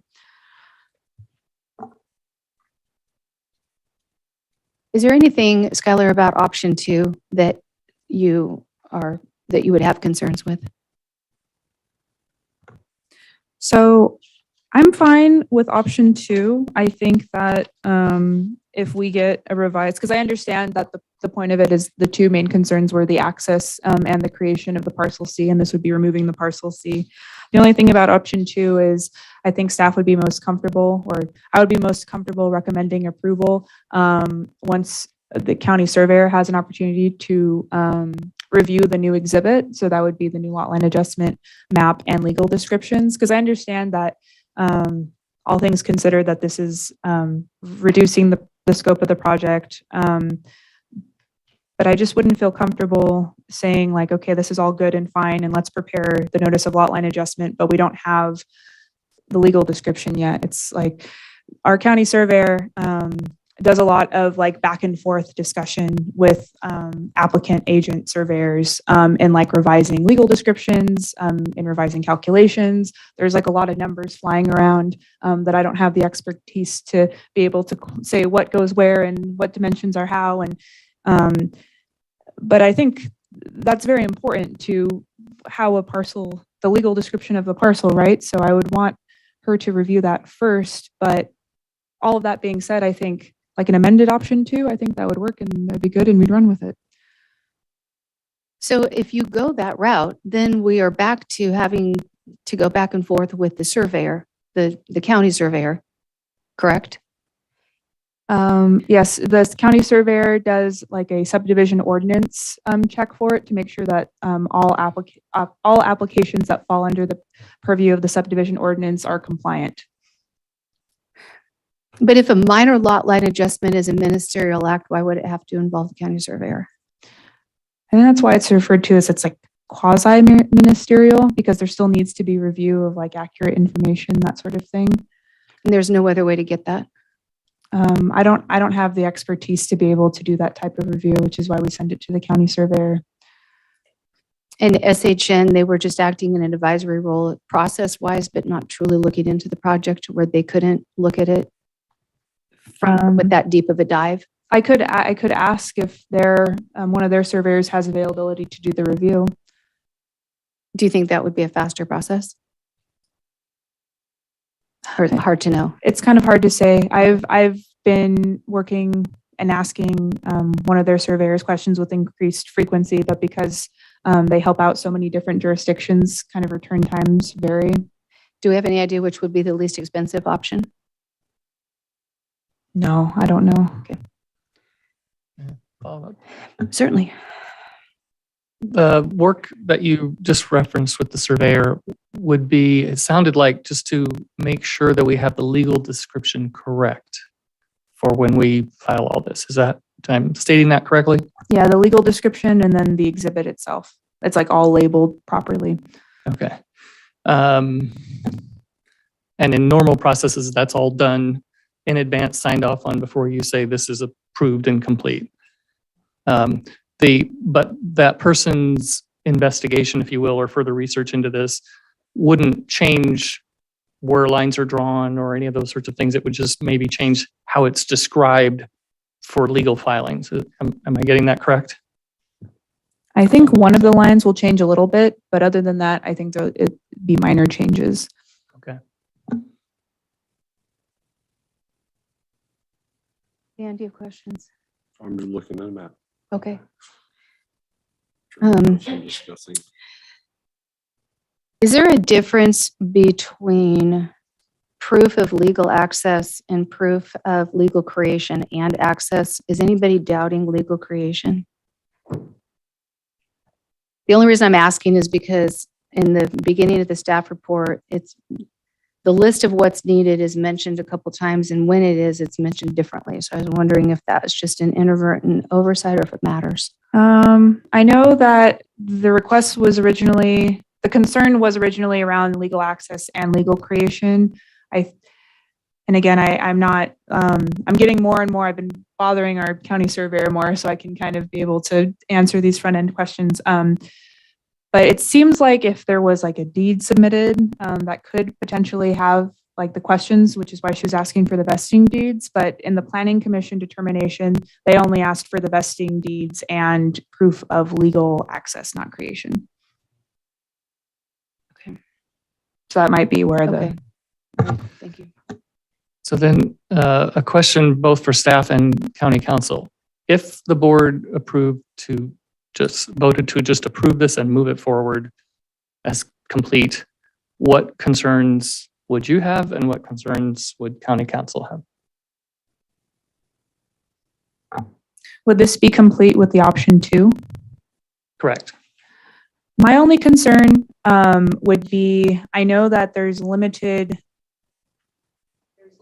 conditions that you can put on a lot line adjustment. So my concern would be being able to condition it saying that we'll do the review afterwards. Like it's approved, but the condition is we review it, that type of thing. But if we're able to do that, I mean, that's fine. Because I know for the notice of lot line adjustments, I think that you can create the notice and then you have like 2 years. So if it's like we create the notice and then that like removes the concern that, you know, we're not like looking to approve it because it's approved now, but then we can review it. And if that review allows for there to be revisions, so like if the surveyor performs a qualitative review and there's discrepancies in the information and the approval of it doesn't disallow us from being able to fix those discrepancies, I think if that all works, then it works with me at least. Just to clarify, the question what happened? Does the board have the authority to just approve it? No, not if we have the authority. If we choose to use that authority, what concerns might there be? So, my understanding of what Skylar is saying is that if you approve it as complete, that's different if you approve the project. So if you approve it as complete, there's less of a concern. We still have some processes which you have to go through to determine whether it's in a complete form, whether it still meets certain requirements. However, my concern is the same as Skylar, that if there's conditions you want to be put on it, to put them on after the fact is always a concern from a legal perspective, because they may or may not be enforceable depending on what they are. Meaning if we said approved pending X, Y, and Z, that's a concern? If you say approved pending X, Y, and Z, and X, Y, and Z is beyond the scope of what you can list as a condition, it would be a concern, correct? Director Caucus, yes. Good afternoon, Panos Caucus, Director of Transportation. Two minor clarifications. When we have a lot line adjustment, we create two legal lots. They're in existence, however, you shift some of the lot lines. That means you need to have a licensed surveyor create those plots along with a legal description. That legal description has to be reviewed and approved by the county surveyor before it can be filed to create those two legal lots. So that's a requirement. The other part is you don't want to have a lot that's landlocked, even though it's the same property owner, because in the future, that person may want to sell that lot and that person not have access unless there is an easement is preserved through the other property for those people to go through.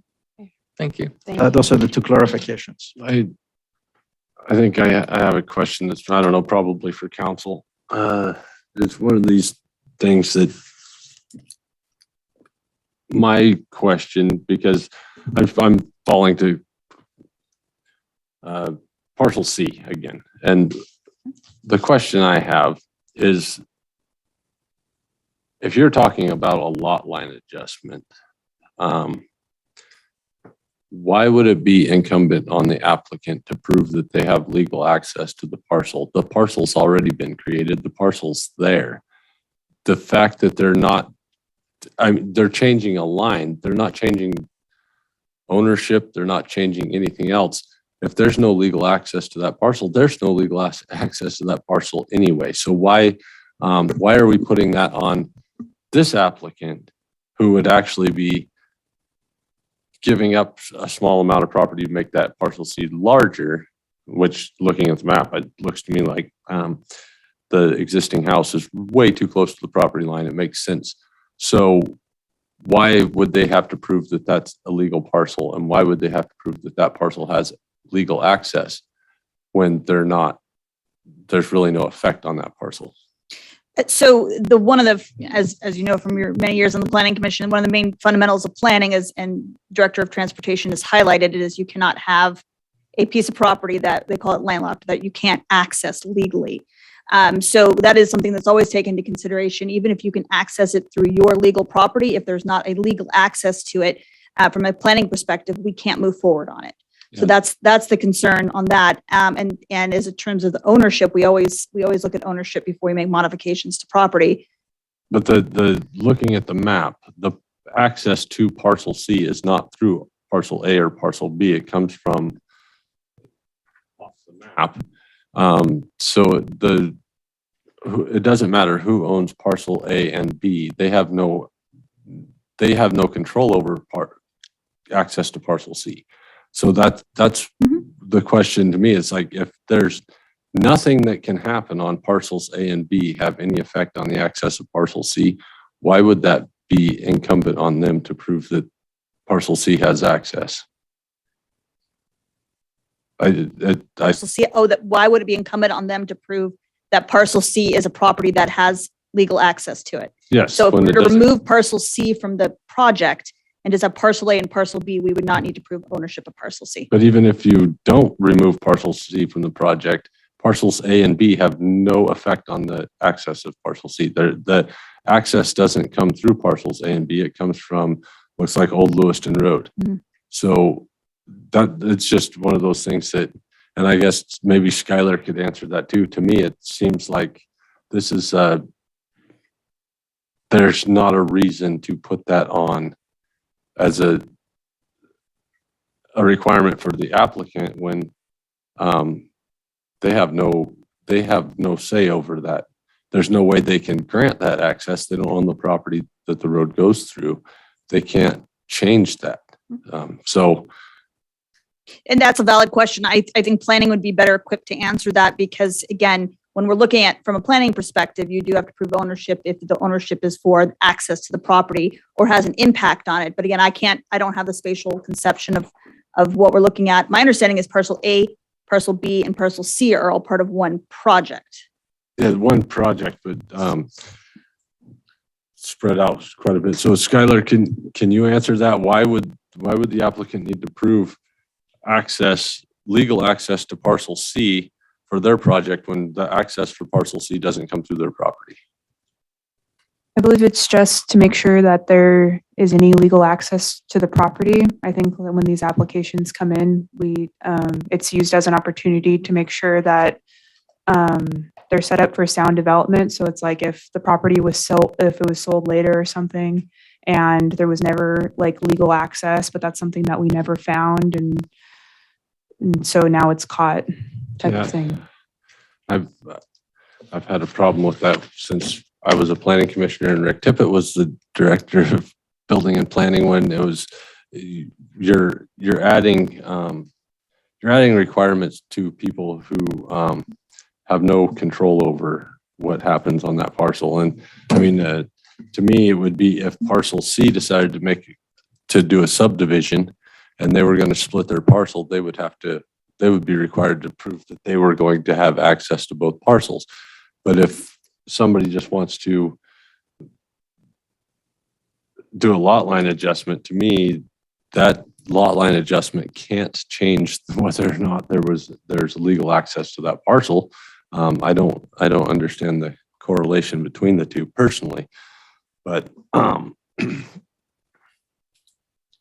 I'll digress and let someone else ask questions for a while.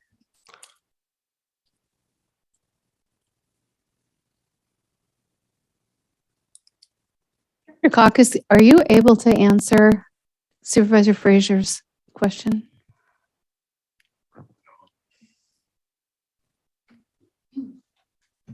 When you have a lot line adjustment between the two lots, those are the only two lots you can make comments. You cannot go to a third or fourth lot because you're not working with those. Okay. Strictly on the ones that you're going to have the adjustment. Let's say you did an adjustment or you have taken somebody's driveway out. That's why you're looking at the two lots that are involved. And like I said earlier, those are going to be two legal parcels that are going to be sold. They may be owned by the same property owner now, but in the future, they have the ability to sell them. That's why they have a lot line adjustment. If they want to keep a larger lot, they can have a lot merger, which means taking the lot line out and they don't have two lots, they have one. And to this point, the lines that I see being redrawn don't affect any part of the property where access takes place. Again, if that lot line adjustment affects that property, that's where you're looking at to make sure they have access, that you have not blocked it or removed it one way or the other. If the lot is not part of the change, it's second part. You don't look at it because it's not affected. Even if it was a subdivision, and until that is developed, if it is created at the time, then you look at the whole picture then. But at this stage, if it's a lot line adjustment, you look at the two lots that are in question. One is becoming larger, the other becomes smaller. The one that's becoming smaller, are you taking any driveway accesses or access to the road and so forth? And like I said earlier, if you do take access that they have to the road out, then you have to provide an easement for that lot to have access to the public road because it's a potential of selling it. Thank you. And I will just concur with him that he's correct on his analysis of that, with the exception, of course, that again, you look at the other properties if it's a landlocked property and you're looking for legal access. That's the reason you look at other properties, which I think is what you were saying. Heidi, did you have something? No, I just wanted to make sure. Another question I have for council before we get too far into this, the way I read this, I have a tendency to agree that this should have been deemed complete. That the timeline expired and it should have been a complete application. So at that point, if it's deemed complete, and then the applicant decides that he wants to change and drop off parcel C, does that create a reason why you would have to consider that a new application, or is it just a revised application that's already complete? That would start the 30 days from submittal over again for them to review, but it would not in any way impinge on your ability to approve it going forward. I believe the section that he's referencing is code section 30E. And that section relates to county projects that are received. You have 30 days from the submittal of the application in order to respond. It doesn't entitle again for them to receive the lot line adjustment itself. It's just an opportunity to respond or it's deemed complete. There are some issues with the fact that that's in section 17 and we're dealing with lot line adjustments, which is title 16. But that's kind of going off on a tangent, so I apologize. So I will give time for the applicant to respond. I just want to finish with questions of the supervisors, and that may actually be beneficial because there might be more things that you want to respond to. You're good? I'm done for now. Okay. Okay, we'll let the applicant have a response. And thank you, and I'm sorry, I'm trying to maintain, my wife's dragging my arm, and she is correct. If Skylar again brought up when she was talking about when they met to talk about our project, she again talked about the environment, the septic issue. That clouds the entire discussion when they're bringing up an issue that's not an issue for our project in the discussion of whether it's minor or major. That clouds the issue. That wasn't an issue. So think about how that conversation goes when they're talking about an issue, saying, well, that existing septic system, the house that was on that parcel burned. And there's contention between me and Christy Anderson about how we might go about using that system. I originally talked about the application being put in with that system being used to prove septic. It made sense to me to get it all done at once. That blew up and became a nightmare. So we dropped that, and Christy Anderson agreed. That's for the future. We're not going to look at that now. We're going to use perk tests. So when we did that, think about the discussion of complete. Now they're talking about that issue. It's not in our application. If you read our application, the only thing it says in there is that issue has been put off to the future. It's not part of it. So they talked about an issue in determining our project being major. It wasn't a real issue. Do you think that might have clouded the entire conversation, swayed that issue, which way they made that decision go? So that's where I would say that that's a problem. I appreciate the director of transportation. He was correct.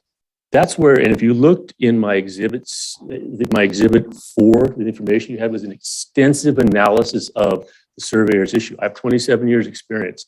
I am your professional expert planner that is in this room right now.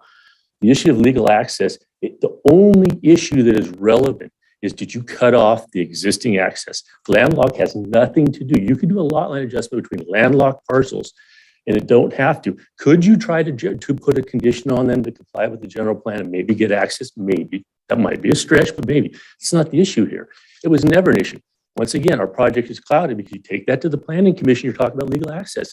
If you had a qualified planner, if you had a qualified planner, they just said that issue brought up by county surveyor is actually not relevant. They would have weeded that out. That is planning's job. The reason we're dealing with section 17 of the ordinance, not 16. 16 is the subdivision ordinance. It is specific to subdivisions.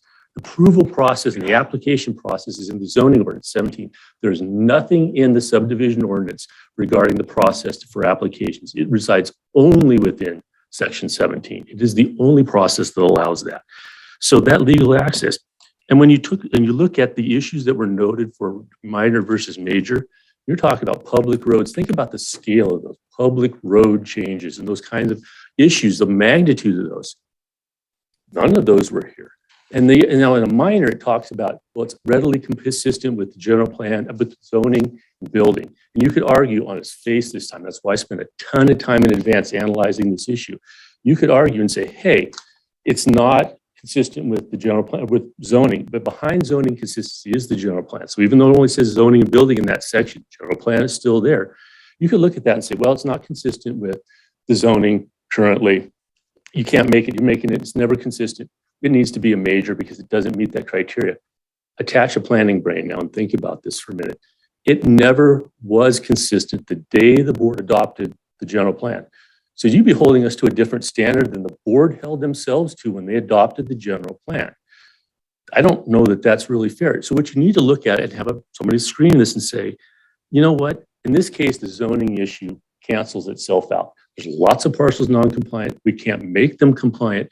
We need to screen that issue out. That's why I talked about moving towards the Lewiston Community Plan, looking at logical criteria for approval and for decision. That's why it should have been a minor lot line adjustment. And then I'm going to be quite honest with you because I think this is really important.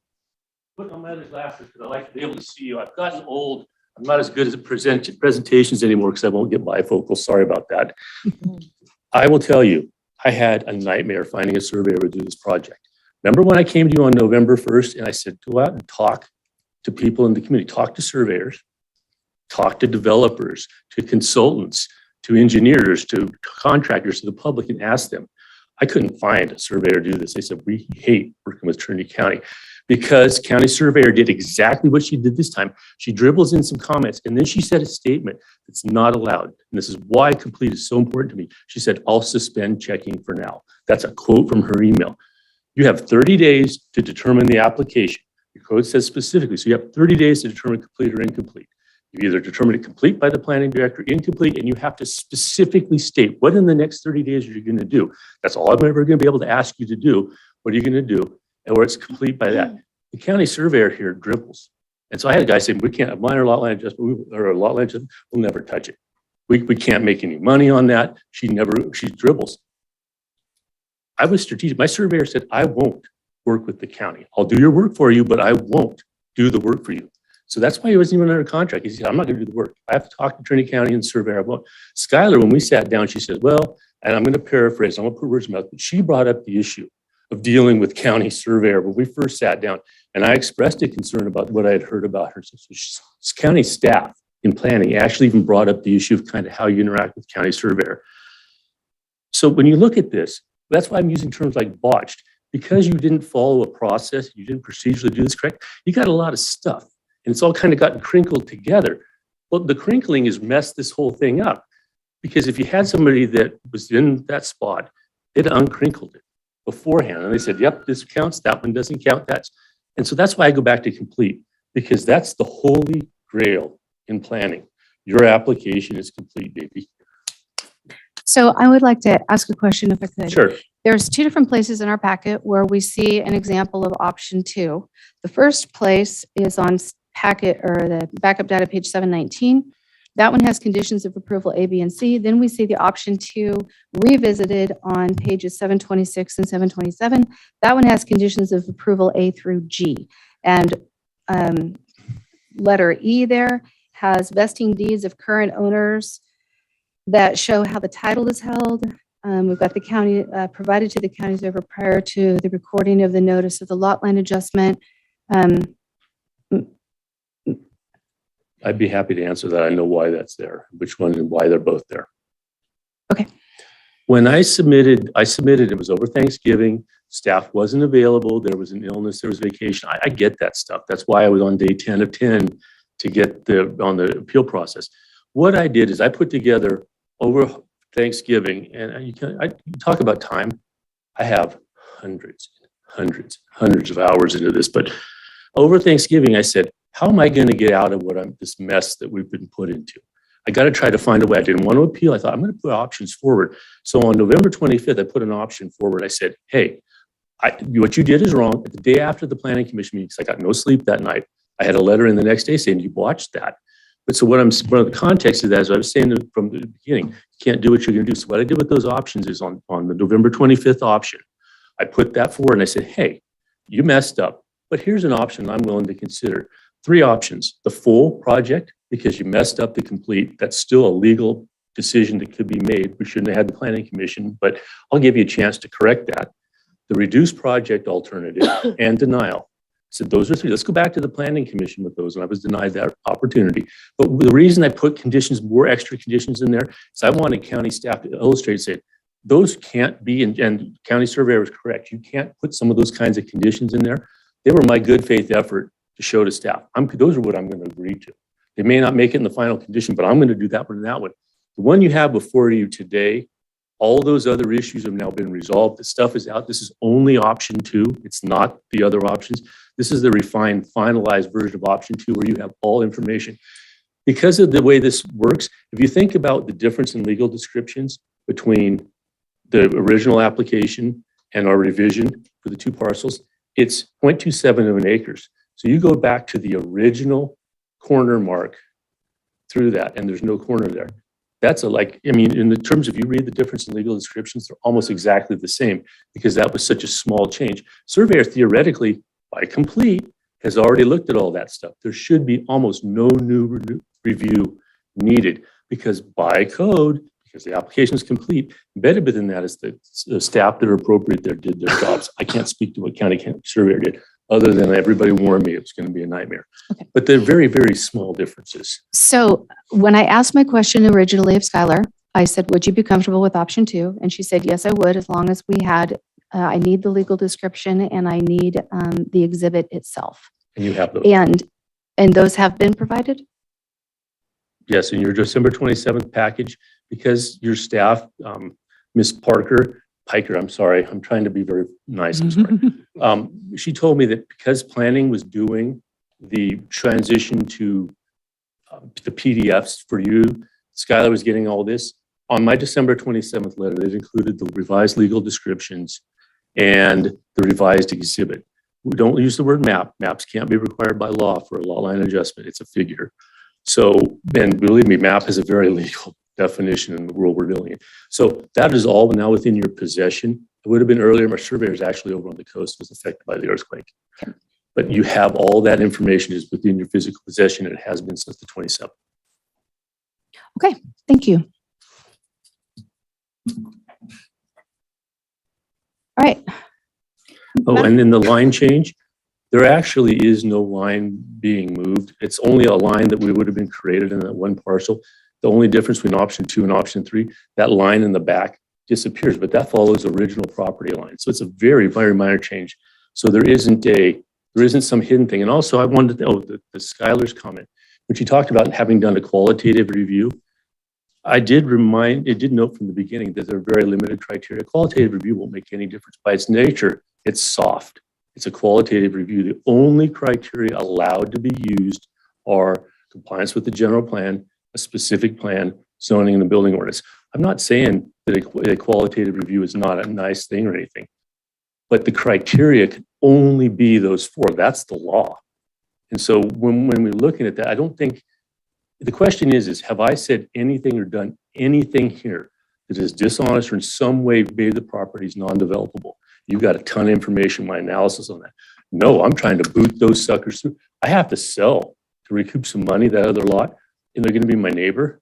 I made sure that that's a really nice lot. I have a water system in place. We'll have a gravity fed water. I did all the work. So there's nothing hidden. Everything is out there. Thank you. Okay, thank you. Madam Chair, may I ask a quick question, please, staff?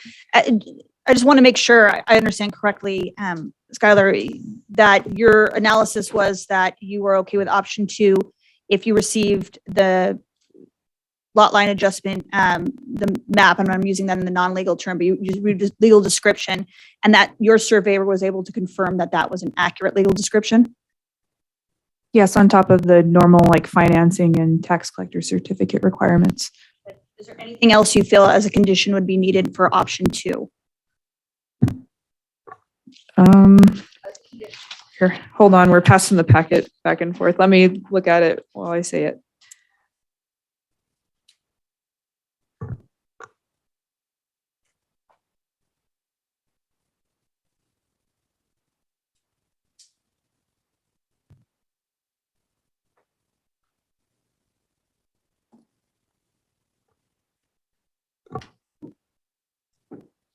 So on my end, I think having the exhibit and the legal description, as well as the financing and the tax collector certificate is adequate. My only concern is how we want to address environmental health. I know there's been like a bit of a back and forth on whether or not it's out of their jurisdiction, but I think it's valid that they want to verify that there's adequate septic or area for it. Chair, if I apologize. So Go for it. understanding that, understanding the septic issue is regarding whether when you reduce your size of a property, obviously the septic has different standards. And so again, my understanding in review of the Director Anderson's analysis is that that is not something that goes away, but it not necessarily is something that needs to be tied to the lot line.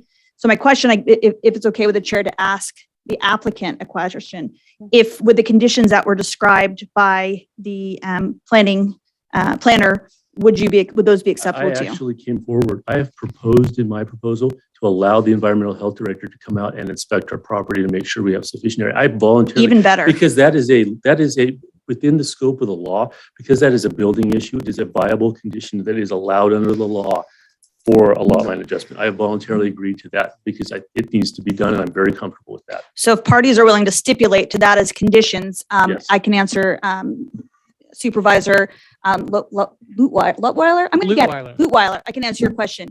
With those conditions placed on it, I would not have concerns. Thank you.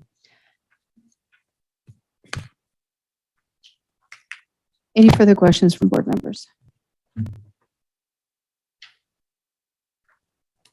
I'm looking this way mostly because you're the planner. I don't mean to not look this way. Do you have questions? All right. I am willing to entertain a motion. I would love to entertain a motion. I'm help me with the wording, but I move that we approve moving forward with the conditions of approval as we've just stated. So my question with that, are you making a motion that we approve the project or that we deem the application complete? We are looking at lot line adjustment P2219 option 2, findings of fact and conditions of approval as stated with the addition of the need for a legal description and the provision of the exhibit itself. Correct. In addition to the financing information, the Correct. Well, those are here, right? I'm seeing them listed. in there, and then in addition to the stipulation that environmental health will be allowed to inspect. I'm seeing that as one A, B, and C. The findings of fact I presented, I'm very comfortable with. I would love the board to make those findings. I'm supported by law. They're documented as there's findings 1 through 5, and then the 3 conditions of approval. I'm very comfortable. I would love to see those. So we're actually now seeing 5 conditions of approval, the 3 that are listed. 5 findings of fact and then 3 conditions of approval. There are 5 findings of fact. There are 3 conditions of approval, and we are adding, unless I'm not reading something that's here, the need for the legal description and the exhibit itself. Okay, well, if those boxes are checked, that's great. It's already done. And I want to clarify, just because I believe we're talking apples and oranges, we may or may not have those descriptions. I don't know. But I am sure we'll be able to get them. I'm not concerned about that. I believe the request of the planning department is to have us be able to verify that they're accurate. If they're accurate, there's no problem, which I anticipate they are. So I don't anticipate the applicant will have any problems with us doing our procedure to verify that. So we're not asking to receive them. We're asking to first verify accuracy. Did we receive those on the 27th? Yes, sir. Yes, sir. Just for the sake of, so my question to Supervisor Lutweiler was if he was actually making a motion to approve the project or if he was making a motion that said, okay, the application is complete. And the reason why I would like to know that is whether or not I would second that motion. So Clarify for me well, to me, the difference would be if you're saying that the application is complete, then it still has to go through the process again. Okay. If you're saying that we're approving this project, then the project would be approved. Okay. With these. Okay, approving the project is what I meant to say then.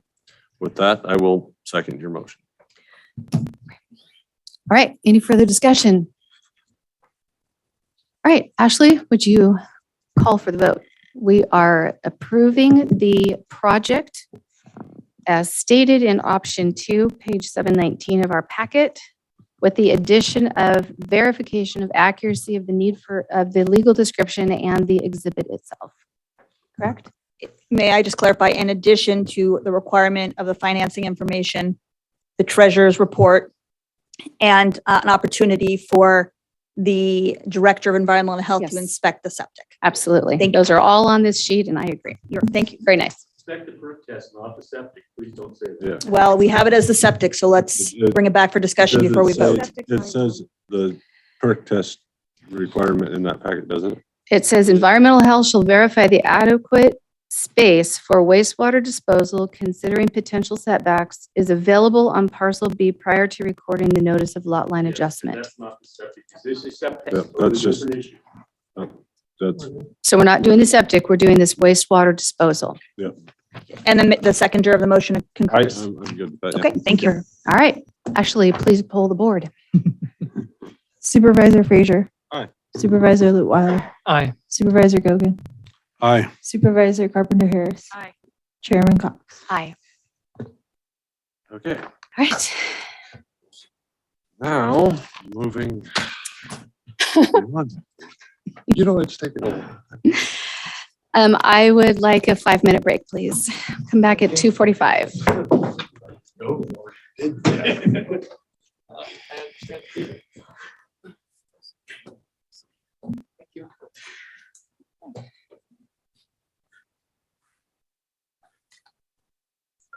Oh, hi. This is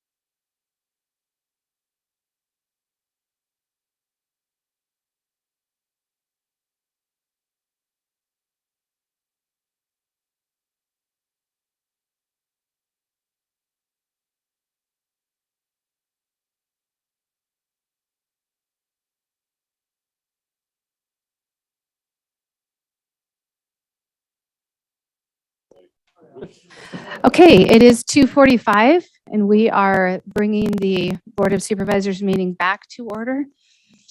We are now moving into item 6.8, transportation. Take the following actions regarding assessor's parcel number 014-350-56. Number 1, declare 1.33 acres of assessor's parcel number 014-350-56 as no longer necessary for county or other public purposes and approve the Trinity County Department of Transportation to enter into a sales agreement for the selling of the property. And number 2, adopt a resolution to declare 1.33 acres of said assessor's parcel number surplus land as that term is described in the Surplus Land Act, Government Code Section 54221B1, and comply with the noticing requirements therein. And 3, accept the Federal Aviation Administration land release authorization of said surplus county land. And 4, accept the waiver evaluation preparation by OCP of the surplus county land. And number 5, after complying with noticing requirements and assuring no other offers for the property are received, approve the Trinity County Department of Transportation to negotiate and enter into a sales agreement with Paul Klein based on the estimated value for said surplus county land, and authorize the director to execute the sales agreement and all documentation required for escrow to complete the transaction following approval of the lot line adjustment and the record of survey recorded after monuments are set in the field. Director Caucus. Good afternoon, Panos Caucus, Director of Transportation. As we've seen in the previous item, the devil is in the details, and that's what is going to get us. Again, lot lines are critical, and this project is similar to that because of the expected lot lines, or people may have looked at the assessor's maps, which they show a sketch, not the exact locations, and they only show the ownership name rather than the actual parcel. And in this case, some time ago, there was a house built. Let me see if I can move the mouse.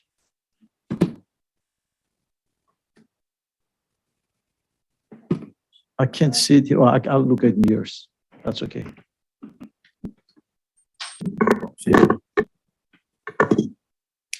There was a home built in this area in the black. Can you see this thing moving, my mouse? As you can tell, the existing lot is this perimeter that I'm describing, and it's shown with a blue arrow. Here's the existing Klein lot. Mr. Klein replaced a home that was sitting someplace in the boundary of that property line. And later on, he put some more other outbuildings in the side.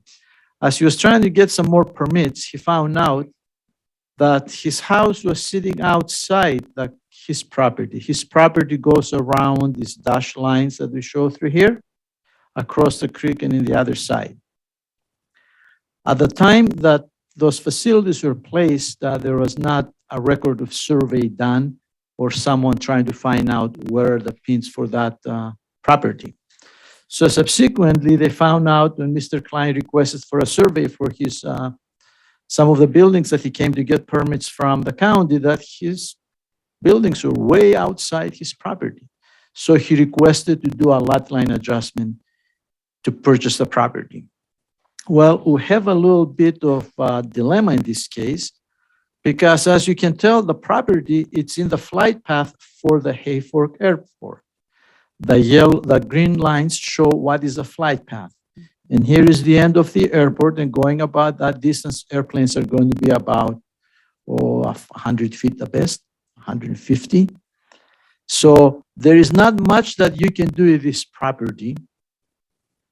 And we had to get special permission from FAA to allow us to sell or dispose of that property because it's not needed for airport purposes. However, it's needed for the flight path, which puts a lot of restrictions what you can do on that property. You can have maybe a one-story house and nothing higher because FAA gets a little upset when we interfere with the flight paths. So Mr. Klein came by to the department, and from what I found out is that he went through a whole processes, told he can purchase the land outright, because the experience that we had in the department was that we purchase property, or actually we don't want to purchase property for roadways easements because it takes forever to get rid of them, but get easements instead of fee title. So whenever we have to build a bridge, widen a bridge, or have a road, we get federal money, we go through the process of getting appraisals, we make the offers to the private property owners when we get the easements. However, when there is a fee title, a property that it's owned by the county, and especially this one that was purchased with federal money for the airport, there is a certain process to get rid of it. It's not an easement, unfortunately, it's a fee title, which means that we have to go through a process that the county council has helped us with. First, once the board decides this is a surplus property and we don't need it, then we have to make the offer to other public agencies, the school district, the park district, anything that is a public, not a charity, not a volunteer area, only public agencies. Could be the Forest Service, the state of California, to see if they need that property. If those people say we don't need the surplus property, then we have to evaluate through an appraiser how much it costs, and we go out to bid. Because the evaluation from the appraiser would be what is the minimum price we're going to accept. Because if we put out a bid, someone can buy and says, $1.50, give it to me, and legally you have to give it to them. So by having the appraisal, that is going to establish the minimum price that we can go to allow people to buy that property. We also have to have it out of bid for at least 60 days. So there is a whole process. So the other part that I put into this document, number 5, is the sale or anything is not going to take place until we have monuments set in the new corners, physically identifying where they are, a record of survey be completed and filed with a county clerk and recorder. So next time this property is sold, they physically can go and identify where that location is, rather than trying to use assessor's maps and trying to look at the tree with the largest leaves. It's right in the corner, that is a property line, because what you have on the web, the assessor's maps, parcel maps, they're for taxation purposes only, to identify the owner, to identify the value, and they could be 200 feet off. And especially in an area like where we are, and when they did the surveys back in the 1800s, they had a transit and a chain they tried to pull and going up and down hills. It's not very accurate. Nowadays, we can go to the exact hundredth of a foot, but then they couldn't. So that's why it's critical to go through this process. And again, Mr. Klein has been very accommodating, and he worked with us to make sure that the process goes through. But like I said earlier, people in the department before me, they did not know that you have to go through this process of offering the property to other public agencies, advertising it and getting bids, because you're not in the process of selling property, but getting easements, which is a little different. So question, if one of those public agencies was interested in the property, then you would be creating a separate parcel to sell it to them, correct? That's correct. In this case, we're doing a lot line adjustment, and this added land becomes part Merging of. it. Okay. We're merging the two. Could you put it back on the? And have we already checked with those other agencies, or that's still to come? Not yet, because it has to be deemed surplus property first. Okay. Before we can do that. If you look at it through here, can you see my cursor moving? The Yes. the dash line show the existing property, has to show through that arrow. And here is a property line, and here is where the house is. It's technically sitting outside of his property. And here is some outbuildings. So the new property line, it's the thick black line that's going around. Now, that thick black line also shows some utility easements, shows some road-of-way easements that they're not before shown in that area on that lot. So as we're creating this new lot, we're making sure that you have all the easements, navigation easement for the airport, and also all the other utility easements and road-of-way easements that are in this area.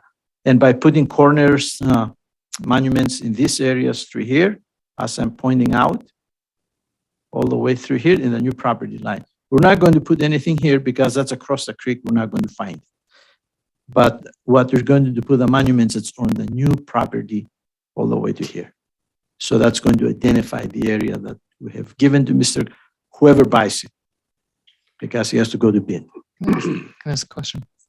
And I just want to make sure I'm clear. The reason that the house is not on the property, is that because there was a misunderstanding where the property lines were? I think there was an existing house. Mr. Klein is here and he can speak to that, but there is an existing house that he replaced in the same location, I believe, but he can tell you more of the history. But what I can find out is that it's not on the property that it was supposed to be. However, our maps show that his property going farther up rather than his property line going farther up than where it's at. Because that's the discrepancy between the recorder's map that they show the subdivision versus the assessors. The assessors, they're just sketches. Okay. Thank you. Any other questions of board members for Director Caucus? So first we have to deem this surplus property, correct? Yes. Okay. And then we go through the We go through the process. stages. Yes. Okay. Okay, we will open this to public comment. And Mr. Klein, do you feel that you'll be able to stay within the 3 minutes of a regular public comment, or do you feel you're going to need a little more time? I have a million questions. Okay, that'll be fine. I Thank don't you. want to be too wordy because that puts people And asleep. I'm not trying to cut you off. I just want to know what the expectation is so I can make sure with council that I handle this Around 5 correctly. minutes or so. All right, Ashley, you want to set the Okay. timer? 5 So minutes? my name is Paul Klein and I'm the owner of the property. And the sequence of events is a little bit different than Mr. Caucus has explained. And to his credit, he's new to this process. Okay. So this turned into a nightmare. This has been one of the worst nightmares you can imagine for the last 6 years for me. I don't know if any of you know John Jelisich, is that how you pronounce it? Yes. Rick Tippett, Bobby Chadwick, John Fenley, all these people were players when I first started this process. Okay, so what happened was I purchased this property in 2007 for retirement. It's on Hayport Creek. None of these structures were here at the time, okay? And when I purchased it, I hired a contractor to apply for a permit to swap out the single wide mobile home that was there and then to install this double wide that I purchased and put in. Also to build the garage. And then there was also a carport on the other side. Here's another picture of it. And you're welcome to pass these around if you'd like to look at it. The garage as well. Okay, so the county, I went to the permit department by the airport, and they had a computer outline of where my property was. And it showed the existing single wide there. I applied for a permit to swap it out, and that's what I did. And there was no problem. I was given permits for all those outbuildings that you see. I've been paying approximately $2,000 in property taxes that I'm being billed for now that I found out properties that are, improvements that are outside of the property line. I've been paying those taxes for 12 years, okay? There was no problem because my property line, from what I was told, this is even from Google, when I Googled it, is in front of the house and it's along where the asphalt drive is. That circular drive has been there since the 1950s, okay? This is part of the original house. This is showing the house being outside of the property line. This picture right here is to the right of the house. You can see the carport here. This is just a little portable thing. We need you to stay at your microphone if you don't mind, or the people on Zoom can't hear you. Thanks. That garage that's sitting there, part of the original house, it was the living room of the original house. The people that owned the property prior to me lived in that house, and that living room was made into a garage. So there was no problem. From 2007, I put the manufactured home in, had it swapped out in 2010, everything permitted, like I said. County said, this is where your property lines are based on their computer. When I finally retired, completely retired in 2016, I applied to have the RV port, which is to the right of that old garage that's part of the original house, to cover my fifth wheel that I had in Reading. I am a small business owner in Reading. My wife worked there at small business. We retired here. She's the one that said, you should put that RV port. So I went down to have a permit for it. And so the county then, showed on their line, he said, oh, well, your property line is going to go right down the middle of where this RV cover goes. And I said, well, so I don't get a permit. I mean, what do I have to do? And they said, you have to do a lot line adjustment. This is in 2016. So they said, but we'll give you a permit and you can put that in. You can get it straightened out. So this seemed really simple, right? So they said, get a hold of Dave Hunt Surveying. He works with the county and you're gonna have to get your property surveyed and they'll do these adjustments, right? So fine. So his cover letter said 3 to 8 months. You were given that the last time that we were here. Yeah, you voted on it.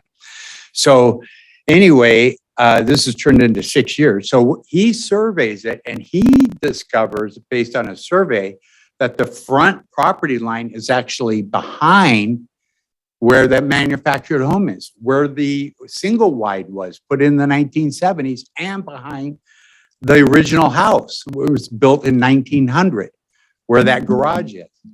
I mean, how could that be? I mean, that's like the worst nightmare you could imagine, that now your improved structures are not even sitting on your property. That's when I came to the county and said, okay, we need to do a lot line adjustment, because at that point I knew this thing was totally messed up. Okay, so during the process in 2018, I was provided with a quick claim deed, and this is a sales agreement, June 22nd, 2018. Department of Transportation says, okay, we're ready to go forward with this. We have the sales agreement ready. This is 1.5 years after I started, 2016. And then it got derailed because they found out, I mean, this was just kind of shooting from the hip as you go along. They found out that the property that they were going to sell me was acquired by a grant from the FAA, and they couldn't sell it to me without approval of the FAA. Okay, that's when that happened. Okay, so it went to the district office in SFO, San Francisco, and then the woman there approved it, but it had to go to the regional office in LAX. We had COVID and all that was happening during that time. For 6 years, I've been calling the Department of Transportation every week or every other week religiously. That's what my retirement has been like for the last 6 years. Okay, I hope you have a better retirement than that.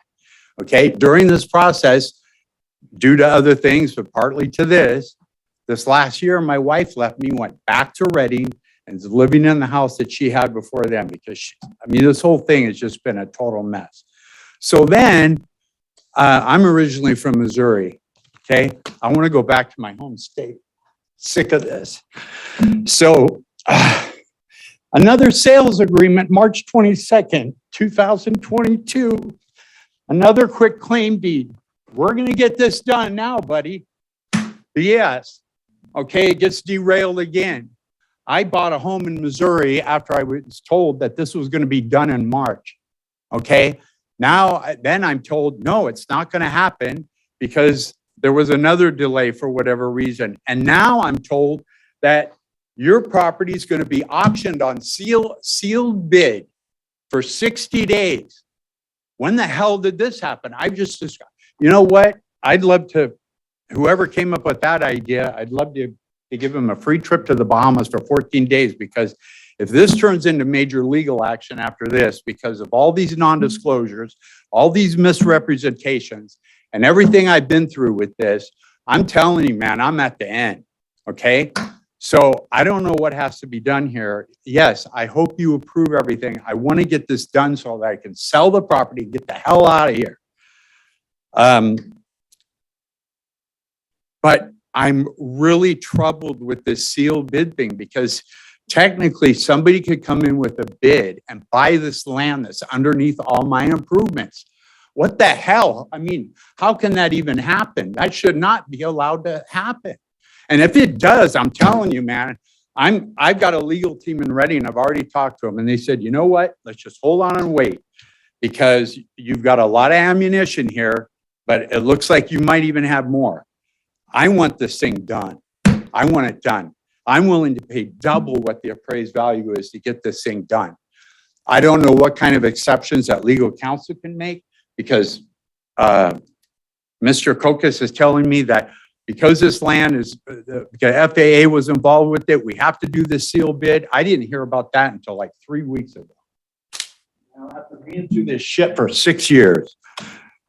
I'm sorry, but I mean, I am like disgusted with this. And thank you for allowing me to sit here all morning until I could get my piece. I'm done. Okay, do we have, and I'm sorry, sir, for what you've been through. I said I'm sorry for what you've been through. Do we have other public comment? Veronica Kelly Albies. Hi, can you hear me okay? Yes. Perfect. Veronica Kelly Albies, Douglas City. I think the applicant brings up a very valid point as someone who works for a public entity, even offering it up. How do we do all of the improvements that are on there? Does that go with it? Sadly, it seems like this has been a hard course for him to follow, and I hope it works out in his favor for that. I do hope for the county's sake it is at a good appraised value. But as a public entity, I mean, what would they be getting? What would they be bidding on? It just sounds a little interesting. So that's all I wanted to say. Thank you. Thank you. I have no other raised hands, no chat. Okay, I'll close the public comment and bring it back to the board. Feel free. What do squatters' rights have to say? You've been paying taxes on this property for years as your own. And So I know your that questions there are laws, cannot be addressed to the public. You can address staff. to either staff or council. Council, What yes. is squatters' rights in our state? I know that you can, if you've been living there not told to leave for years, then you do have some right to the property.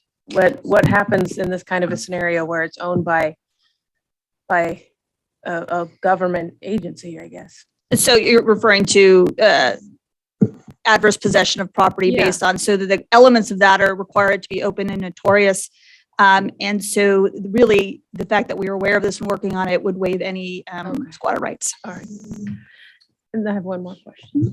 Was the property line, maybe it's to you, was the property line determined by, I know that there have been in the past many issues over sections that were changed in the 80s during the BLM, when BLM did a section line change in our county, and that was kind of determined that it wasn't working for so many landowners that it was an error. So I'm just curious to know, I just am amazed that this property line is so off and has just been allowed to go on for so long. It's fascinating to me how this could have happened.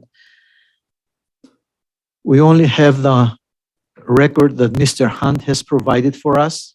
He's a licensed surveyor, and we trust that he has done a correct survey. Mr. Klein is also able to get another surveyor to verify that Mr. Hunt had the correct survey. Again, this is an area Right, where but we don't have that many monuments. his descriptions come off of plot maps and the maps that were set. So anyway, I'm just Again, we have to curious. rely on licensed surveyors. That's Yeah. their business. I can't comment one way or the other. I have some questions when you're ready, but Please. go ahead. No.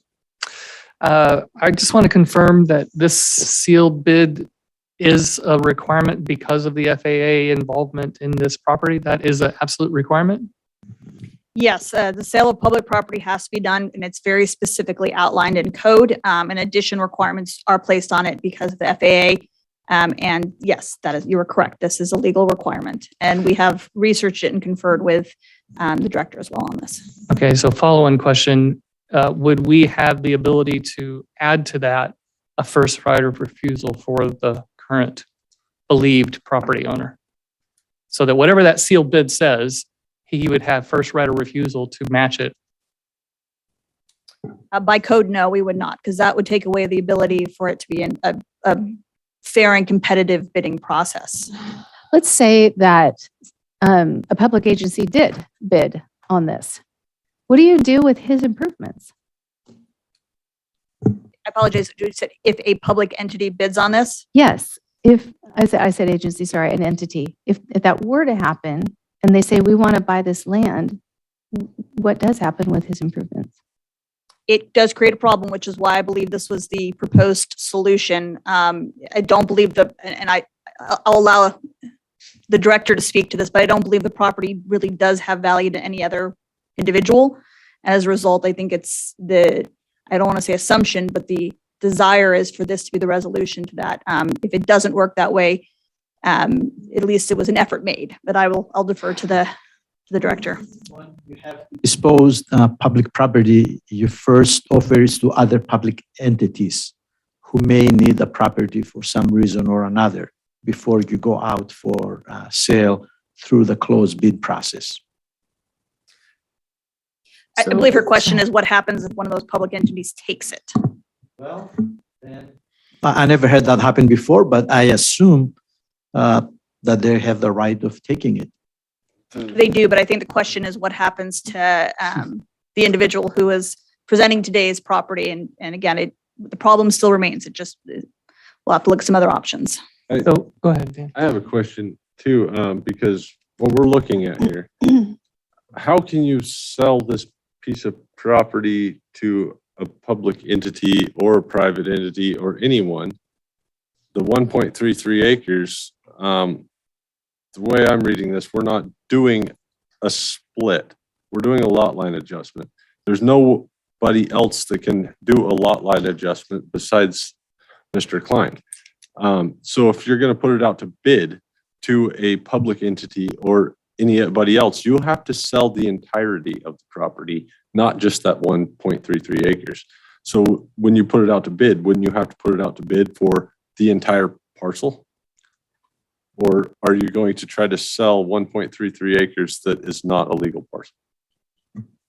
I will defer to you because I have an answer to this, but I can tell you do as well. Go ahead. 1.33 acres because that's all that's public property. The other one is not public property. There's no lot merger taking place yet. Is that correct? So I just want to confirm that the 1.3 acres is a legally established parcel. No, it isn't. It's going to be the one that's going to be added to the existing parcel. So we would need to do a lot line adjustment. But we can't do a lot line adjustment unless the property belongs to him when we get done adjusting it. Correct. Because we would have So otherwise. how can we property. put it up for auction if we cannot sell it legally? To me, the only way we could do it would be if we offered the entire parcel, which would mean we would have to deem the entire parcel surplus, which we can't really do. So I think we need to figure out a way that we just say the county screwed up. We're going to do this lot line adjustment and sell this portion of the property because, I mean, how can we offer something for sale that doesn't exist? That's my question. That is a very good question. And the reason it's being done this way is again because the code requires us to do this way in order to sell it. But if you're saying pull it back and do a lot line adjustment first. But we can't do a lot line adjustment unless we sell it to him. And we can't sell it to him until we do this process. I do think it's important to note that if we do get a bidder on the property that can't legally own the property, for example, it's a landlocked property that they're purchasing, we can deny it. So I think if I were to say this is one of those situations where the code and the law, the way it's written, is nonsensical. So we're just trying to follow the procedure, knowing the ultimate result will be that it is given or sold to this individual. But we have to follow the process or else there's exposure to liability. But your points are very well taken. Correct. 1.33 acres is not a legal lot. It's part of a larger lot. And what is available, it's a 1.33 acres. So if So we, You have it's a conflict. if we deem that 1.33 acres is surplus property and put it up for bid, nobody can bid on it because it's not a legal parcel. That's correct, except one person as a lot line adjustment. So 100%, this is going to come out in Mr. Klein's favor. It's just going to take 60 days to go through a process for that to happen. As far as I can tell, looking at the information we have today, there is no other potential legal owners that we could sell to. We still have to go through the process as required by the state and federal law and the FAA. So again, we're trying to follow the procedure to make sure it's done correctly so that in the future, we can all be assured that it's being done correctly. So but you're right, you're highlighting exactly why this has been a very confusing process. And it's in a dilemma for us because you could not have a legal lot to sell, and yet you have to go through that process. Has any attempt been made to work with the agencies involved in this that have these requirements to explain this situation and ask for an exception? An exception from the FAA? No, I mean, I don't know. I haven't been asked or discussed that, but just from my personal experience, you will not get an exception from the FAA, and it will likely take about 5 times as long as this process is. Again, this is a creative way trying to get a good result and follow the law. The requirement for public sale, it isn't FAA, it's a federal requirement for any property. Okay. And I'm again still looking for a possible somewhat fair outcome here. Is there any way for us to add to that sealed bid requirement to say, for example, if you win this sealed bid, then you're responsible to for these amount of taxes that have been paid on this property over the last X number of years. You're responsible for the cost of relocating these structures off the property, so on and so forth. So basically we make it so that, okay, I guess it could happen that somebody could come in and buy this property, but they're going to pay dearly for it, which they should if they were going to take it out from under this property owner. Just a minute. Council, let's let her answer the question first. I just don't know if we have any flexibility at all. From a legal perspective, putting those types of restrictions would not be compliant with the federal law, the state law, and the rules regarding sale of public property. So it would potentially create a voidable sale. Okay. Of course, I can't tell you if it would be voided. I have a follow-up question to that though.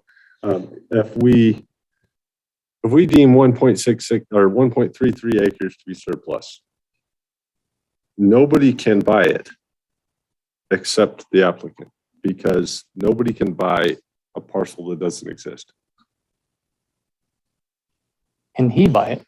He could buy it because he can do a lot line adjustment. Correct. He can make changes So to he the can property make that it allow it to be legal. No other third party could. So that is kind of what we've been saying, is that we don't want to say guaranteed because we never say that, but it is a high probability that he will be the only bidder able to bid. And if somebody did bid on it and get the bid, they would have to go through the subdivision process to try to make that a legal lot in order to buy it. Is it big enough to even go through the subdivision Well, you would have to divide it from the parcel that it's part of. The 1.33 acres that's surplus would have to be subdivided from the parcel that is the airport. Correct. And then you would have to have egress and egress issues and all that addressed, which again, I do not anticipate could be done. I hope not. Council, under what process could I allow Mr. Klein to speak again? It's your pleasure as the chair, but Please. open it up. You have to open up for everybody. All right, I will open it up. I have to say that there's some brilliant minds here. I'm totally impressed. I couldn't believe what I was seeing going on and all this, you guys working together. I think Dan brings up a really good point, and you too, that property cannot exist as a separate lot. I don't see how it can. There's just no possible way. So if anybody tries to purchase it, it would have to be incorporated into another existing lot, like the Forest Service or whatever, but they're across the road. They're not going to have any interest in it. So I don't see how this could even legally be sold to anyone else. I don't see how it can. I mean, basically, that's what we were saying. So in my mind, if it can't be sold to anyone else, then the 60-day period is just academic. It's just academic, because if any bid comes in, they can't, you know what I'm saying? Yeah. And then you can't put the whole property up for bidding, because I already own that existing lot. I would be having to rebid on the property I already paid for, that I own outright, and all the improvements. So that's not right. And even if somebody could technically buy it and do it, they would be open to, this would just open up a whole Pandora's box of legal challenges and everything, which no one wants to do. Right. My thought is this: I don't see why we have to delay on any of this. If there's notices that have to go out to the other public entities or Forest Service, who else is involved in it, that they're given like maybe 10 business days to respond. But even if they do, it doesn't look like they could legally buy it. And then the 60-day period could commence. But I don't know why there couldn't be a pending sales agreement put forth between myself and the county that I've been waiting on for 6 years. And I'm willing at this point today, I'll give the offer right now, today, I'm willing to double the appraised value amount on a sales agreement that the county puts together, pending on the 60 days, because technically we have to wait for that period for sealed bids.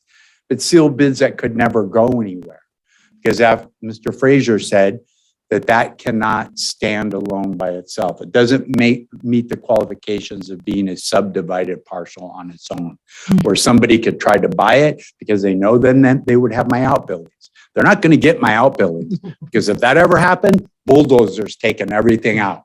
Okay, so I mean, I don't want it to go to that. But I think there's a way that we can get the ball over the goal line here. Again, I'm totally impressed at what I was hearing. All of you, every one of you guys are like on your game. Thank you for that. Thank you. Since I did reopen public comment, is there anything anyone else would like to say? I have no chats or raised hands. All right, I will close public comment. Bring it back to the board. So with regard to an offer to double the price, I'll only speak for myself. No, thank you.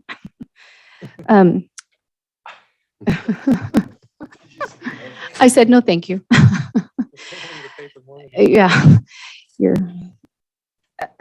So I would entertain a motion. Council, really quickly, is there a way that, sorry, my mic doesn't reach far enough. Is there a way that we could enter into some kind of an agreement where Mr. Klein could actually be in escrow for that 60 days, or do we have to wait for that 60 days before he's allowed to make an offer?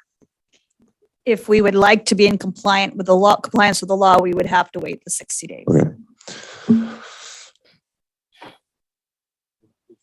Yes, please. So my motion would be to consider the surplus land and go through the 60-day waiting period, knowing that it's impossible for anybody else to buy. And unfortunately, it would take you 60 more days to get through this thing, but I hope that's a good resolution for you. But I think that's the best thing we can do right now. So it would be surplus land, put it through the 60 days. Adopt as presented then? Say it again. Adopt as presented. Presented. Okay. Do you have a second? I'll second. All right. When's the 60 days commence? I'll have to answer that question in just a moment. Any further discussion? All right, Ashley, could you pull the board, please? Supervisor Lutwiler, Aye. Supervisor Gogan, Aye. Supervisor Fraser, Aye. Supervisor Carpenter Harris, Aye. Chairman Cox. Hi. So then I guess the question is, can that 60 days notice start pretty much right away? No, it doesn't. We have to make sure we have to go through the offering to other public agencies, and then we have to put it out to bid, so to speak, from the day that it goes out to bid. It has to be advertised for 60 days. Can we ask you to expedite to the best of your ability? Tomorrow, we can sign the resolution and get it over to him so that he can do what he needs to do. Perfect. Thank you. Oh. I need a nap or a Prozac pack. I'm not sure. It's a lot. Okay. Okay. Moving on to item 6.3, we're doubling back, appoint supervisors to represent the county on various boards, commissions, committees, and task forces for the next year. So in trying to help us, I felt it's, I'm speaking a clear sentence. It's important to me that we equalize the division of labor as best as possible. So I created this Excel spreadsheet. I also took all of the committees and moved them into what looks like, I had some help on this. I don't want to claim the workload here. Into 5 groups that kind of reflect a similar train of thought, hoping to help us think in terms of if each supervisor kind of had a vein of direction that was a little bit consistent, maybe that would help. Maybe that's going to be fruitful. Maybe it was a lost labor of effort, but nevertheless, I'd like us to go down the list in the order that I've provided. So Ashley's got the Excel spreadsheet to this. We can see where there's a primary. Some of the assignments require an extra primary, or in the case of LAFCO, 3 primaries and an alternate. And then some do and do not require an alternate. So we'll just take them as they go. I did my best to kind of look at who had what assignments last year. And then I asked Supervisors Lutweiler and Carpenter Harris to please provide interest areas so I could create the best guess possible to hopefully expedite this process. So we'll just have, yeah, you've got the bigger look. Yes. All right. So let's just start and go down the list. We'll start with the Airport Advisory Commission. And in the past, that had been Supervisor Groves as primary and myself as alternate. I know that Supervisor Lutweiler had expressed interest in that, and some of your interests, I believe, Supervisor Lutweiler, were just being willing to take over anything that your district had previously been involved with. So I tentatively suggested you as a primary and myself to remain the secondary, but if you're not interested or you would like to swap with me, it's your pleasure. I'm fine. Okay. Great. And alternate. Okay. Yes. Thanks. That one is an alternate, so that one's A.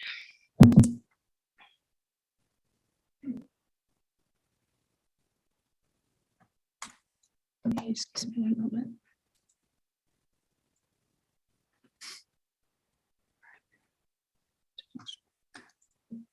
Great.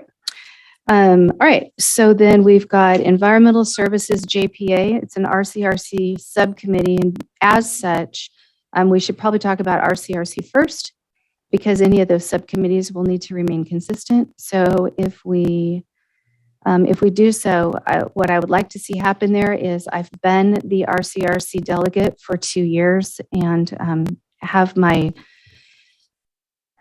bearings there and connections there. So I would suggest that I move myself to primary, and then Supervisor Gogan has expressed interest in RCRC moving from CSAC there. So my suggestion is that anything that RCRC would be myself as primary and Supervisor Gogan as alternate. Supervisor Gogan, how do you feel about that? Thank you. Okay, great. All All right, Natural Resources Collaborative Formation Group, Trinity County, it's more commonly known as a Trinity County Collaborative.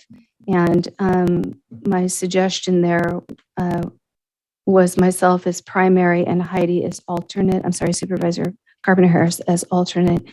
But I'm willing to swap with that, and I'm willing to entertain other ideas. Supervisor Harris, how do you feel about that? I'm fine with being secondary or primary if you want to. I'm comfortable in that setting. Okay. I would suggest that you, if Heidi's willing to take that as primary, that you give it to her, because I see a lot of Jills in the primary section. Okay, fair. All right, so I will be the alternate and Supervisor Carpenter Harris is primary. Thank you for your willingness. North Coast Air Quality Management District. We have I've been the primary on that for the past couple of years. My question here is the extra primary. It's never been raised before. We didn't even have an alternate that I was aware of on that in the past. So I'm just wondering if that's something that you've discovered, that we're actually supposed to have 2 seats at that table, or it could very well be that I made a mistake. okay. If you didn't, I would actually suggest that you would put Supervisor Carpenter Harris in that second position, because it's a pretty major transportation issue for Liam, where she would be on the 299 corridor. Got it. Okay, perfect. It's a lot easier to get to Eureka. So you're willing to stay as a primary? Yes, I am. And suggest Supervisor Carpenter Harris as alternate. And how do you feel about that? Heidi? Oh, I didn't know if you were asking. Okay. I feel comfortable with that. Okay, great. Perfect. Thank you. Move that. Okay.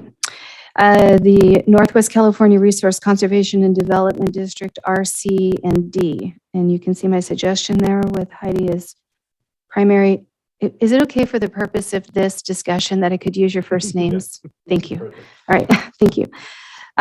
Heidi, I have suggested you as primary and Liam as secondary. And how does anyone feel about that? Okay, Heidi, you're good? Yes, ma'am. Okay, thank you. Secondary, great. Trinity County Fish and Game Advisory Commission, we have Liam, and to my understanding, it only requires a primary? It does. And you're good? Yes. Thank you. Okay, and the Trinity Management Council, I have suggested Liam to remain primary, and Rick has expressed interest in being willing to be the alternate. And Liam, I'm going to assume you are wanting the primary to remain. Yeah, I just want to not warn, but forewarn. This TMC thing takes up a lot of time. It'll take up 30 hours of your month probably. Okay. And I wonder if I suggested Rick because he had said he was willing to take over whatever Keith had, but I'm wondering now, knowing sort of your strengths and interests, if Heidi, you have an interest in this. Yeah, I have background in that information if Rick. Sure. Okay, so you will be the alternate, and Liam will bring you up to speed. Okay, the Weaverville Community Forest. Heidi, you had expressed, I think, direct interest in that. Is that still your wish? Okay, great. All right, one group done. Behavioral Health Advisory Board. Dan, you had been primary. Do you wish to remain? I'm okay with that. Okay. And Heidi, I had suggested you as a secondary, but I'm guessing you expressed interest. Yeah, that's fine. It's an issue. Okay, all right. Up and down the county. Indeed. All right. And Child Abuse Prevention Council. Liam, that's something you've been doing. Wish to continue. And I don't remember why I suggested Rick. Did Keith maybe serve as alternate there before? Well, I don't remember what I said I was interested in, but I am interested in this. So Okay, great. that's fine. Perfect. Myself and Rick? Yes. All right. Child Care and Development Planning Council. Liam, are you still interested in primary? Sure. And Heidi, I think it was because you said you had interest in all things kiddos. Is that something that you want? Okay, alternate. They matter. All right, so the children and families, yeah, not necessarily the littlest ones, right? We had talked about first 5, and I'm willing to remain on that commission unless anybody would like to do that. Okay. The Colusa Glen Trinity Community Action Partnership that had been, am I correct that this is a first and second? There's 2 primaries? I think, kind of.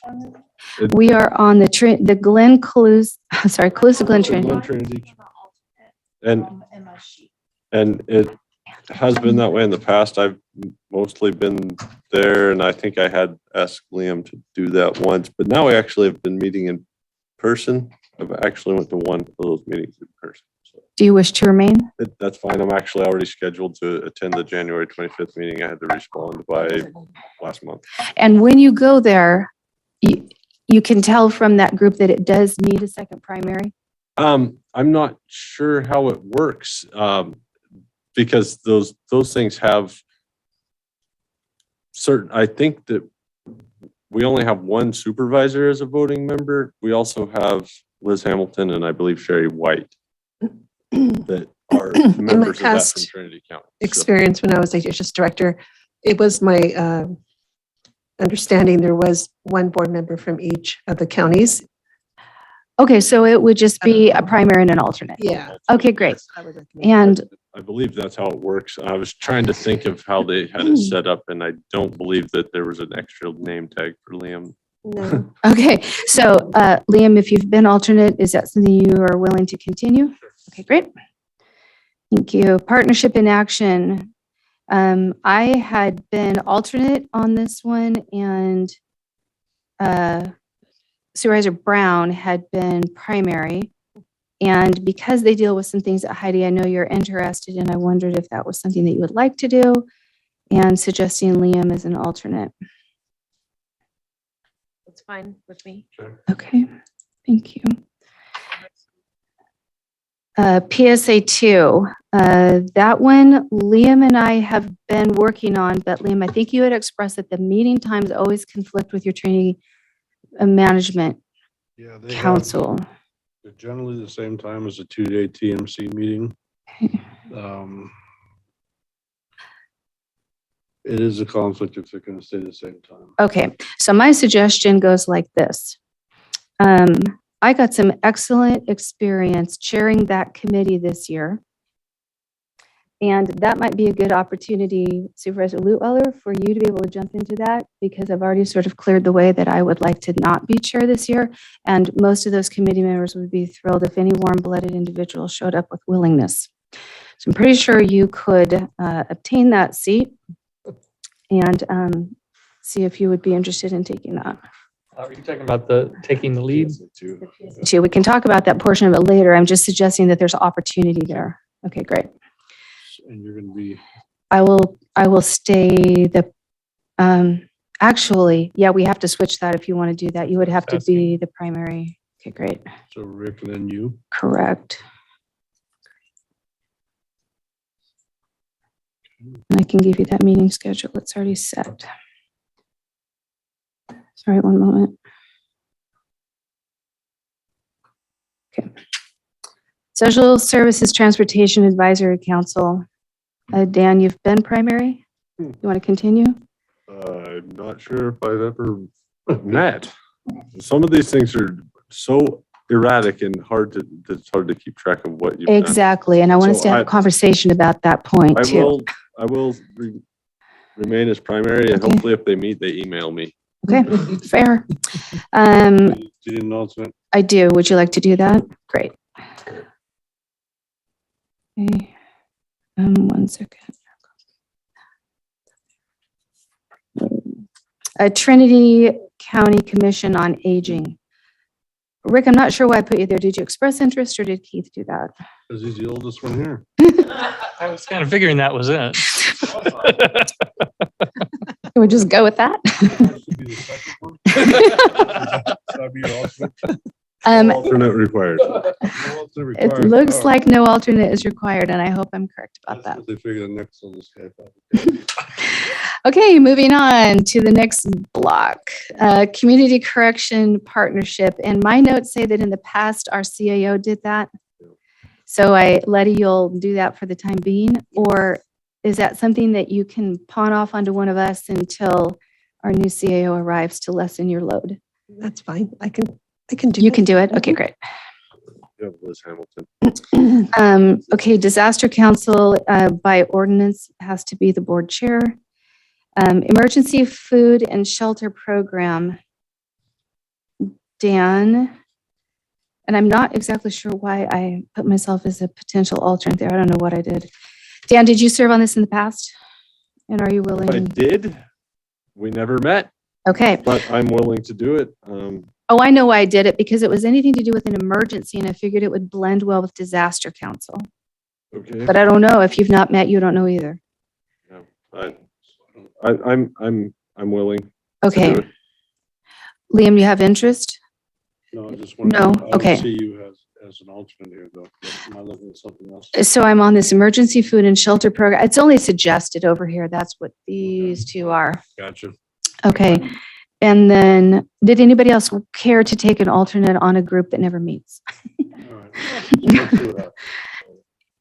Is that what you're saying? You want to? Okay, great. If it's needed, I'll jump in. Okay, great. Because the fairgrounds usually does a lot of that stuff. Okay, great. Perfect. And the next line was a similar vein of thought. Dan, did the Emergency Medical Services Advisory Committee, is that a group that meets? Not that I've ever met with. Shall we just treat it the same way? Dan is primary and Liam is alternate? They meet. I hope they email me Okay. One moment. and don't do it on a Tuesday. Okay. All right, Fire Safe Council, I had served on that. Heidi had expressed interest, open to what anybody wants to do. Is that something that you still want to do, Heidi, or you kind of, you want to? Okay, Yeah. there you are. And that does not need a It's second. nope, that's a single one. Okay, NorCal EMS, those were two primaries, and so that's wrong, Ashley. I'm sorry if you move my name over to primary. That had been Liam and myself, and I would like to continue. And Liam, do you feel the same? I'll be alternate on both of those. We are both primaries, I believe. On NorCal EMS? Am I correct? That's a double primary. I don't think so. Oh, on the NorCal EMS? Oh, maybe I'd been primary and you were alternate, and I suggested a switch. Do you want to do that? That's fine. Okay. Thank you. Liam is going to be the primary. Jill will be the Correct. All right. Trinity County Fire Chiefs Association. I had been primary in the past. Liam had been alternate. Meeting times were, I think, difficult for Liam to meet. So I moved myself as potentially to alternate and thought, Rick, with your involvement with the Lewiston Volunteer Fire Department, you might find that interesting, but it's up to you. Sure. Okay. So Rick, Jill. Yes. Okay, administration and general government. Forest County Schools Coalition, this is the Secure Rural Schools. Heidi, I think you expressed direct interest, is that correct? Yes. Okay, so would you like the primary role there? Sure. Okay, and Liam, I don't know if you've been alternate, have you? Okay, that was easy. Now, CSAC, I had suggested Rick as primary and Heidi as alternate. Is this agreeable? Yes. Yes. LAFCO, we need 3 primaries. And in the past, we've had, well, you can see the suggestion. Actually, yeah, if for some reason I took myself out of that, and I'm willing to do it if anybody else doesn't want to, you would prefer. Plenty to do. Okay, so Dan, Liam, and Heidi, I'm suggesting is all primary, and Rick is alternate. That doesn't meet very often, does it? They meet once a month, and it's oh wait, it's quarterly. Quarterly, and it's after board meeting. 4 o'clock on a board meeting day. That's fine. Yeah. It's not that hard of a, Interesting. yeah. Okay, so we're going to do Dan, Liam, and Heidi as primaries. And Rick will be the alternate. And it's really important for that one, if you can't make it, to let your alternate know, because they often need you for the quorum. And if it's not that difficult to let the alternate know for LAFCO, because we'll be in a board meeting together. Ahead of time is good, though, so you can read the packet. But true. Okay, so NACO suggesting Heidi as primary and Dan as alternate. Dan, if you don't wish to be alternate, I hear you breathing. I will, if nobody really is interested in it. That's not something I have a major interest in. I'm not big on traveling to Washington, DC. Okay, is there somebody else that is interested in being the alternate? I can be the alternate. Okay. One moment. And Heidi was good with. And Heidi's good with primary. Okay. Just 1 second, it's messed up. Okay. RCRC we already discussed, and solid waste hearing panel. I am under an impression that as chair I need to do that, but I might be wrong about that. Somebody guide that. I think so, yes. Okay, that's where I got that. Okay. That's another one of those that's never used, correct? Yeah, I believe so. Really needed. Okay. And I think that there is no alternate on that, because I think that that Diane Rader serves as the other piece. She does. I do know she represents and was Okay. appointed, although it would be good to make sure you reappoint her with this new board. Okay, then let's write Diane Rader's name in there as the second. Okay, that would be a second primary. Okay, Golden State Finance Authority, again, that's a subcommittee of RCRC, so that's determined. Highway 299 Committee, Heidi, I think you expressed interest. Is that what you wish? Yes. Okay, and I don't know why I put Liam as alternate. Is that something you've done in the past? Something you want to do? His district also. Yeah, that's that. Okay. The Housing Rehabilitation and Business Loan Committee. So Dan and I did that this year. And Rick, you would not be able to serve on that. It'd be a conflict of interest because your wife serves on that as the realtor. I say that word wrong. So that is either going to fall, it's going to fall down here somewhere. If Dan, are you willing to continue? I'm fine with that. Okay. It doesn't meet terribly often. And I could probably handle continuing unless somebody else is interested. Okay, I will continue. All right, North Coast Resource Partnership. I have suggestion of Rick as primary and Heidi as alternate. Checking the numbers, we're balancing out pretty well. So Rick as primary it would be fine. Rick, you've got 6 primaries so far. I've got 7. Liam's got 6. Heidi's got 9 and Dan has 9. So we should probably keep it down here somewhere between Rick and Liam. He's going to be the primary. I'll be the secondary Okay. on that one. Rick, are you comfortable with that? Sure. Okay. North Coast Resource Partnership. Correct. Okay. Okay, great.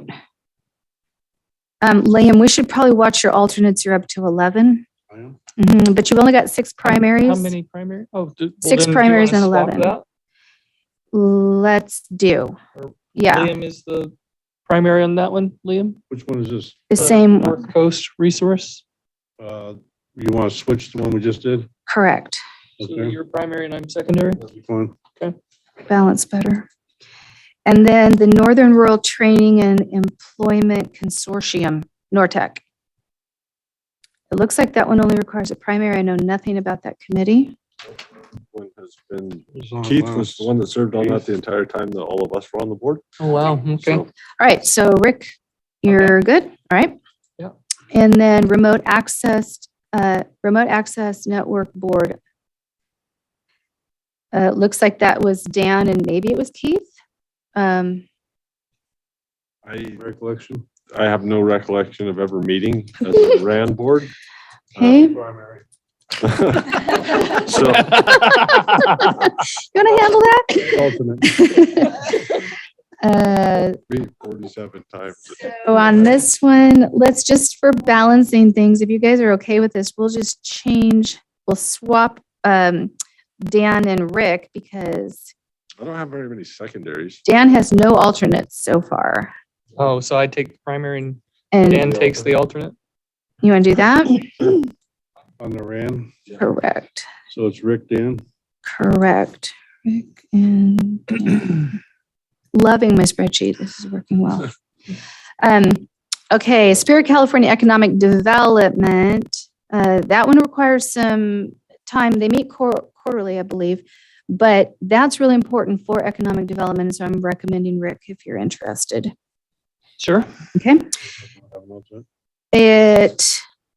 You're fighting. I know, but I don't think. I don't think it. No, it does. It's got an alternate. Is there anybody? I mean, let's see. Let's look at the alternates. 4 and 5 and 11. Liam, you've got 11 alternates. I think you're good. Heidi, you've got 6. Dan, you've got 1. I will be the alternate if that makes your spreadsheet work better. Now you got 2. That's fine by me. Great. So Rick, Dan. Yes. Got it. On there. All right. Now there are 2 board committee assignments being added this year. They have been proposed by Health and Human Services, requested. One of them is the Trinity Opioid Safety Coalition, and the other is the Health Systems Collaborative. So these will work under Director Hamilton and Marcy Cudzel as our nurse. Anybody interested? I am. Okay, which one? Top one. Okay, so your primary on the opioid, do we have? I don't know that she requested an alternate. She just wants board representation. Okay, great. So Liam is there. And then Health Systems Collaborative. Anybody interested? I haven't, well, I actually do have details. I just didn't read it very carefully. Again, it's going to be under HHS. Leigh, did you have information as to what exactly it does? This is a new one that was created after I retired. Yeah. Okay. We don't have info. It's going to be similar. If you're there for one, it might be helpful to do both. I was going to say, does it intertwine with the? It's, I think so. Let's go with it. Okay. If anyone, partway through feels weighed down, or if you find you have scheduling conflicts that don't allow you to meet something, but this is beautiful. We've got 8, 7, 9, 9, 9. So we're really well balanced in our assignments. Does everyone feel comfortable? Yes. Yeah. Okay. Oops. You bet. The one thing that I still think we need to make sure we get clarity on is whether or not there are 2 primaries in the North Coast Unified Air Quality Management District. I don't really think there are, but if there are, that's something that we could take advantage of, having 2 voting members. If, okay. I mean, not that we ever vote on anything exciting, but maybe someday we will. That I have from last year, it says a primary, no alternate. No alternate. One alternate. One alternate. Okay. Yeah. So I think that Heidi would be an alternate there. Oh, okay. Okay. It was listed as 2 primaries. And I will try to let you know if I missed that meeting. Okay. I haven't missed one yet. Right. Okay. Thank you for organizing that. Absolutely. Well, I had some wonderful help, so that was great. Mine was so Sorry much for more the mess. organized. All right. So. Somewhere is an agenda.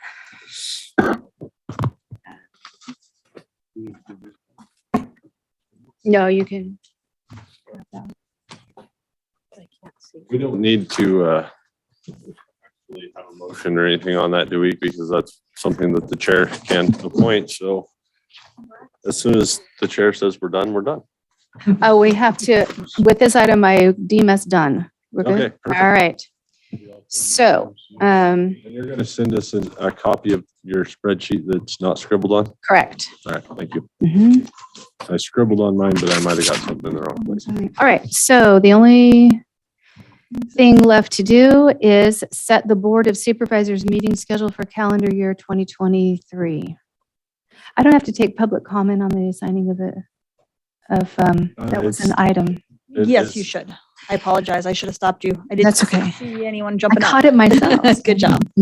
All right, so on item 6.3, the agenda, the committees that we just set, if we have any public comment on that, we could receive it now. I opened it. I did. Good afternoon, Madam Chair, members of the board, Tom Belenko, Douglas City. I know you were talking about standing committees, but as a committee assignment, we had tremendous success last session or year, whatever is the appropriate term, with the alternative building code ad hoc committee. As I understand it, that ordinance is still waiting for the state to do whatever the state building commission needs to do. So I would ask that maybe the chair consider extending even on a, if necessary basis, that ad hoc committee. So that if the state comes back and we need a tweak, or really until we have an application at the building department that members of the county can pick up and apply, I think maybe board oversight might be necessary. Again, that's your pleasure, Madam Chair. Okay, thank you. Thank you. Any other public comment? I have no chats, no raised hands. Okay. I will close public comment. And Jan? so I do not, what did I know about an alternative building code ad hoc?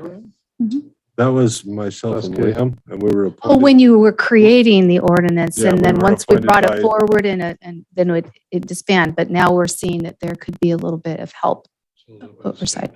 It was, we were actually appointed by Jeremy Brown. Correct. All right. That's why it was 2 years ago. Okay. That's probably something that. I'll think about that. Okay. All right. So now we'll move on to our last item.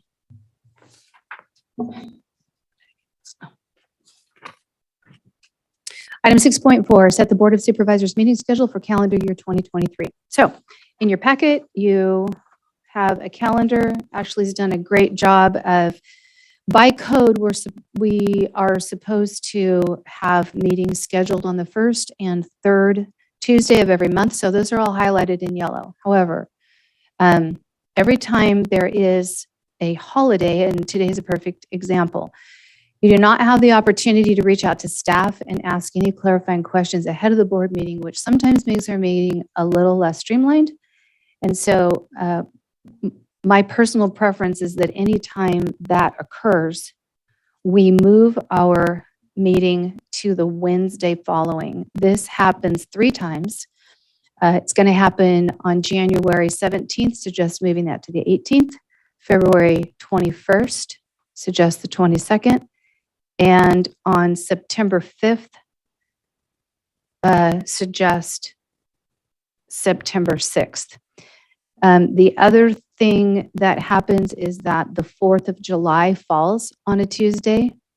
Suggest removing that meeting date altogether. And typically, we do not meet the second meeting in November because staff, our clerk, has the opportunity to attend the CSAT conference, which is an excellent training opportunity, in which case there is no availability to prepare a board packet. So are there any questions? My question would be if you're going to drop the July 5th meeting entirely off the calendar, if people would be willing to schedule a meeting for the 5th Tuesday in August. Can't hear you. So that we still have that, already have another board meeting scheduled, if we would move that July 5th to August 29th. In which case you've got meetings back to back because August 29th would be the Tuesday right That would be before difficult. September 5th, and right in a row is, I don't think, feasible. Yeah, I think we could have I just think we could end up with an issue, but I guess we can schedule a special meeting if that happens. And the issue being, That from the 20th to the 18th without a board meeting is a long time. And what about moving the meeting to the 6th of July so that you create the same scenario with a day between, or is that just? Just for clarification, our code says that our regular board meetings are held on Tuesday or Wednesday. If we were to move it to a Thursday, it would be a special meeting, and there are certain things we can't do on special meeting. In the past, I would say about 50% of the time we've had to call a special meeting. So we can do that if that's the board's pleasure, or we can find an alternate date on a Tuesday or Wednesday. So let's cancel it for now and hold in our minds that if we need a special meeting, we can schedule it at that time. As a suggestion, but I'm still open to conversation. Okay. I will open the public comment on this item. I have no raised hands and no chats. All right. So the motion, I'll make the motion on this. In essence, you're looking at this calendar and you're going to remove 3 dates, and we're going to cancel. Move 3. We're going to move 3 and cancel 2. We are moving January 17th to the 18th. We are moving February 21st to the 22nd. We are moving September 5th to the 6th. We are canceling July 5th, which is actually kind of, well, I can't put on holiday. So it's July 5th. Canceling July 5th. Or should we say we're canceling July 4th because that falls on the Tuesday? Correct. Okay. Canceling July 4th. And we're for the holiday, and canceling November 21st. And Chairman Cox and Yes. sorry, code actually states that if the board meeting falls on a Tuesday and that Tuesday is a holiday, the board meeting pushes to the next business day. So it would actually be July 5th, not Okay. July 4th. So we're recording it as canceling July 5th. Thank you, Susie. And canceling November 23rd or 21st. Sorry. Correct. And Ashley, maybe we can put in this so that we don't, do we need to put into the motion that we're keeping an open mind about the need for a special board meeting? Or is that really necessary because we sort of know that that's a possibility anytime we need one? It's not necessary, but if you would like to put it in there, you're welcome to. Okay. Put it in there. That is my motion. Do I have a second?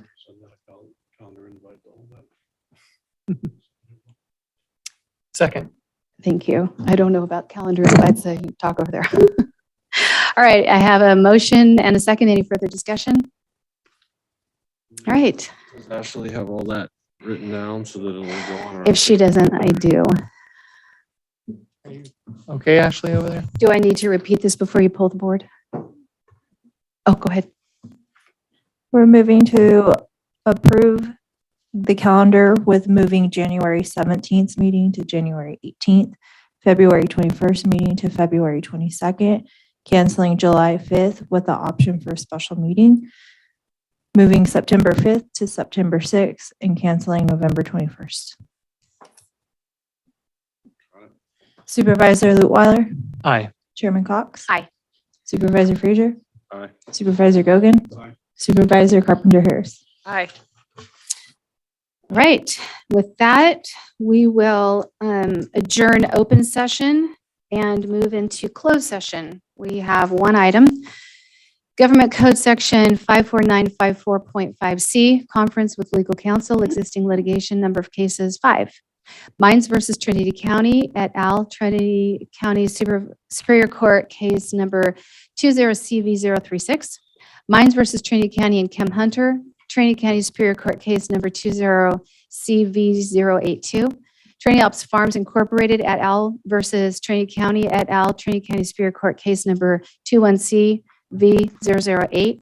And Carlson et al. Versus Trinity County of Trinity et al., Trinity County Superior Court case number 20CV136. And Hoopa Valley Tribe versus U.S. Bureau of Reclamation, U.S. District Court case number 20CV01814 JLT EPG. Do we have any public comment on closed session?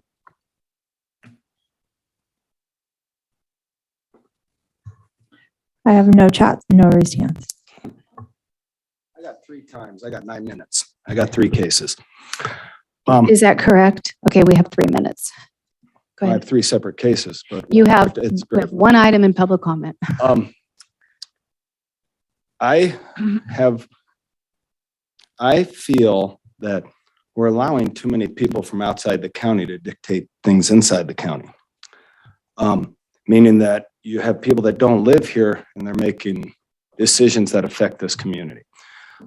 My case is far from the only one that we have litigation like ridiculous here. The only person that gets something positive here out of litigation is county council. Their wallet gets very fat. Now, that's not good for any of the people inside this county. It's not good for the county when they lose. It's not good for the people that live here in the county when we spend money for something that we're supposed to have, that you're supposed to work with us because we're providing jobs. It's kind of like you guys work with us, you give us some parameters, we go to work, we provide jobs, we build a community, and we get things going.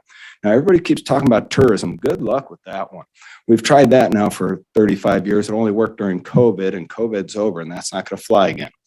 We have last second chance here to fix this cannabis thing, but you have a county council that keeps stopping a settlement. I've tried multiple times to make settlements with this county. Last time with Mr. Frazier showed up with the attorney, and they thought they won because they didn't make a settlement. It's not what a settlement's about, actually. Settlement's about coming together and getting past something before people spend more money. A PRA case, which is the case that I 100% will go through, I'm going to get my emails now. Okay, you guys wanted me not to get them. I don't know if you understand them, but hers specifically I want with me when I was a supervisor. I am going to win that case. It's the law, clearly states in the law, all my lawyers' fees are going to get paid. That's where I'm moving forward. Then I have another case, the one which is in Douglas City, which we had improper, that's the one with Chris Dwyer, where we had an abatement that wasn't legitimate, and then we got a settlement, and then the county went into a moratorium and decided not to fulfill their original settlement. That's actually a big problem because that gentleman, Mr. Dwyer's, had a couple $100,000 in losses now from the property, and he literally is stuck in the middle of a settlement hearing where Sean Millard, the county council, did something extremely unethical. So that case, now me, I've been trying to drop some of these cases. Chris Dwyer can't really drop that because he's tied in with me. My Douglas City case, it's tricky because once I get the emails, we're going to show the collusion of unethical behavior. And that's what this is all about, is that everybody's tried to stop me when it's your guys' job to promote what I do. See, and if you guys hadn't screwed up my distribution facility in Douglas City, you guys wouldn't be sitting here trying to figure out where all the cannabis money was coming from because you'd have plenty of it. It's okay. I've set up shop. I'm in Modesto. I'm in San Bernardino. I've got multiple other distribution facilities, but I'm just letting you know that you're not going to get out of paying me money, and we're going to hit you for a multiplier on the attorney's fees because of the unethical behavior. Have a good time.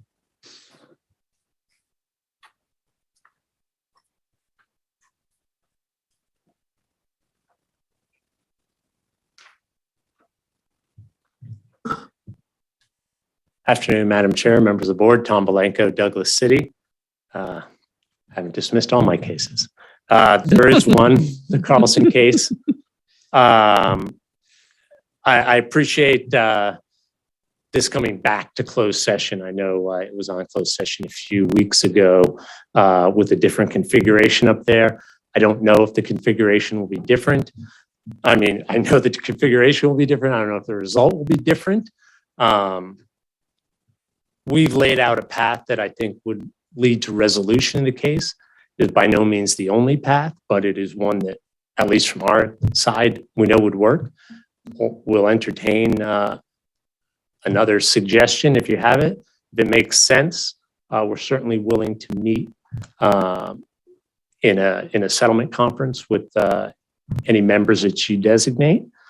Otherwise, we're also ready to proceed with trial. It's a kind of unique case for me personally in that I inherited this case after discovery is already closed. So it's kind of like a bar exam performance test. Like I have a complete set of evidence that I didn't put together, but it is there. There's not a lot of, secrets or unknown stuff in there. County council knows the evidence as well as I do. I'm sure we look at it differently. But we're headed for trial on it. If it is the board's decision to go to trial, I still think it behooves us to maybe have a meeting prior to that. But anyway, I welcome your thoughts, and I hope you keep an open mind. Thank you. Thank you.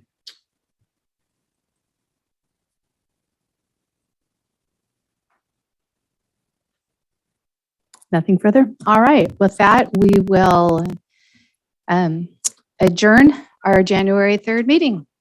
Adjourn into closed session. We already adjourned to close Session. There we go. We want to end the meeting. before we Recording vote? stopped. So we end the recording with Jill going, I don't know what we're doing. That's perfect. I did that every meeting. All right, we need 5.